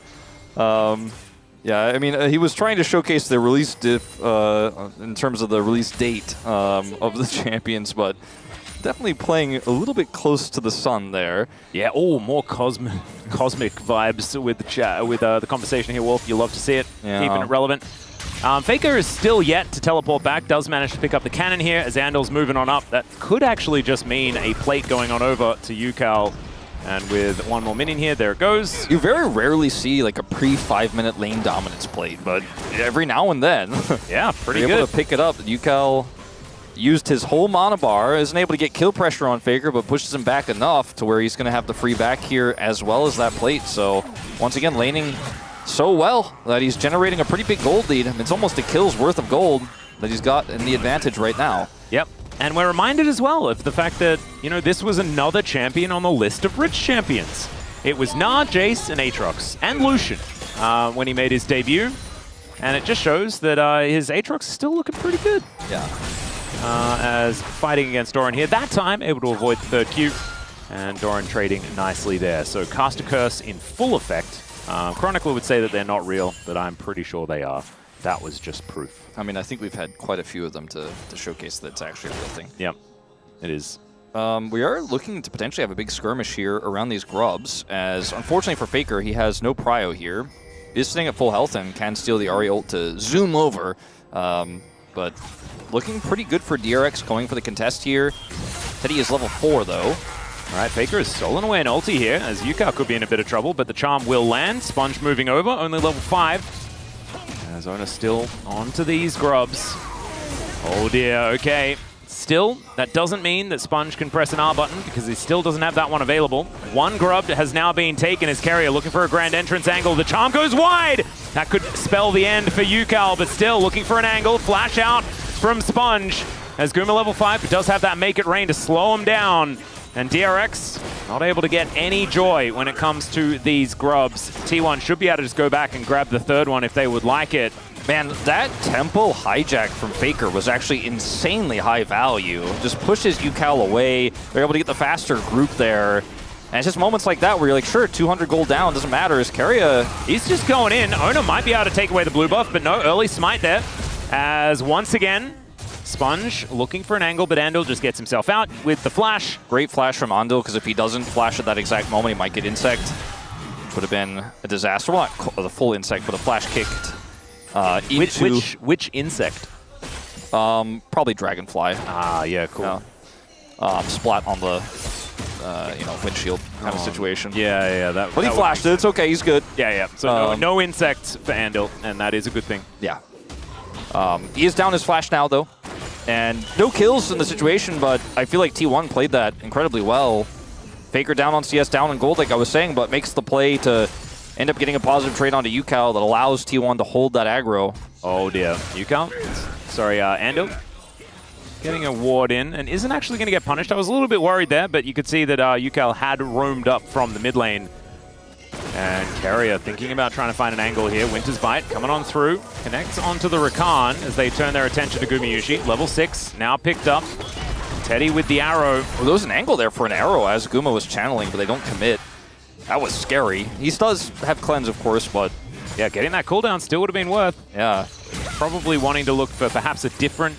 more guaranteed the dragon is up and available, so maybe a fight around there could have been an option.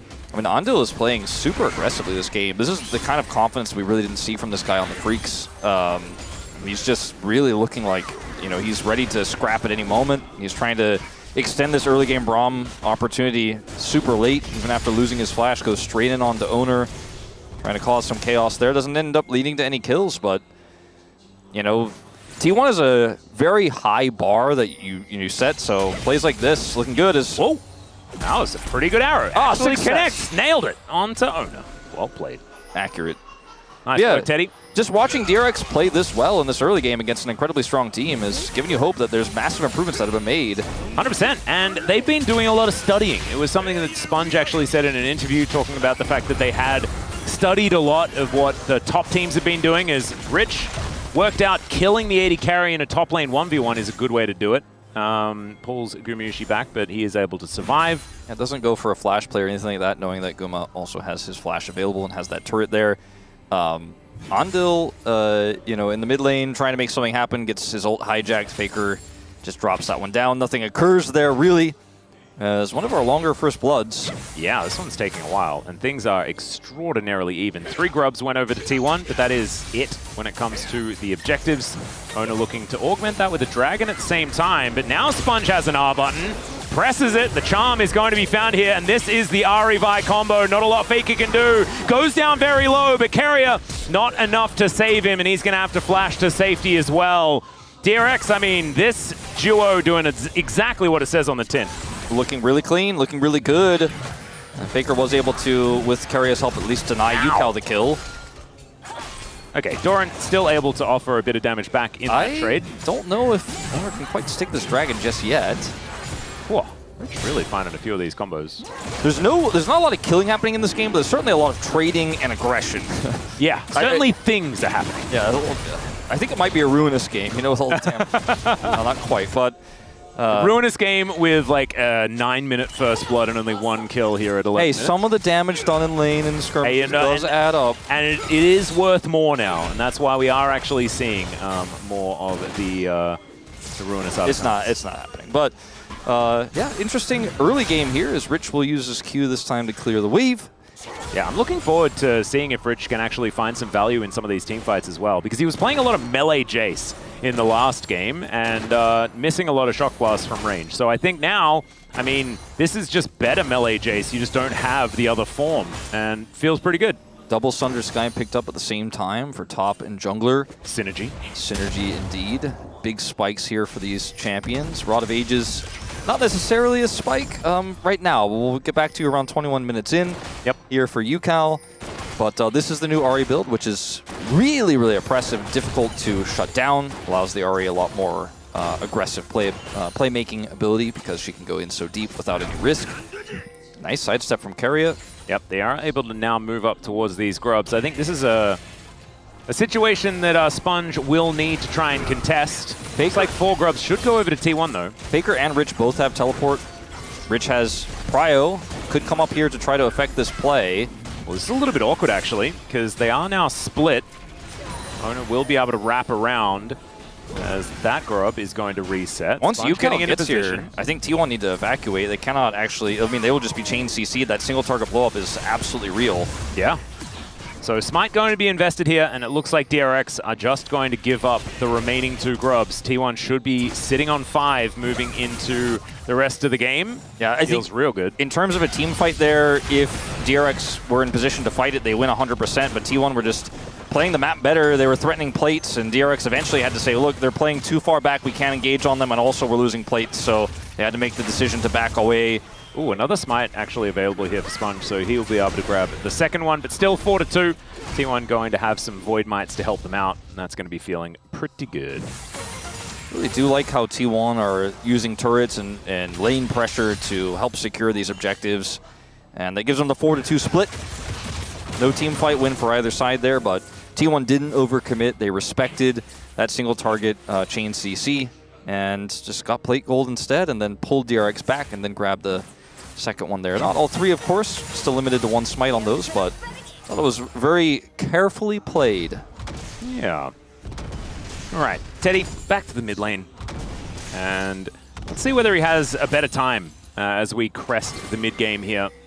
Teddy, of course, not looking like much at all in game number 1 on the Corki. This time on the Ashe, certainly a lot more high priority pick. Yeah, he went for the Untals first, which is better than Triforce. Please don't build that. Somebody built that yesterday. I'm not going to name any names. But he is significantly far behind in this game in terms of CS. So you can see that gold lead reflected in Guma, who has his Bloodthirster online, which should give him a little bit more safety to this comp here for DRX. So he's feeling pretty good. Oh, nailed it. That Man, looked I was weird. Worried. I was really worried. Yeah. But it's a very even game, and this time T1 doesn't have a massive scaling advantage like they did last time around. So the 600 gold lead feels just like a 600 gold lead. It's now a 500 gold lead, but it's only a small advantage. These next few fights are really going to be where the game breaks open. Ooh, Sponge with a wraparound. Oh dear. Doran could be in a whole lot of trouble here as he's not able to ult his way out. Good sidestep there as now Carrier comes in. Vault Breaker right on top of him. Gets the quickness down, and Sponge is now the target. Infernal Chains not really doing too much as Andal. He comes down. Nice arrow just supporting the rest of the team as it sails by. Maybe there were snacks on it and they got to pick a snack off the arrow to find some sustenance or something like that. Otherwise, it didn't do anything. There was not a whole lot of vision for DRX on the river. I think that's part of why Sponge decided not to ult Carrier there, because he was scared about what it could mean for the upcoming fight. Is Andal? Yeah, Andal is all the way up, but he's able to stand beside Sponge. And Faker finding some chains here, looking for the solo kill onto UCal, but once again, it's going to be a charm landing. Meanwhile, more fighting here towards the bottom side of the map as the flash over the wall there, and another stand beside me here by Andal is going to save his life. Rich kind of hoping that he was able to get in on some of that action. It felt like a fight built for an Aatrox, but T1 just fighting around Rich instead of for him. Andal is just... the amount of times he's almost died this series. And then gotten away with it has been quite high. He doesn't afraid of anything, Atlas. Yeah, he's kind of him in this game. Yeah, no, he's making me afraid every time, but keeps getting away with it. 0 deaths so far in this one. And gold lead actually swings over to T1 here after that last passage of play. And Owner is going to start this Dragon without really any teammates nearby, but they are rotating over now. Doran does have TP, so...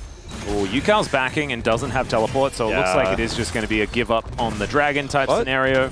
Potentially first brick here on this dive if they commit. Yeah. They won't though.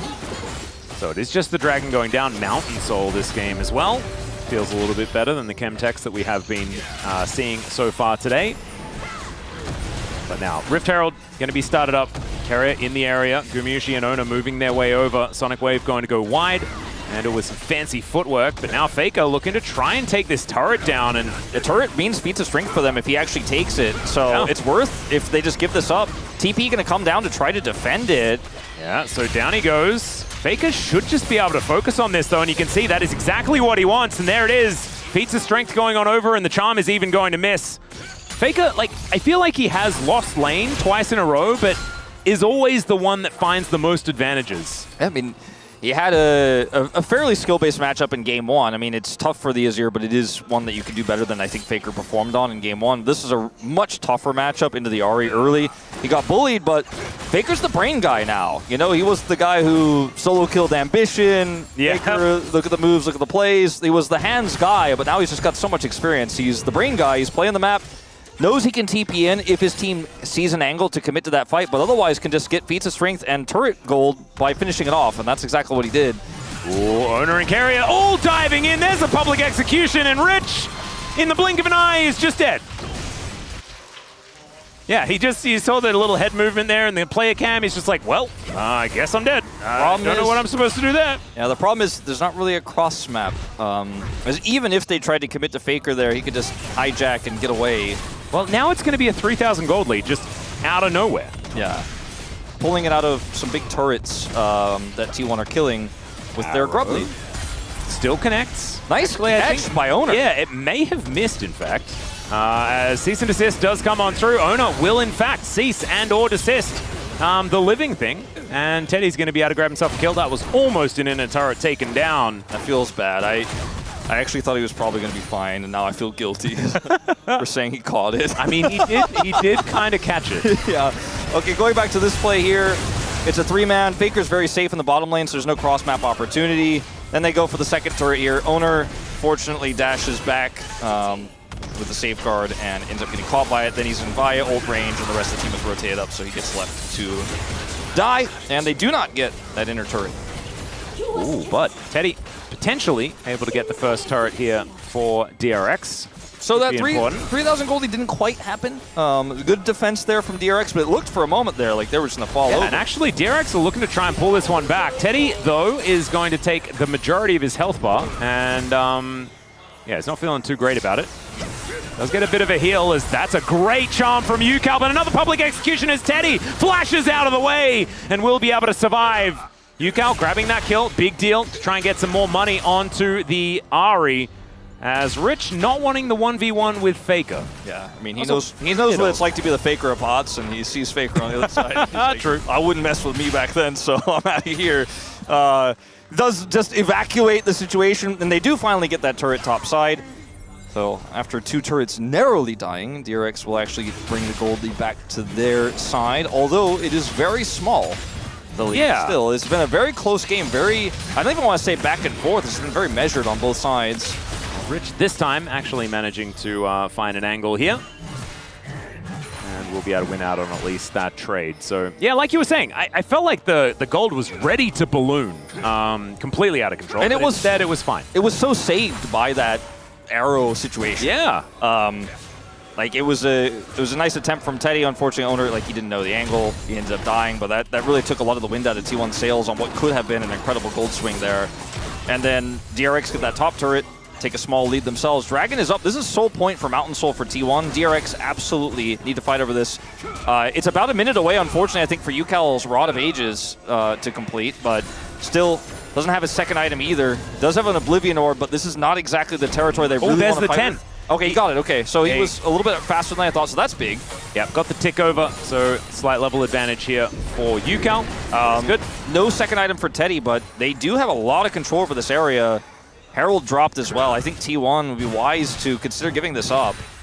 Well, this turret seems to be where DRX are kind of focused for now. They do need to stop T1 from getting that soul point. Yeah, and actually the Herald drop made me think the Dragon was spawning faster than it actually was. It didn't spawn when they dropped it, so the Herald just got denied and they didn't hold the prio, so T1's still contesting for this. Yep, and the Dragon, we saw it just flap its way down, so you can see there the announcement as Drake has entered the game. 100 gold the difference between the two teams, but 2 Drakes makes T1's game state feel a little bit better than that of DRX right now. Faker waiting for something here.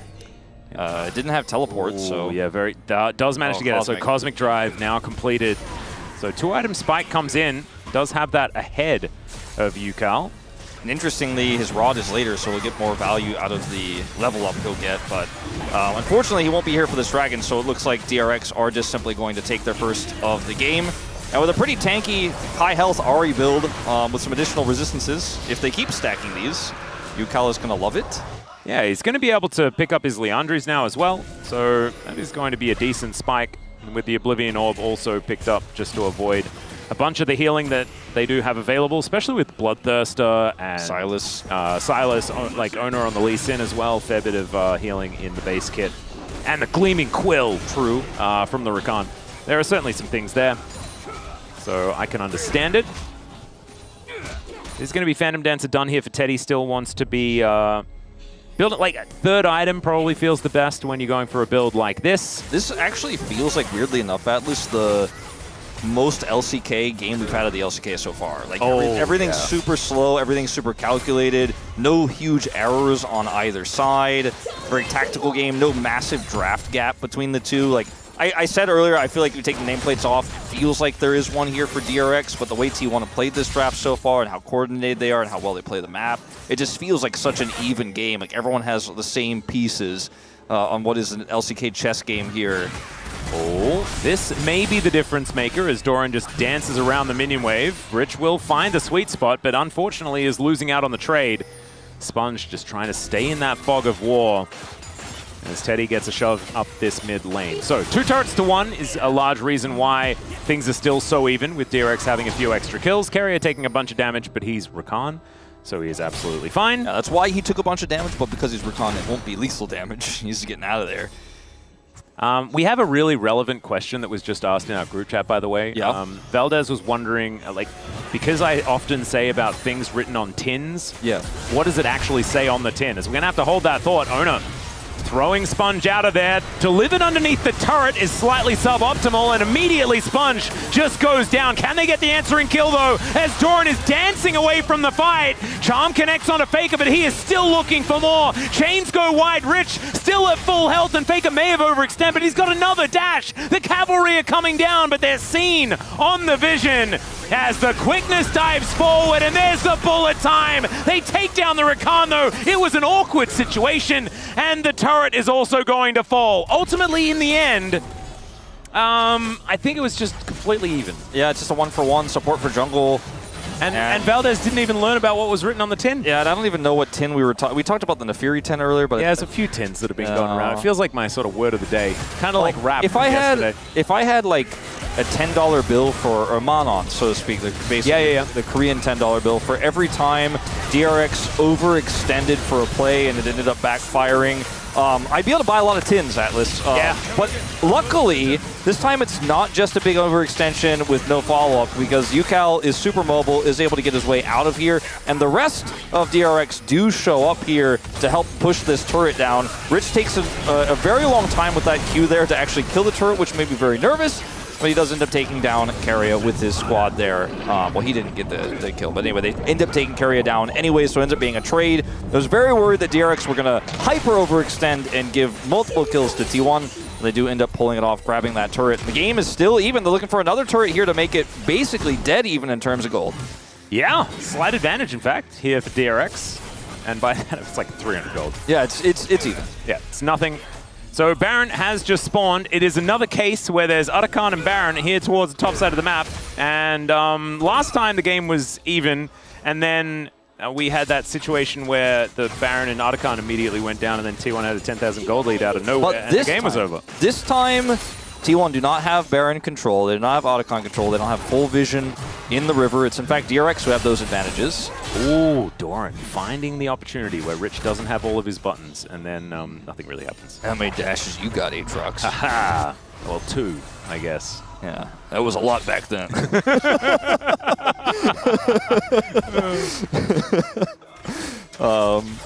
Yeah, you know, dash around, put up a shield, do all that good stuff. Doran is doing it. I like DRX's chances in this game, because if they can maintain vision control over these objectives and T1 have to fight their way through, there's just so many ways that go wrong. It goes wrong with the, you know, the arrow, etc., etc. We've been talking about all game long with the single target kill potential that DRX have. They're going to clear this vision once again. T1, 20 seconds time until they can fight for soul point here on this dragon. I don't think DRX are willing to trade that for the Baron right now. But this time, it's just soul point, right? As Andal gives them the door, and engaging on this Braum is just not really going to be a possibility. That's what it says on the tin, by the way. It says, don't engage onto Braum. Yeah, it's true.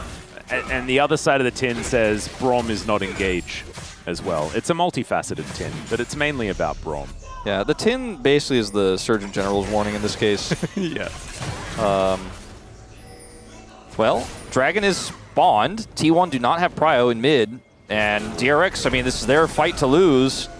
Sponge just aggressively picking up the Banana Brush control. Teddy needs to be very careful with his positioning. There's a lot of tools that T1 can use to get on top of him. The Ambessa, the Silas. There's a lot of threats. But they have so much vision control, it's really tough for T1 to fight into this. Yeah, so much of this vision has already been taken away here, as they can just wait out the Sonic Wave. Look at how careful Teddy is positioning. He's like, I'm way back. Yeah, and he needs to stay away from Faker, because a hijacked arrow could be a real big deal. Exactly. For T1 as Carrier on that flank angle, and he gets into the pit. Now it's an opportunity to kick out onto Andal through Rich here, but it is going to be Faker that locks down the Dragon. That's kind of crazy. Sponge goes in, but Rich is in amongst it as well. The bullet time interrupted pretty quickly, but DRX are just kind of melting. Finally, they find some angles, and Rich getting the huge heals as he looks to exit. It was an even fight until then. Faker dives forward, looks for Rich, but he doesn't get it. The Infernal Chains, and it's UCal that locks down the kill. Orbit Deception coming on through here, but there's a right click, and Gumayusi's able to take down the Ahri. Only Rich staying alive here. 9,000 damage for Gumayusi in the fight, positioning incredibly well and layering in the damage from start to finish. Teddy, unfortunately, without how he positioned so safely early, was not able to do anywhere near as much, as well as Doran being on top of him towards the latter half of the fight. Faker securing the Dragon is the huge problem here, but look at Doran on top of Teddy. He has to flash away. Teddy can do nothing in this fight. Meanwhile, Gumayusi sitting at full health with his Bloodthirster, just queuing on cooldown and just tapping people out of this fight. Does an insane amount of damage. Flashes the wall to follow through here as well. Phenomenal return here to the LCK for Gumayusi, and unfortunately Teddy was just shut down by Doran. Couldn't do much, even though Rich had some phenomenal knockups there and was healing like crazy. What a fight. That was sick. And still, we walk away with a 300 gold lead for T1. Yeah. If they got the Dragon, if DRX got the Dragon, it'd be 2 dragons apiece, you know? And crazy. It's not the kind of blowout that we saw last time, and that's the great thing about this, because now we still get to see another fight. But something might happen. It might be about to be like that, because similarly to last game, T1 have full vision control here, and if DRX just trickle through, just like they did last game, it will be the exact same thing that happened in game 1. There is not a single ward. Yeah, it's exact same situation as game 1. All right, well, the arrow is going to connect onto Doran. This Otacon is extraordinarily low as UCal looking to make his way in. The public execution is fantastic as Faker is going to turn up as well. He picks up an arrow. Down goes Carrier to start this one off, but Faker's gone golden. He's bought so much time, and Rich just cannot do enough. He's now looking to get onto Doran in that backline, but he's just a distraction. As now Rich flapping after them, looking for a bit of an angle here, as it's only Guma and Ona that are left alive, and the Otacon, thankfully for DRX fans, doesn't fall amongst all of that. Huge heroic plays here across the board for DRX, and even though Teddy dies, both Rich and UCal play the fight so well that T1 end up trading evenly, but it's not enough. Because of that, they can't actually continue to take these objectives. Remember, the Otacon is shredding some of these resistances as well, so it's really tough for Guma to just walk forward. So he's actually out of the fight for a lot of this early part. Doran goes in super deep, and unfortunately for him, isolates himself. It's a great stasis here from Faker, and yes, they take out Teddy super early, so he's not going to offer much damage, but because Doran is split off from the rest, they can't actually continue to chase or follow up, so it ends up being a pretty even trade. Slight trade up for DRX, and they actually remain about 300, 400 gold in the lead. They deny the objectives, and unlike last time, they're actually able to show up to the objective as all 5 and get there before it's too late and actually end up securing the fight itself. Yeah, really nicely done. I swear, like, Gumayusi should be playing lethality. Because the angles on these ultimates have been fantastic. A little bit better than that arrow from Teddy that did go a little bit wide. But yeah, I mean look, that bullet time just didn't feel like it did quite enough as Doran once again caught out of position. The Infernal Chains pulls him back, but he uses the ulti, and Sponge is actually the one that falls down. This time, Kerry is able to keep himself alive, and Rich is trying to be the hero, but it's not enough. He's CC'd and put down, and now T1 will find themselves that advantage they've been looking for. And we had the fight, you know, we jumped into it a little bit late. I'd love to see exactly how the setup worked and how DRX thought they were going to win that exchange or the engage there. But put themselves in such a risky spot, and Teddy is just not able to actually front to back with his team when the front line goes in that deep and just kind of ends up popping. So it's Rich who thinks he's caught Doran here. Sponge actually ults onto the Ambessa, and then Carrier's follow-up here is so phenomenal. They end up getting the charm on the Sponge. He dies first. Carrier then gets a knock-up onto Rich to keep him out of the fight. Look at Teddy. Throws a volley in, and he's like, I'm sorry, that's all I got. You guys were way too far away. You were way too split. I can't offer anything here. And that's that. That's Otacon. That's Baron. We've seen this before. We just recently did, didn't we? Yeah, and so now it's 3.5k, the gold lead instead of 300. It's not quite the explosion that we saw in the last game, but that is before all these turrets have fallen down. And yeah, you best could very well believe be. a lot of these turrets are going to be falling down. It could very well be very soon. Yeah. As we're on the way to 2 GAs for Doran and Owner. Okay, they're looking to try and lock down Faker here as Owner is going to stop Andal from following up. And Chains are going to connect. Faker going in one more time as World Enders happening across the board. But with a Mountain Soul available, I think Faker is definitely just a distraction at this point in time. Yeah, I mean, DRX are playing like they're the ones who have the withdrawals. Oh, good dash to get out of the way of the arrow. And in the meantime, it is going to be Mountain Soul. Faker will be taken, or at least withdrawn. And now they're going in. Okay, Carrier is going to deliver Sponge to the rest of the team. And I don't know about that one. Yeah, I think Sponge was reminded about how his ultimate works by Carrier there in that moment. Yeah, and also reminded that the rest of his team was off killing Faker as UCal going to be dashing away from Owner here. You mean withdrawing Faker? Yes, there we go. They were withdrawing Faker. Doran is going to try and ult, but does not quite manage to do so. Gumayushi just going to get them out of there, as Owner is continuing to chase UCal as much as he possibly can, while the rest of his team are looking to win the game. Faker has popped back up again, and he is just going to teleport to this mid lane. Ultimate from Andal not going to do too much, as Faker's going to land that arrow. That is no worries at all. Going golden as the rest of these Nexus turrets fall down, and T1, I mean, it was kept even for quite some time, but they dispatch of the Nexus immediately after finding just one fight that worked in their favor. Just one. That's all you need. I do think that, you know, the statement, it was close until it wasn't, it could not have been more true than what we just watched in that second game. I think DRX playing a phenomenal series, really overperforming what our expectations were against T1. Guma's back, looked pretty clean in both games. He had the perfect KDA for most of game one, if not the whole game one, and then in game two, popped off in team fights. It wasn't just big ultimates, it was just his positioning, his damage, his laning. He just did it all. And he looks like he's used his time off incredibly well. You give T1 just one angle, just one in, and the game is theirs. You know, you have to be so careful, so safe against this team, or they will just thrash you. Yeah. And Owner actually having a day out here today. His Zin's out, absolutely ridiculous. His Lee Sin, always a joy to watch. And when the supporting cast is so incredibly good, it just means that Gumayushi has that bit of extra space. There he is. That's what he's been waiting to do for a long time. And He's been rehearsing that one in the mirror for quite some time. I think the fans have been waiting for it for a while, too. Gary is adjusting his hair. I feel like this is the kind of game you want to see from T1 on the first day back, you know? Sure, both games were not perfect. There were small mistakes made, but I personally think it was DRX playing well more than it was T1 messing up. And sure, Faker's early laning phase, you might say it's suspect, but I also would say, look at UCal's form throughout 2025. This is one of our best mid laners, and he had favorable matchups to push and get advantages, and then Faker still popped off and did way more when it came to what happened later on in the game. But for both teams, I think you walk out happy. You know what I mean? Like, if you're DRX, you're like, well, I think this is about as good as it could have gotten. Yes, you could have closed these games out. You could have won. But I think you're happy with A, the advantages you got early, and B, what you can learn from what went wrong in the later half. And it's a long season. It's a long year. And if you're one of our teams that people are expecting 7th, 8th, maybe 9th, you know, maybe you're readjusting those expectations after this series. And there was certainly some of these big moments for players like UCal and Rich throughout this series. This play here from Rich on his Aatrox was starting to look like one of those hero moments. But in the end, you know, it was T1 that were able to come out on top, although just barely in this particular fight.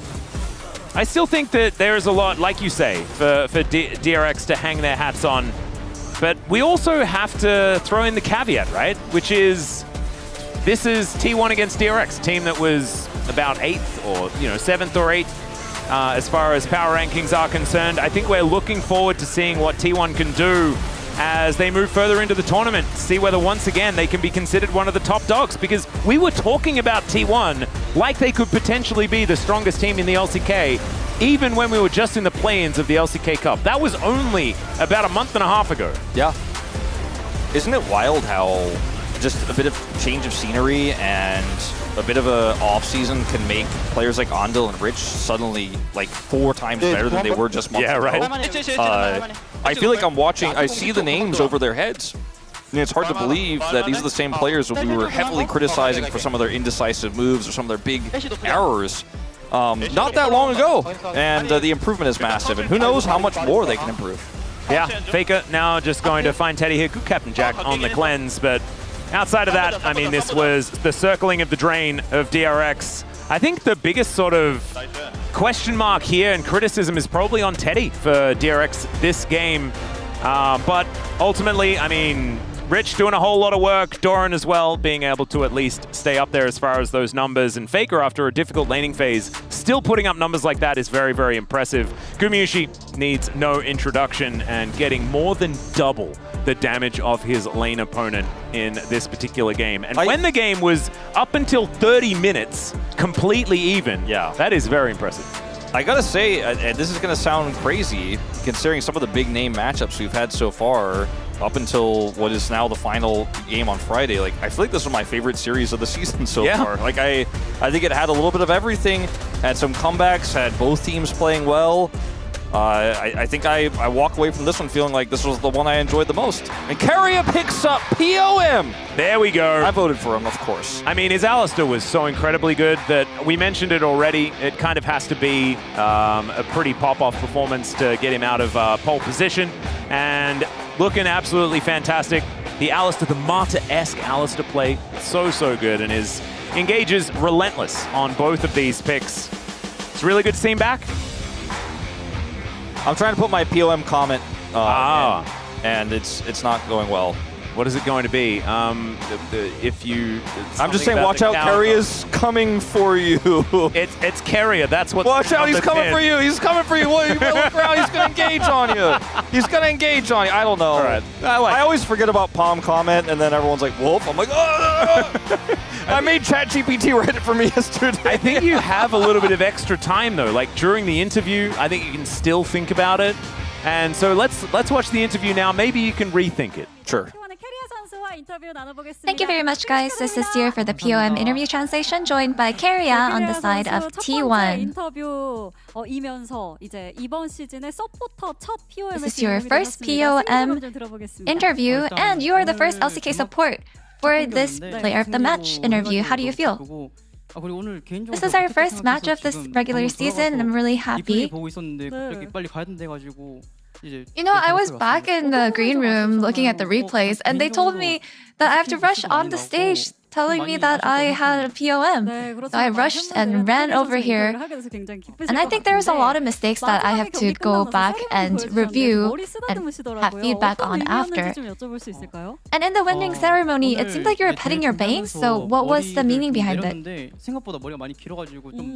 No, in the makeup room, I had put my bangs down, and I feel like my bangs have actually... It looks short, but I'm trying to grow it out right now. So I think that's why I focused my ceremony around my bangs. What have you mainly focused on preparing for this season? No, with the the main patch taking place during the season, there's actually not that big of changes. 폼 유지하면서 더 잘하려고 노력하고 있는 것 같습니다.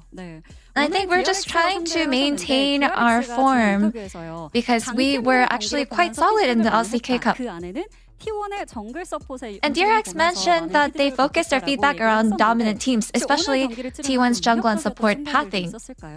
So did you find any moment dicey at all? 대회도 보고 오늘도 경기 해봤는데. You know, we had practiced against DRX, and we played against them on stage as well. And it seems like they actually do like to play with an aggressive style. And just because of how aggressive they were, actually, that was pretty threatening. It came off pretty threatening to us. And in game 1, you dominated at the Rift with Alistar. You gave Alistar the first LCK win. Why do you think Alistar wasn't able to take a win up until this point? No, Alistar is a really good pick right now. 오늘은 운이 좋아서 I think for today's case, I believe that I was just lucky. That's probably why Alistar got his first win. And in game 2, there wasn't much action until 20 minutes. Both teams played very carefully, so was this intended? For game 2, I think just based on our comp, there wasn't really much that we could do to force things.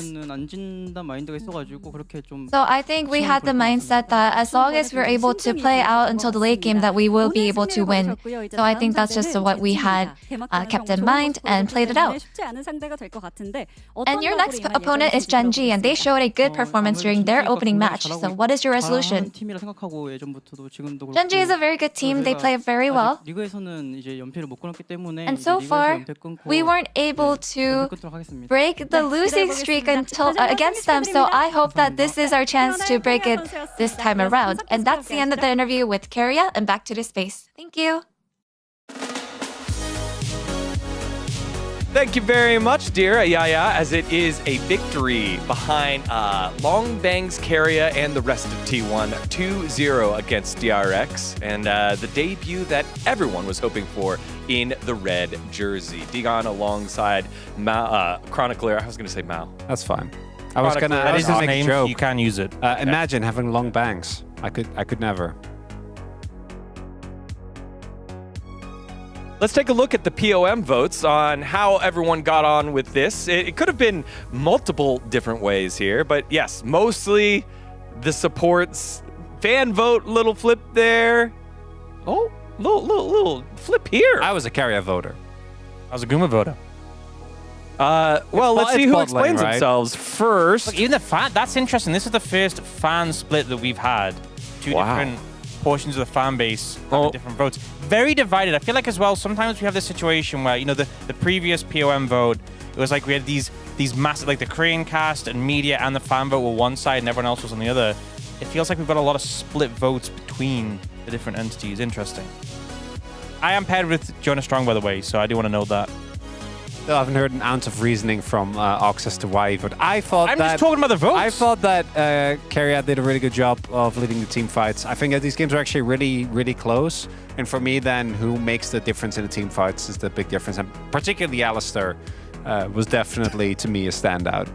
Go ahead, Dan. I mean, he had a great performance. You know, comes back in, doesn't die, has a really solid performance. I think the Jin one was more cleaning up kills, but the Misfortune game, I think, had a lot of impact and position was pretty clean.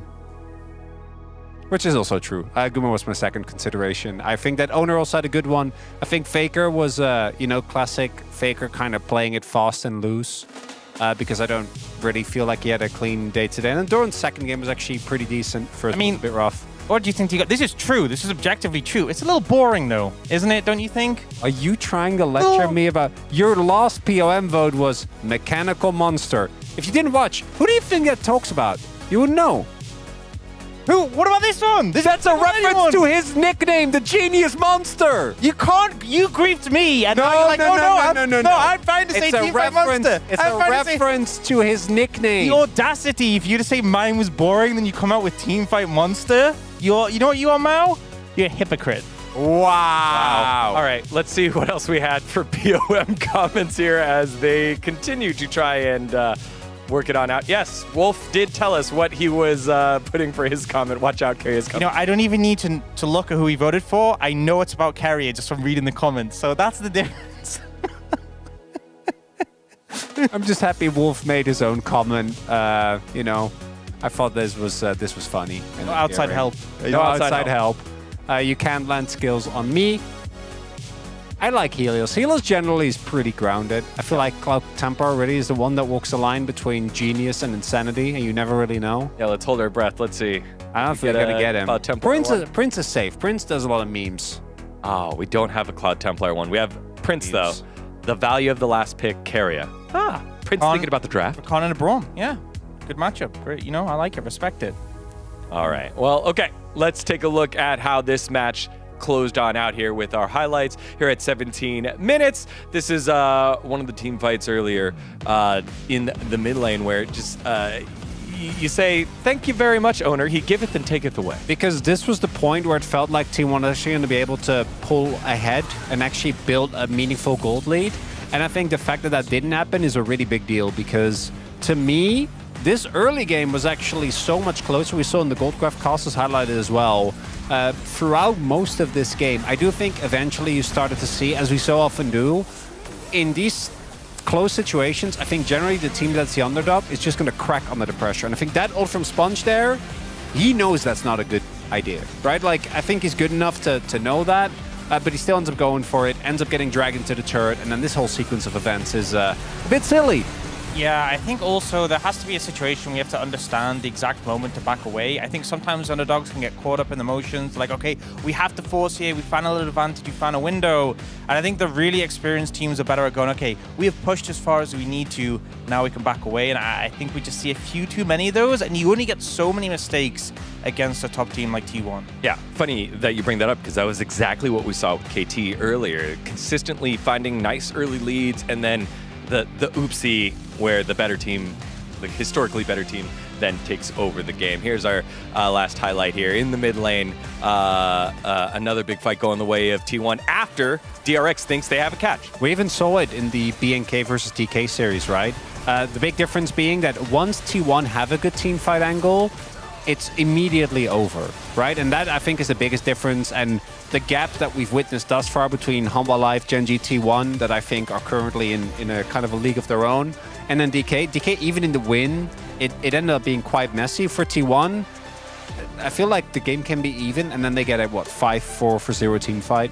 I also think that fight seemed kind of disjointed. Like, Teddy didn't actually get a chance to do anything. And obviously part of it's like, well, there's a lot of threats that were zoning him, but if you're opting into a fight and your AD carry is immediately like, no, I don't want to fight this, then clearly there's some miscommunication, some misexecution. I think it's just a matter of like, you either commit to the full play, you back off, but this disjointed aspect is never going to favor you. As we take a look at the standings, this is the second match we've seen for DRX.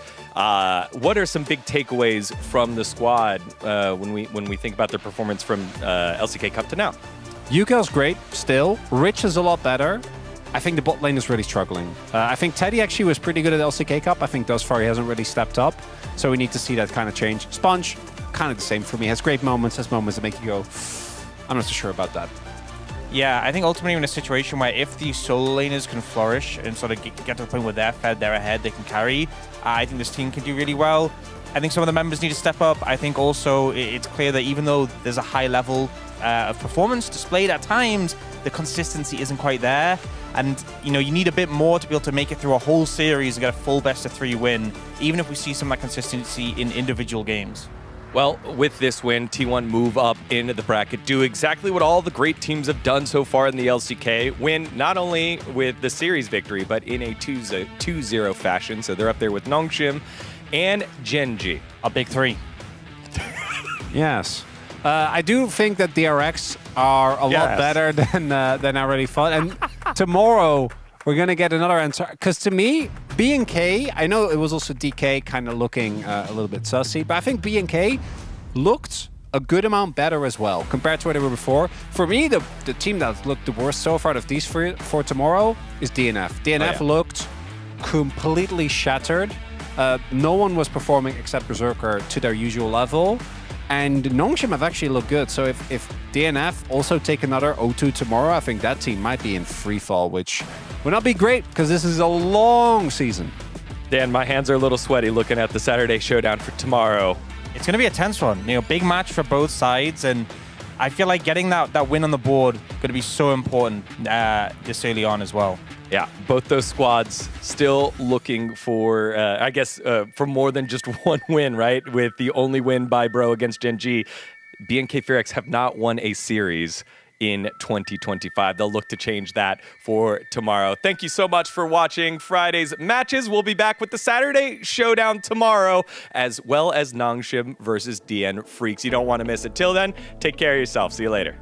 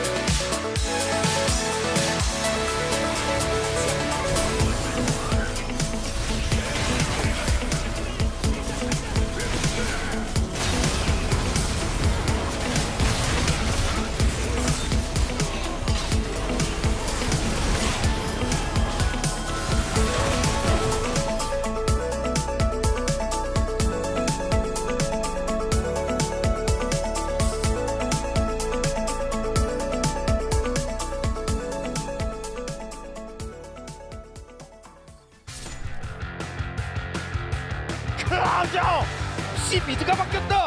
황골 타이틀이라고 할까요? 확실히 이번 시즌 최대 다크호스 OK 저축 래프리오. 오케이 이런 경기력 이거 얼마만입니까? 편을 뚫어준다면 흐릿할 수 있습니다. 근데 몇 킬을 하나요 빅나? 한층 더 강해지고 성숙된 모습이 있을 거잖아요. 네. 걸어봐야죠 제대로.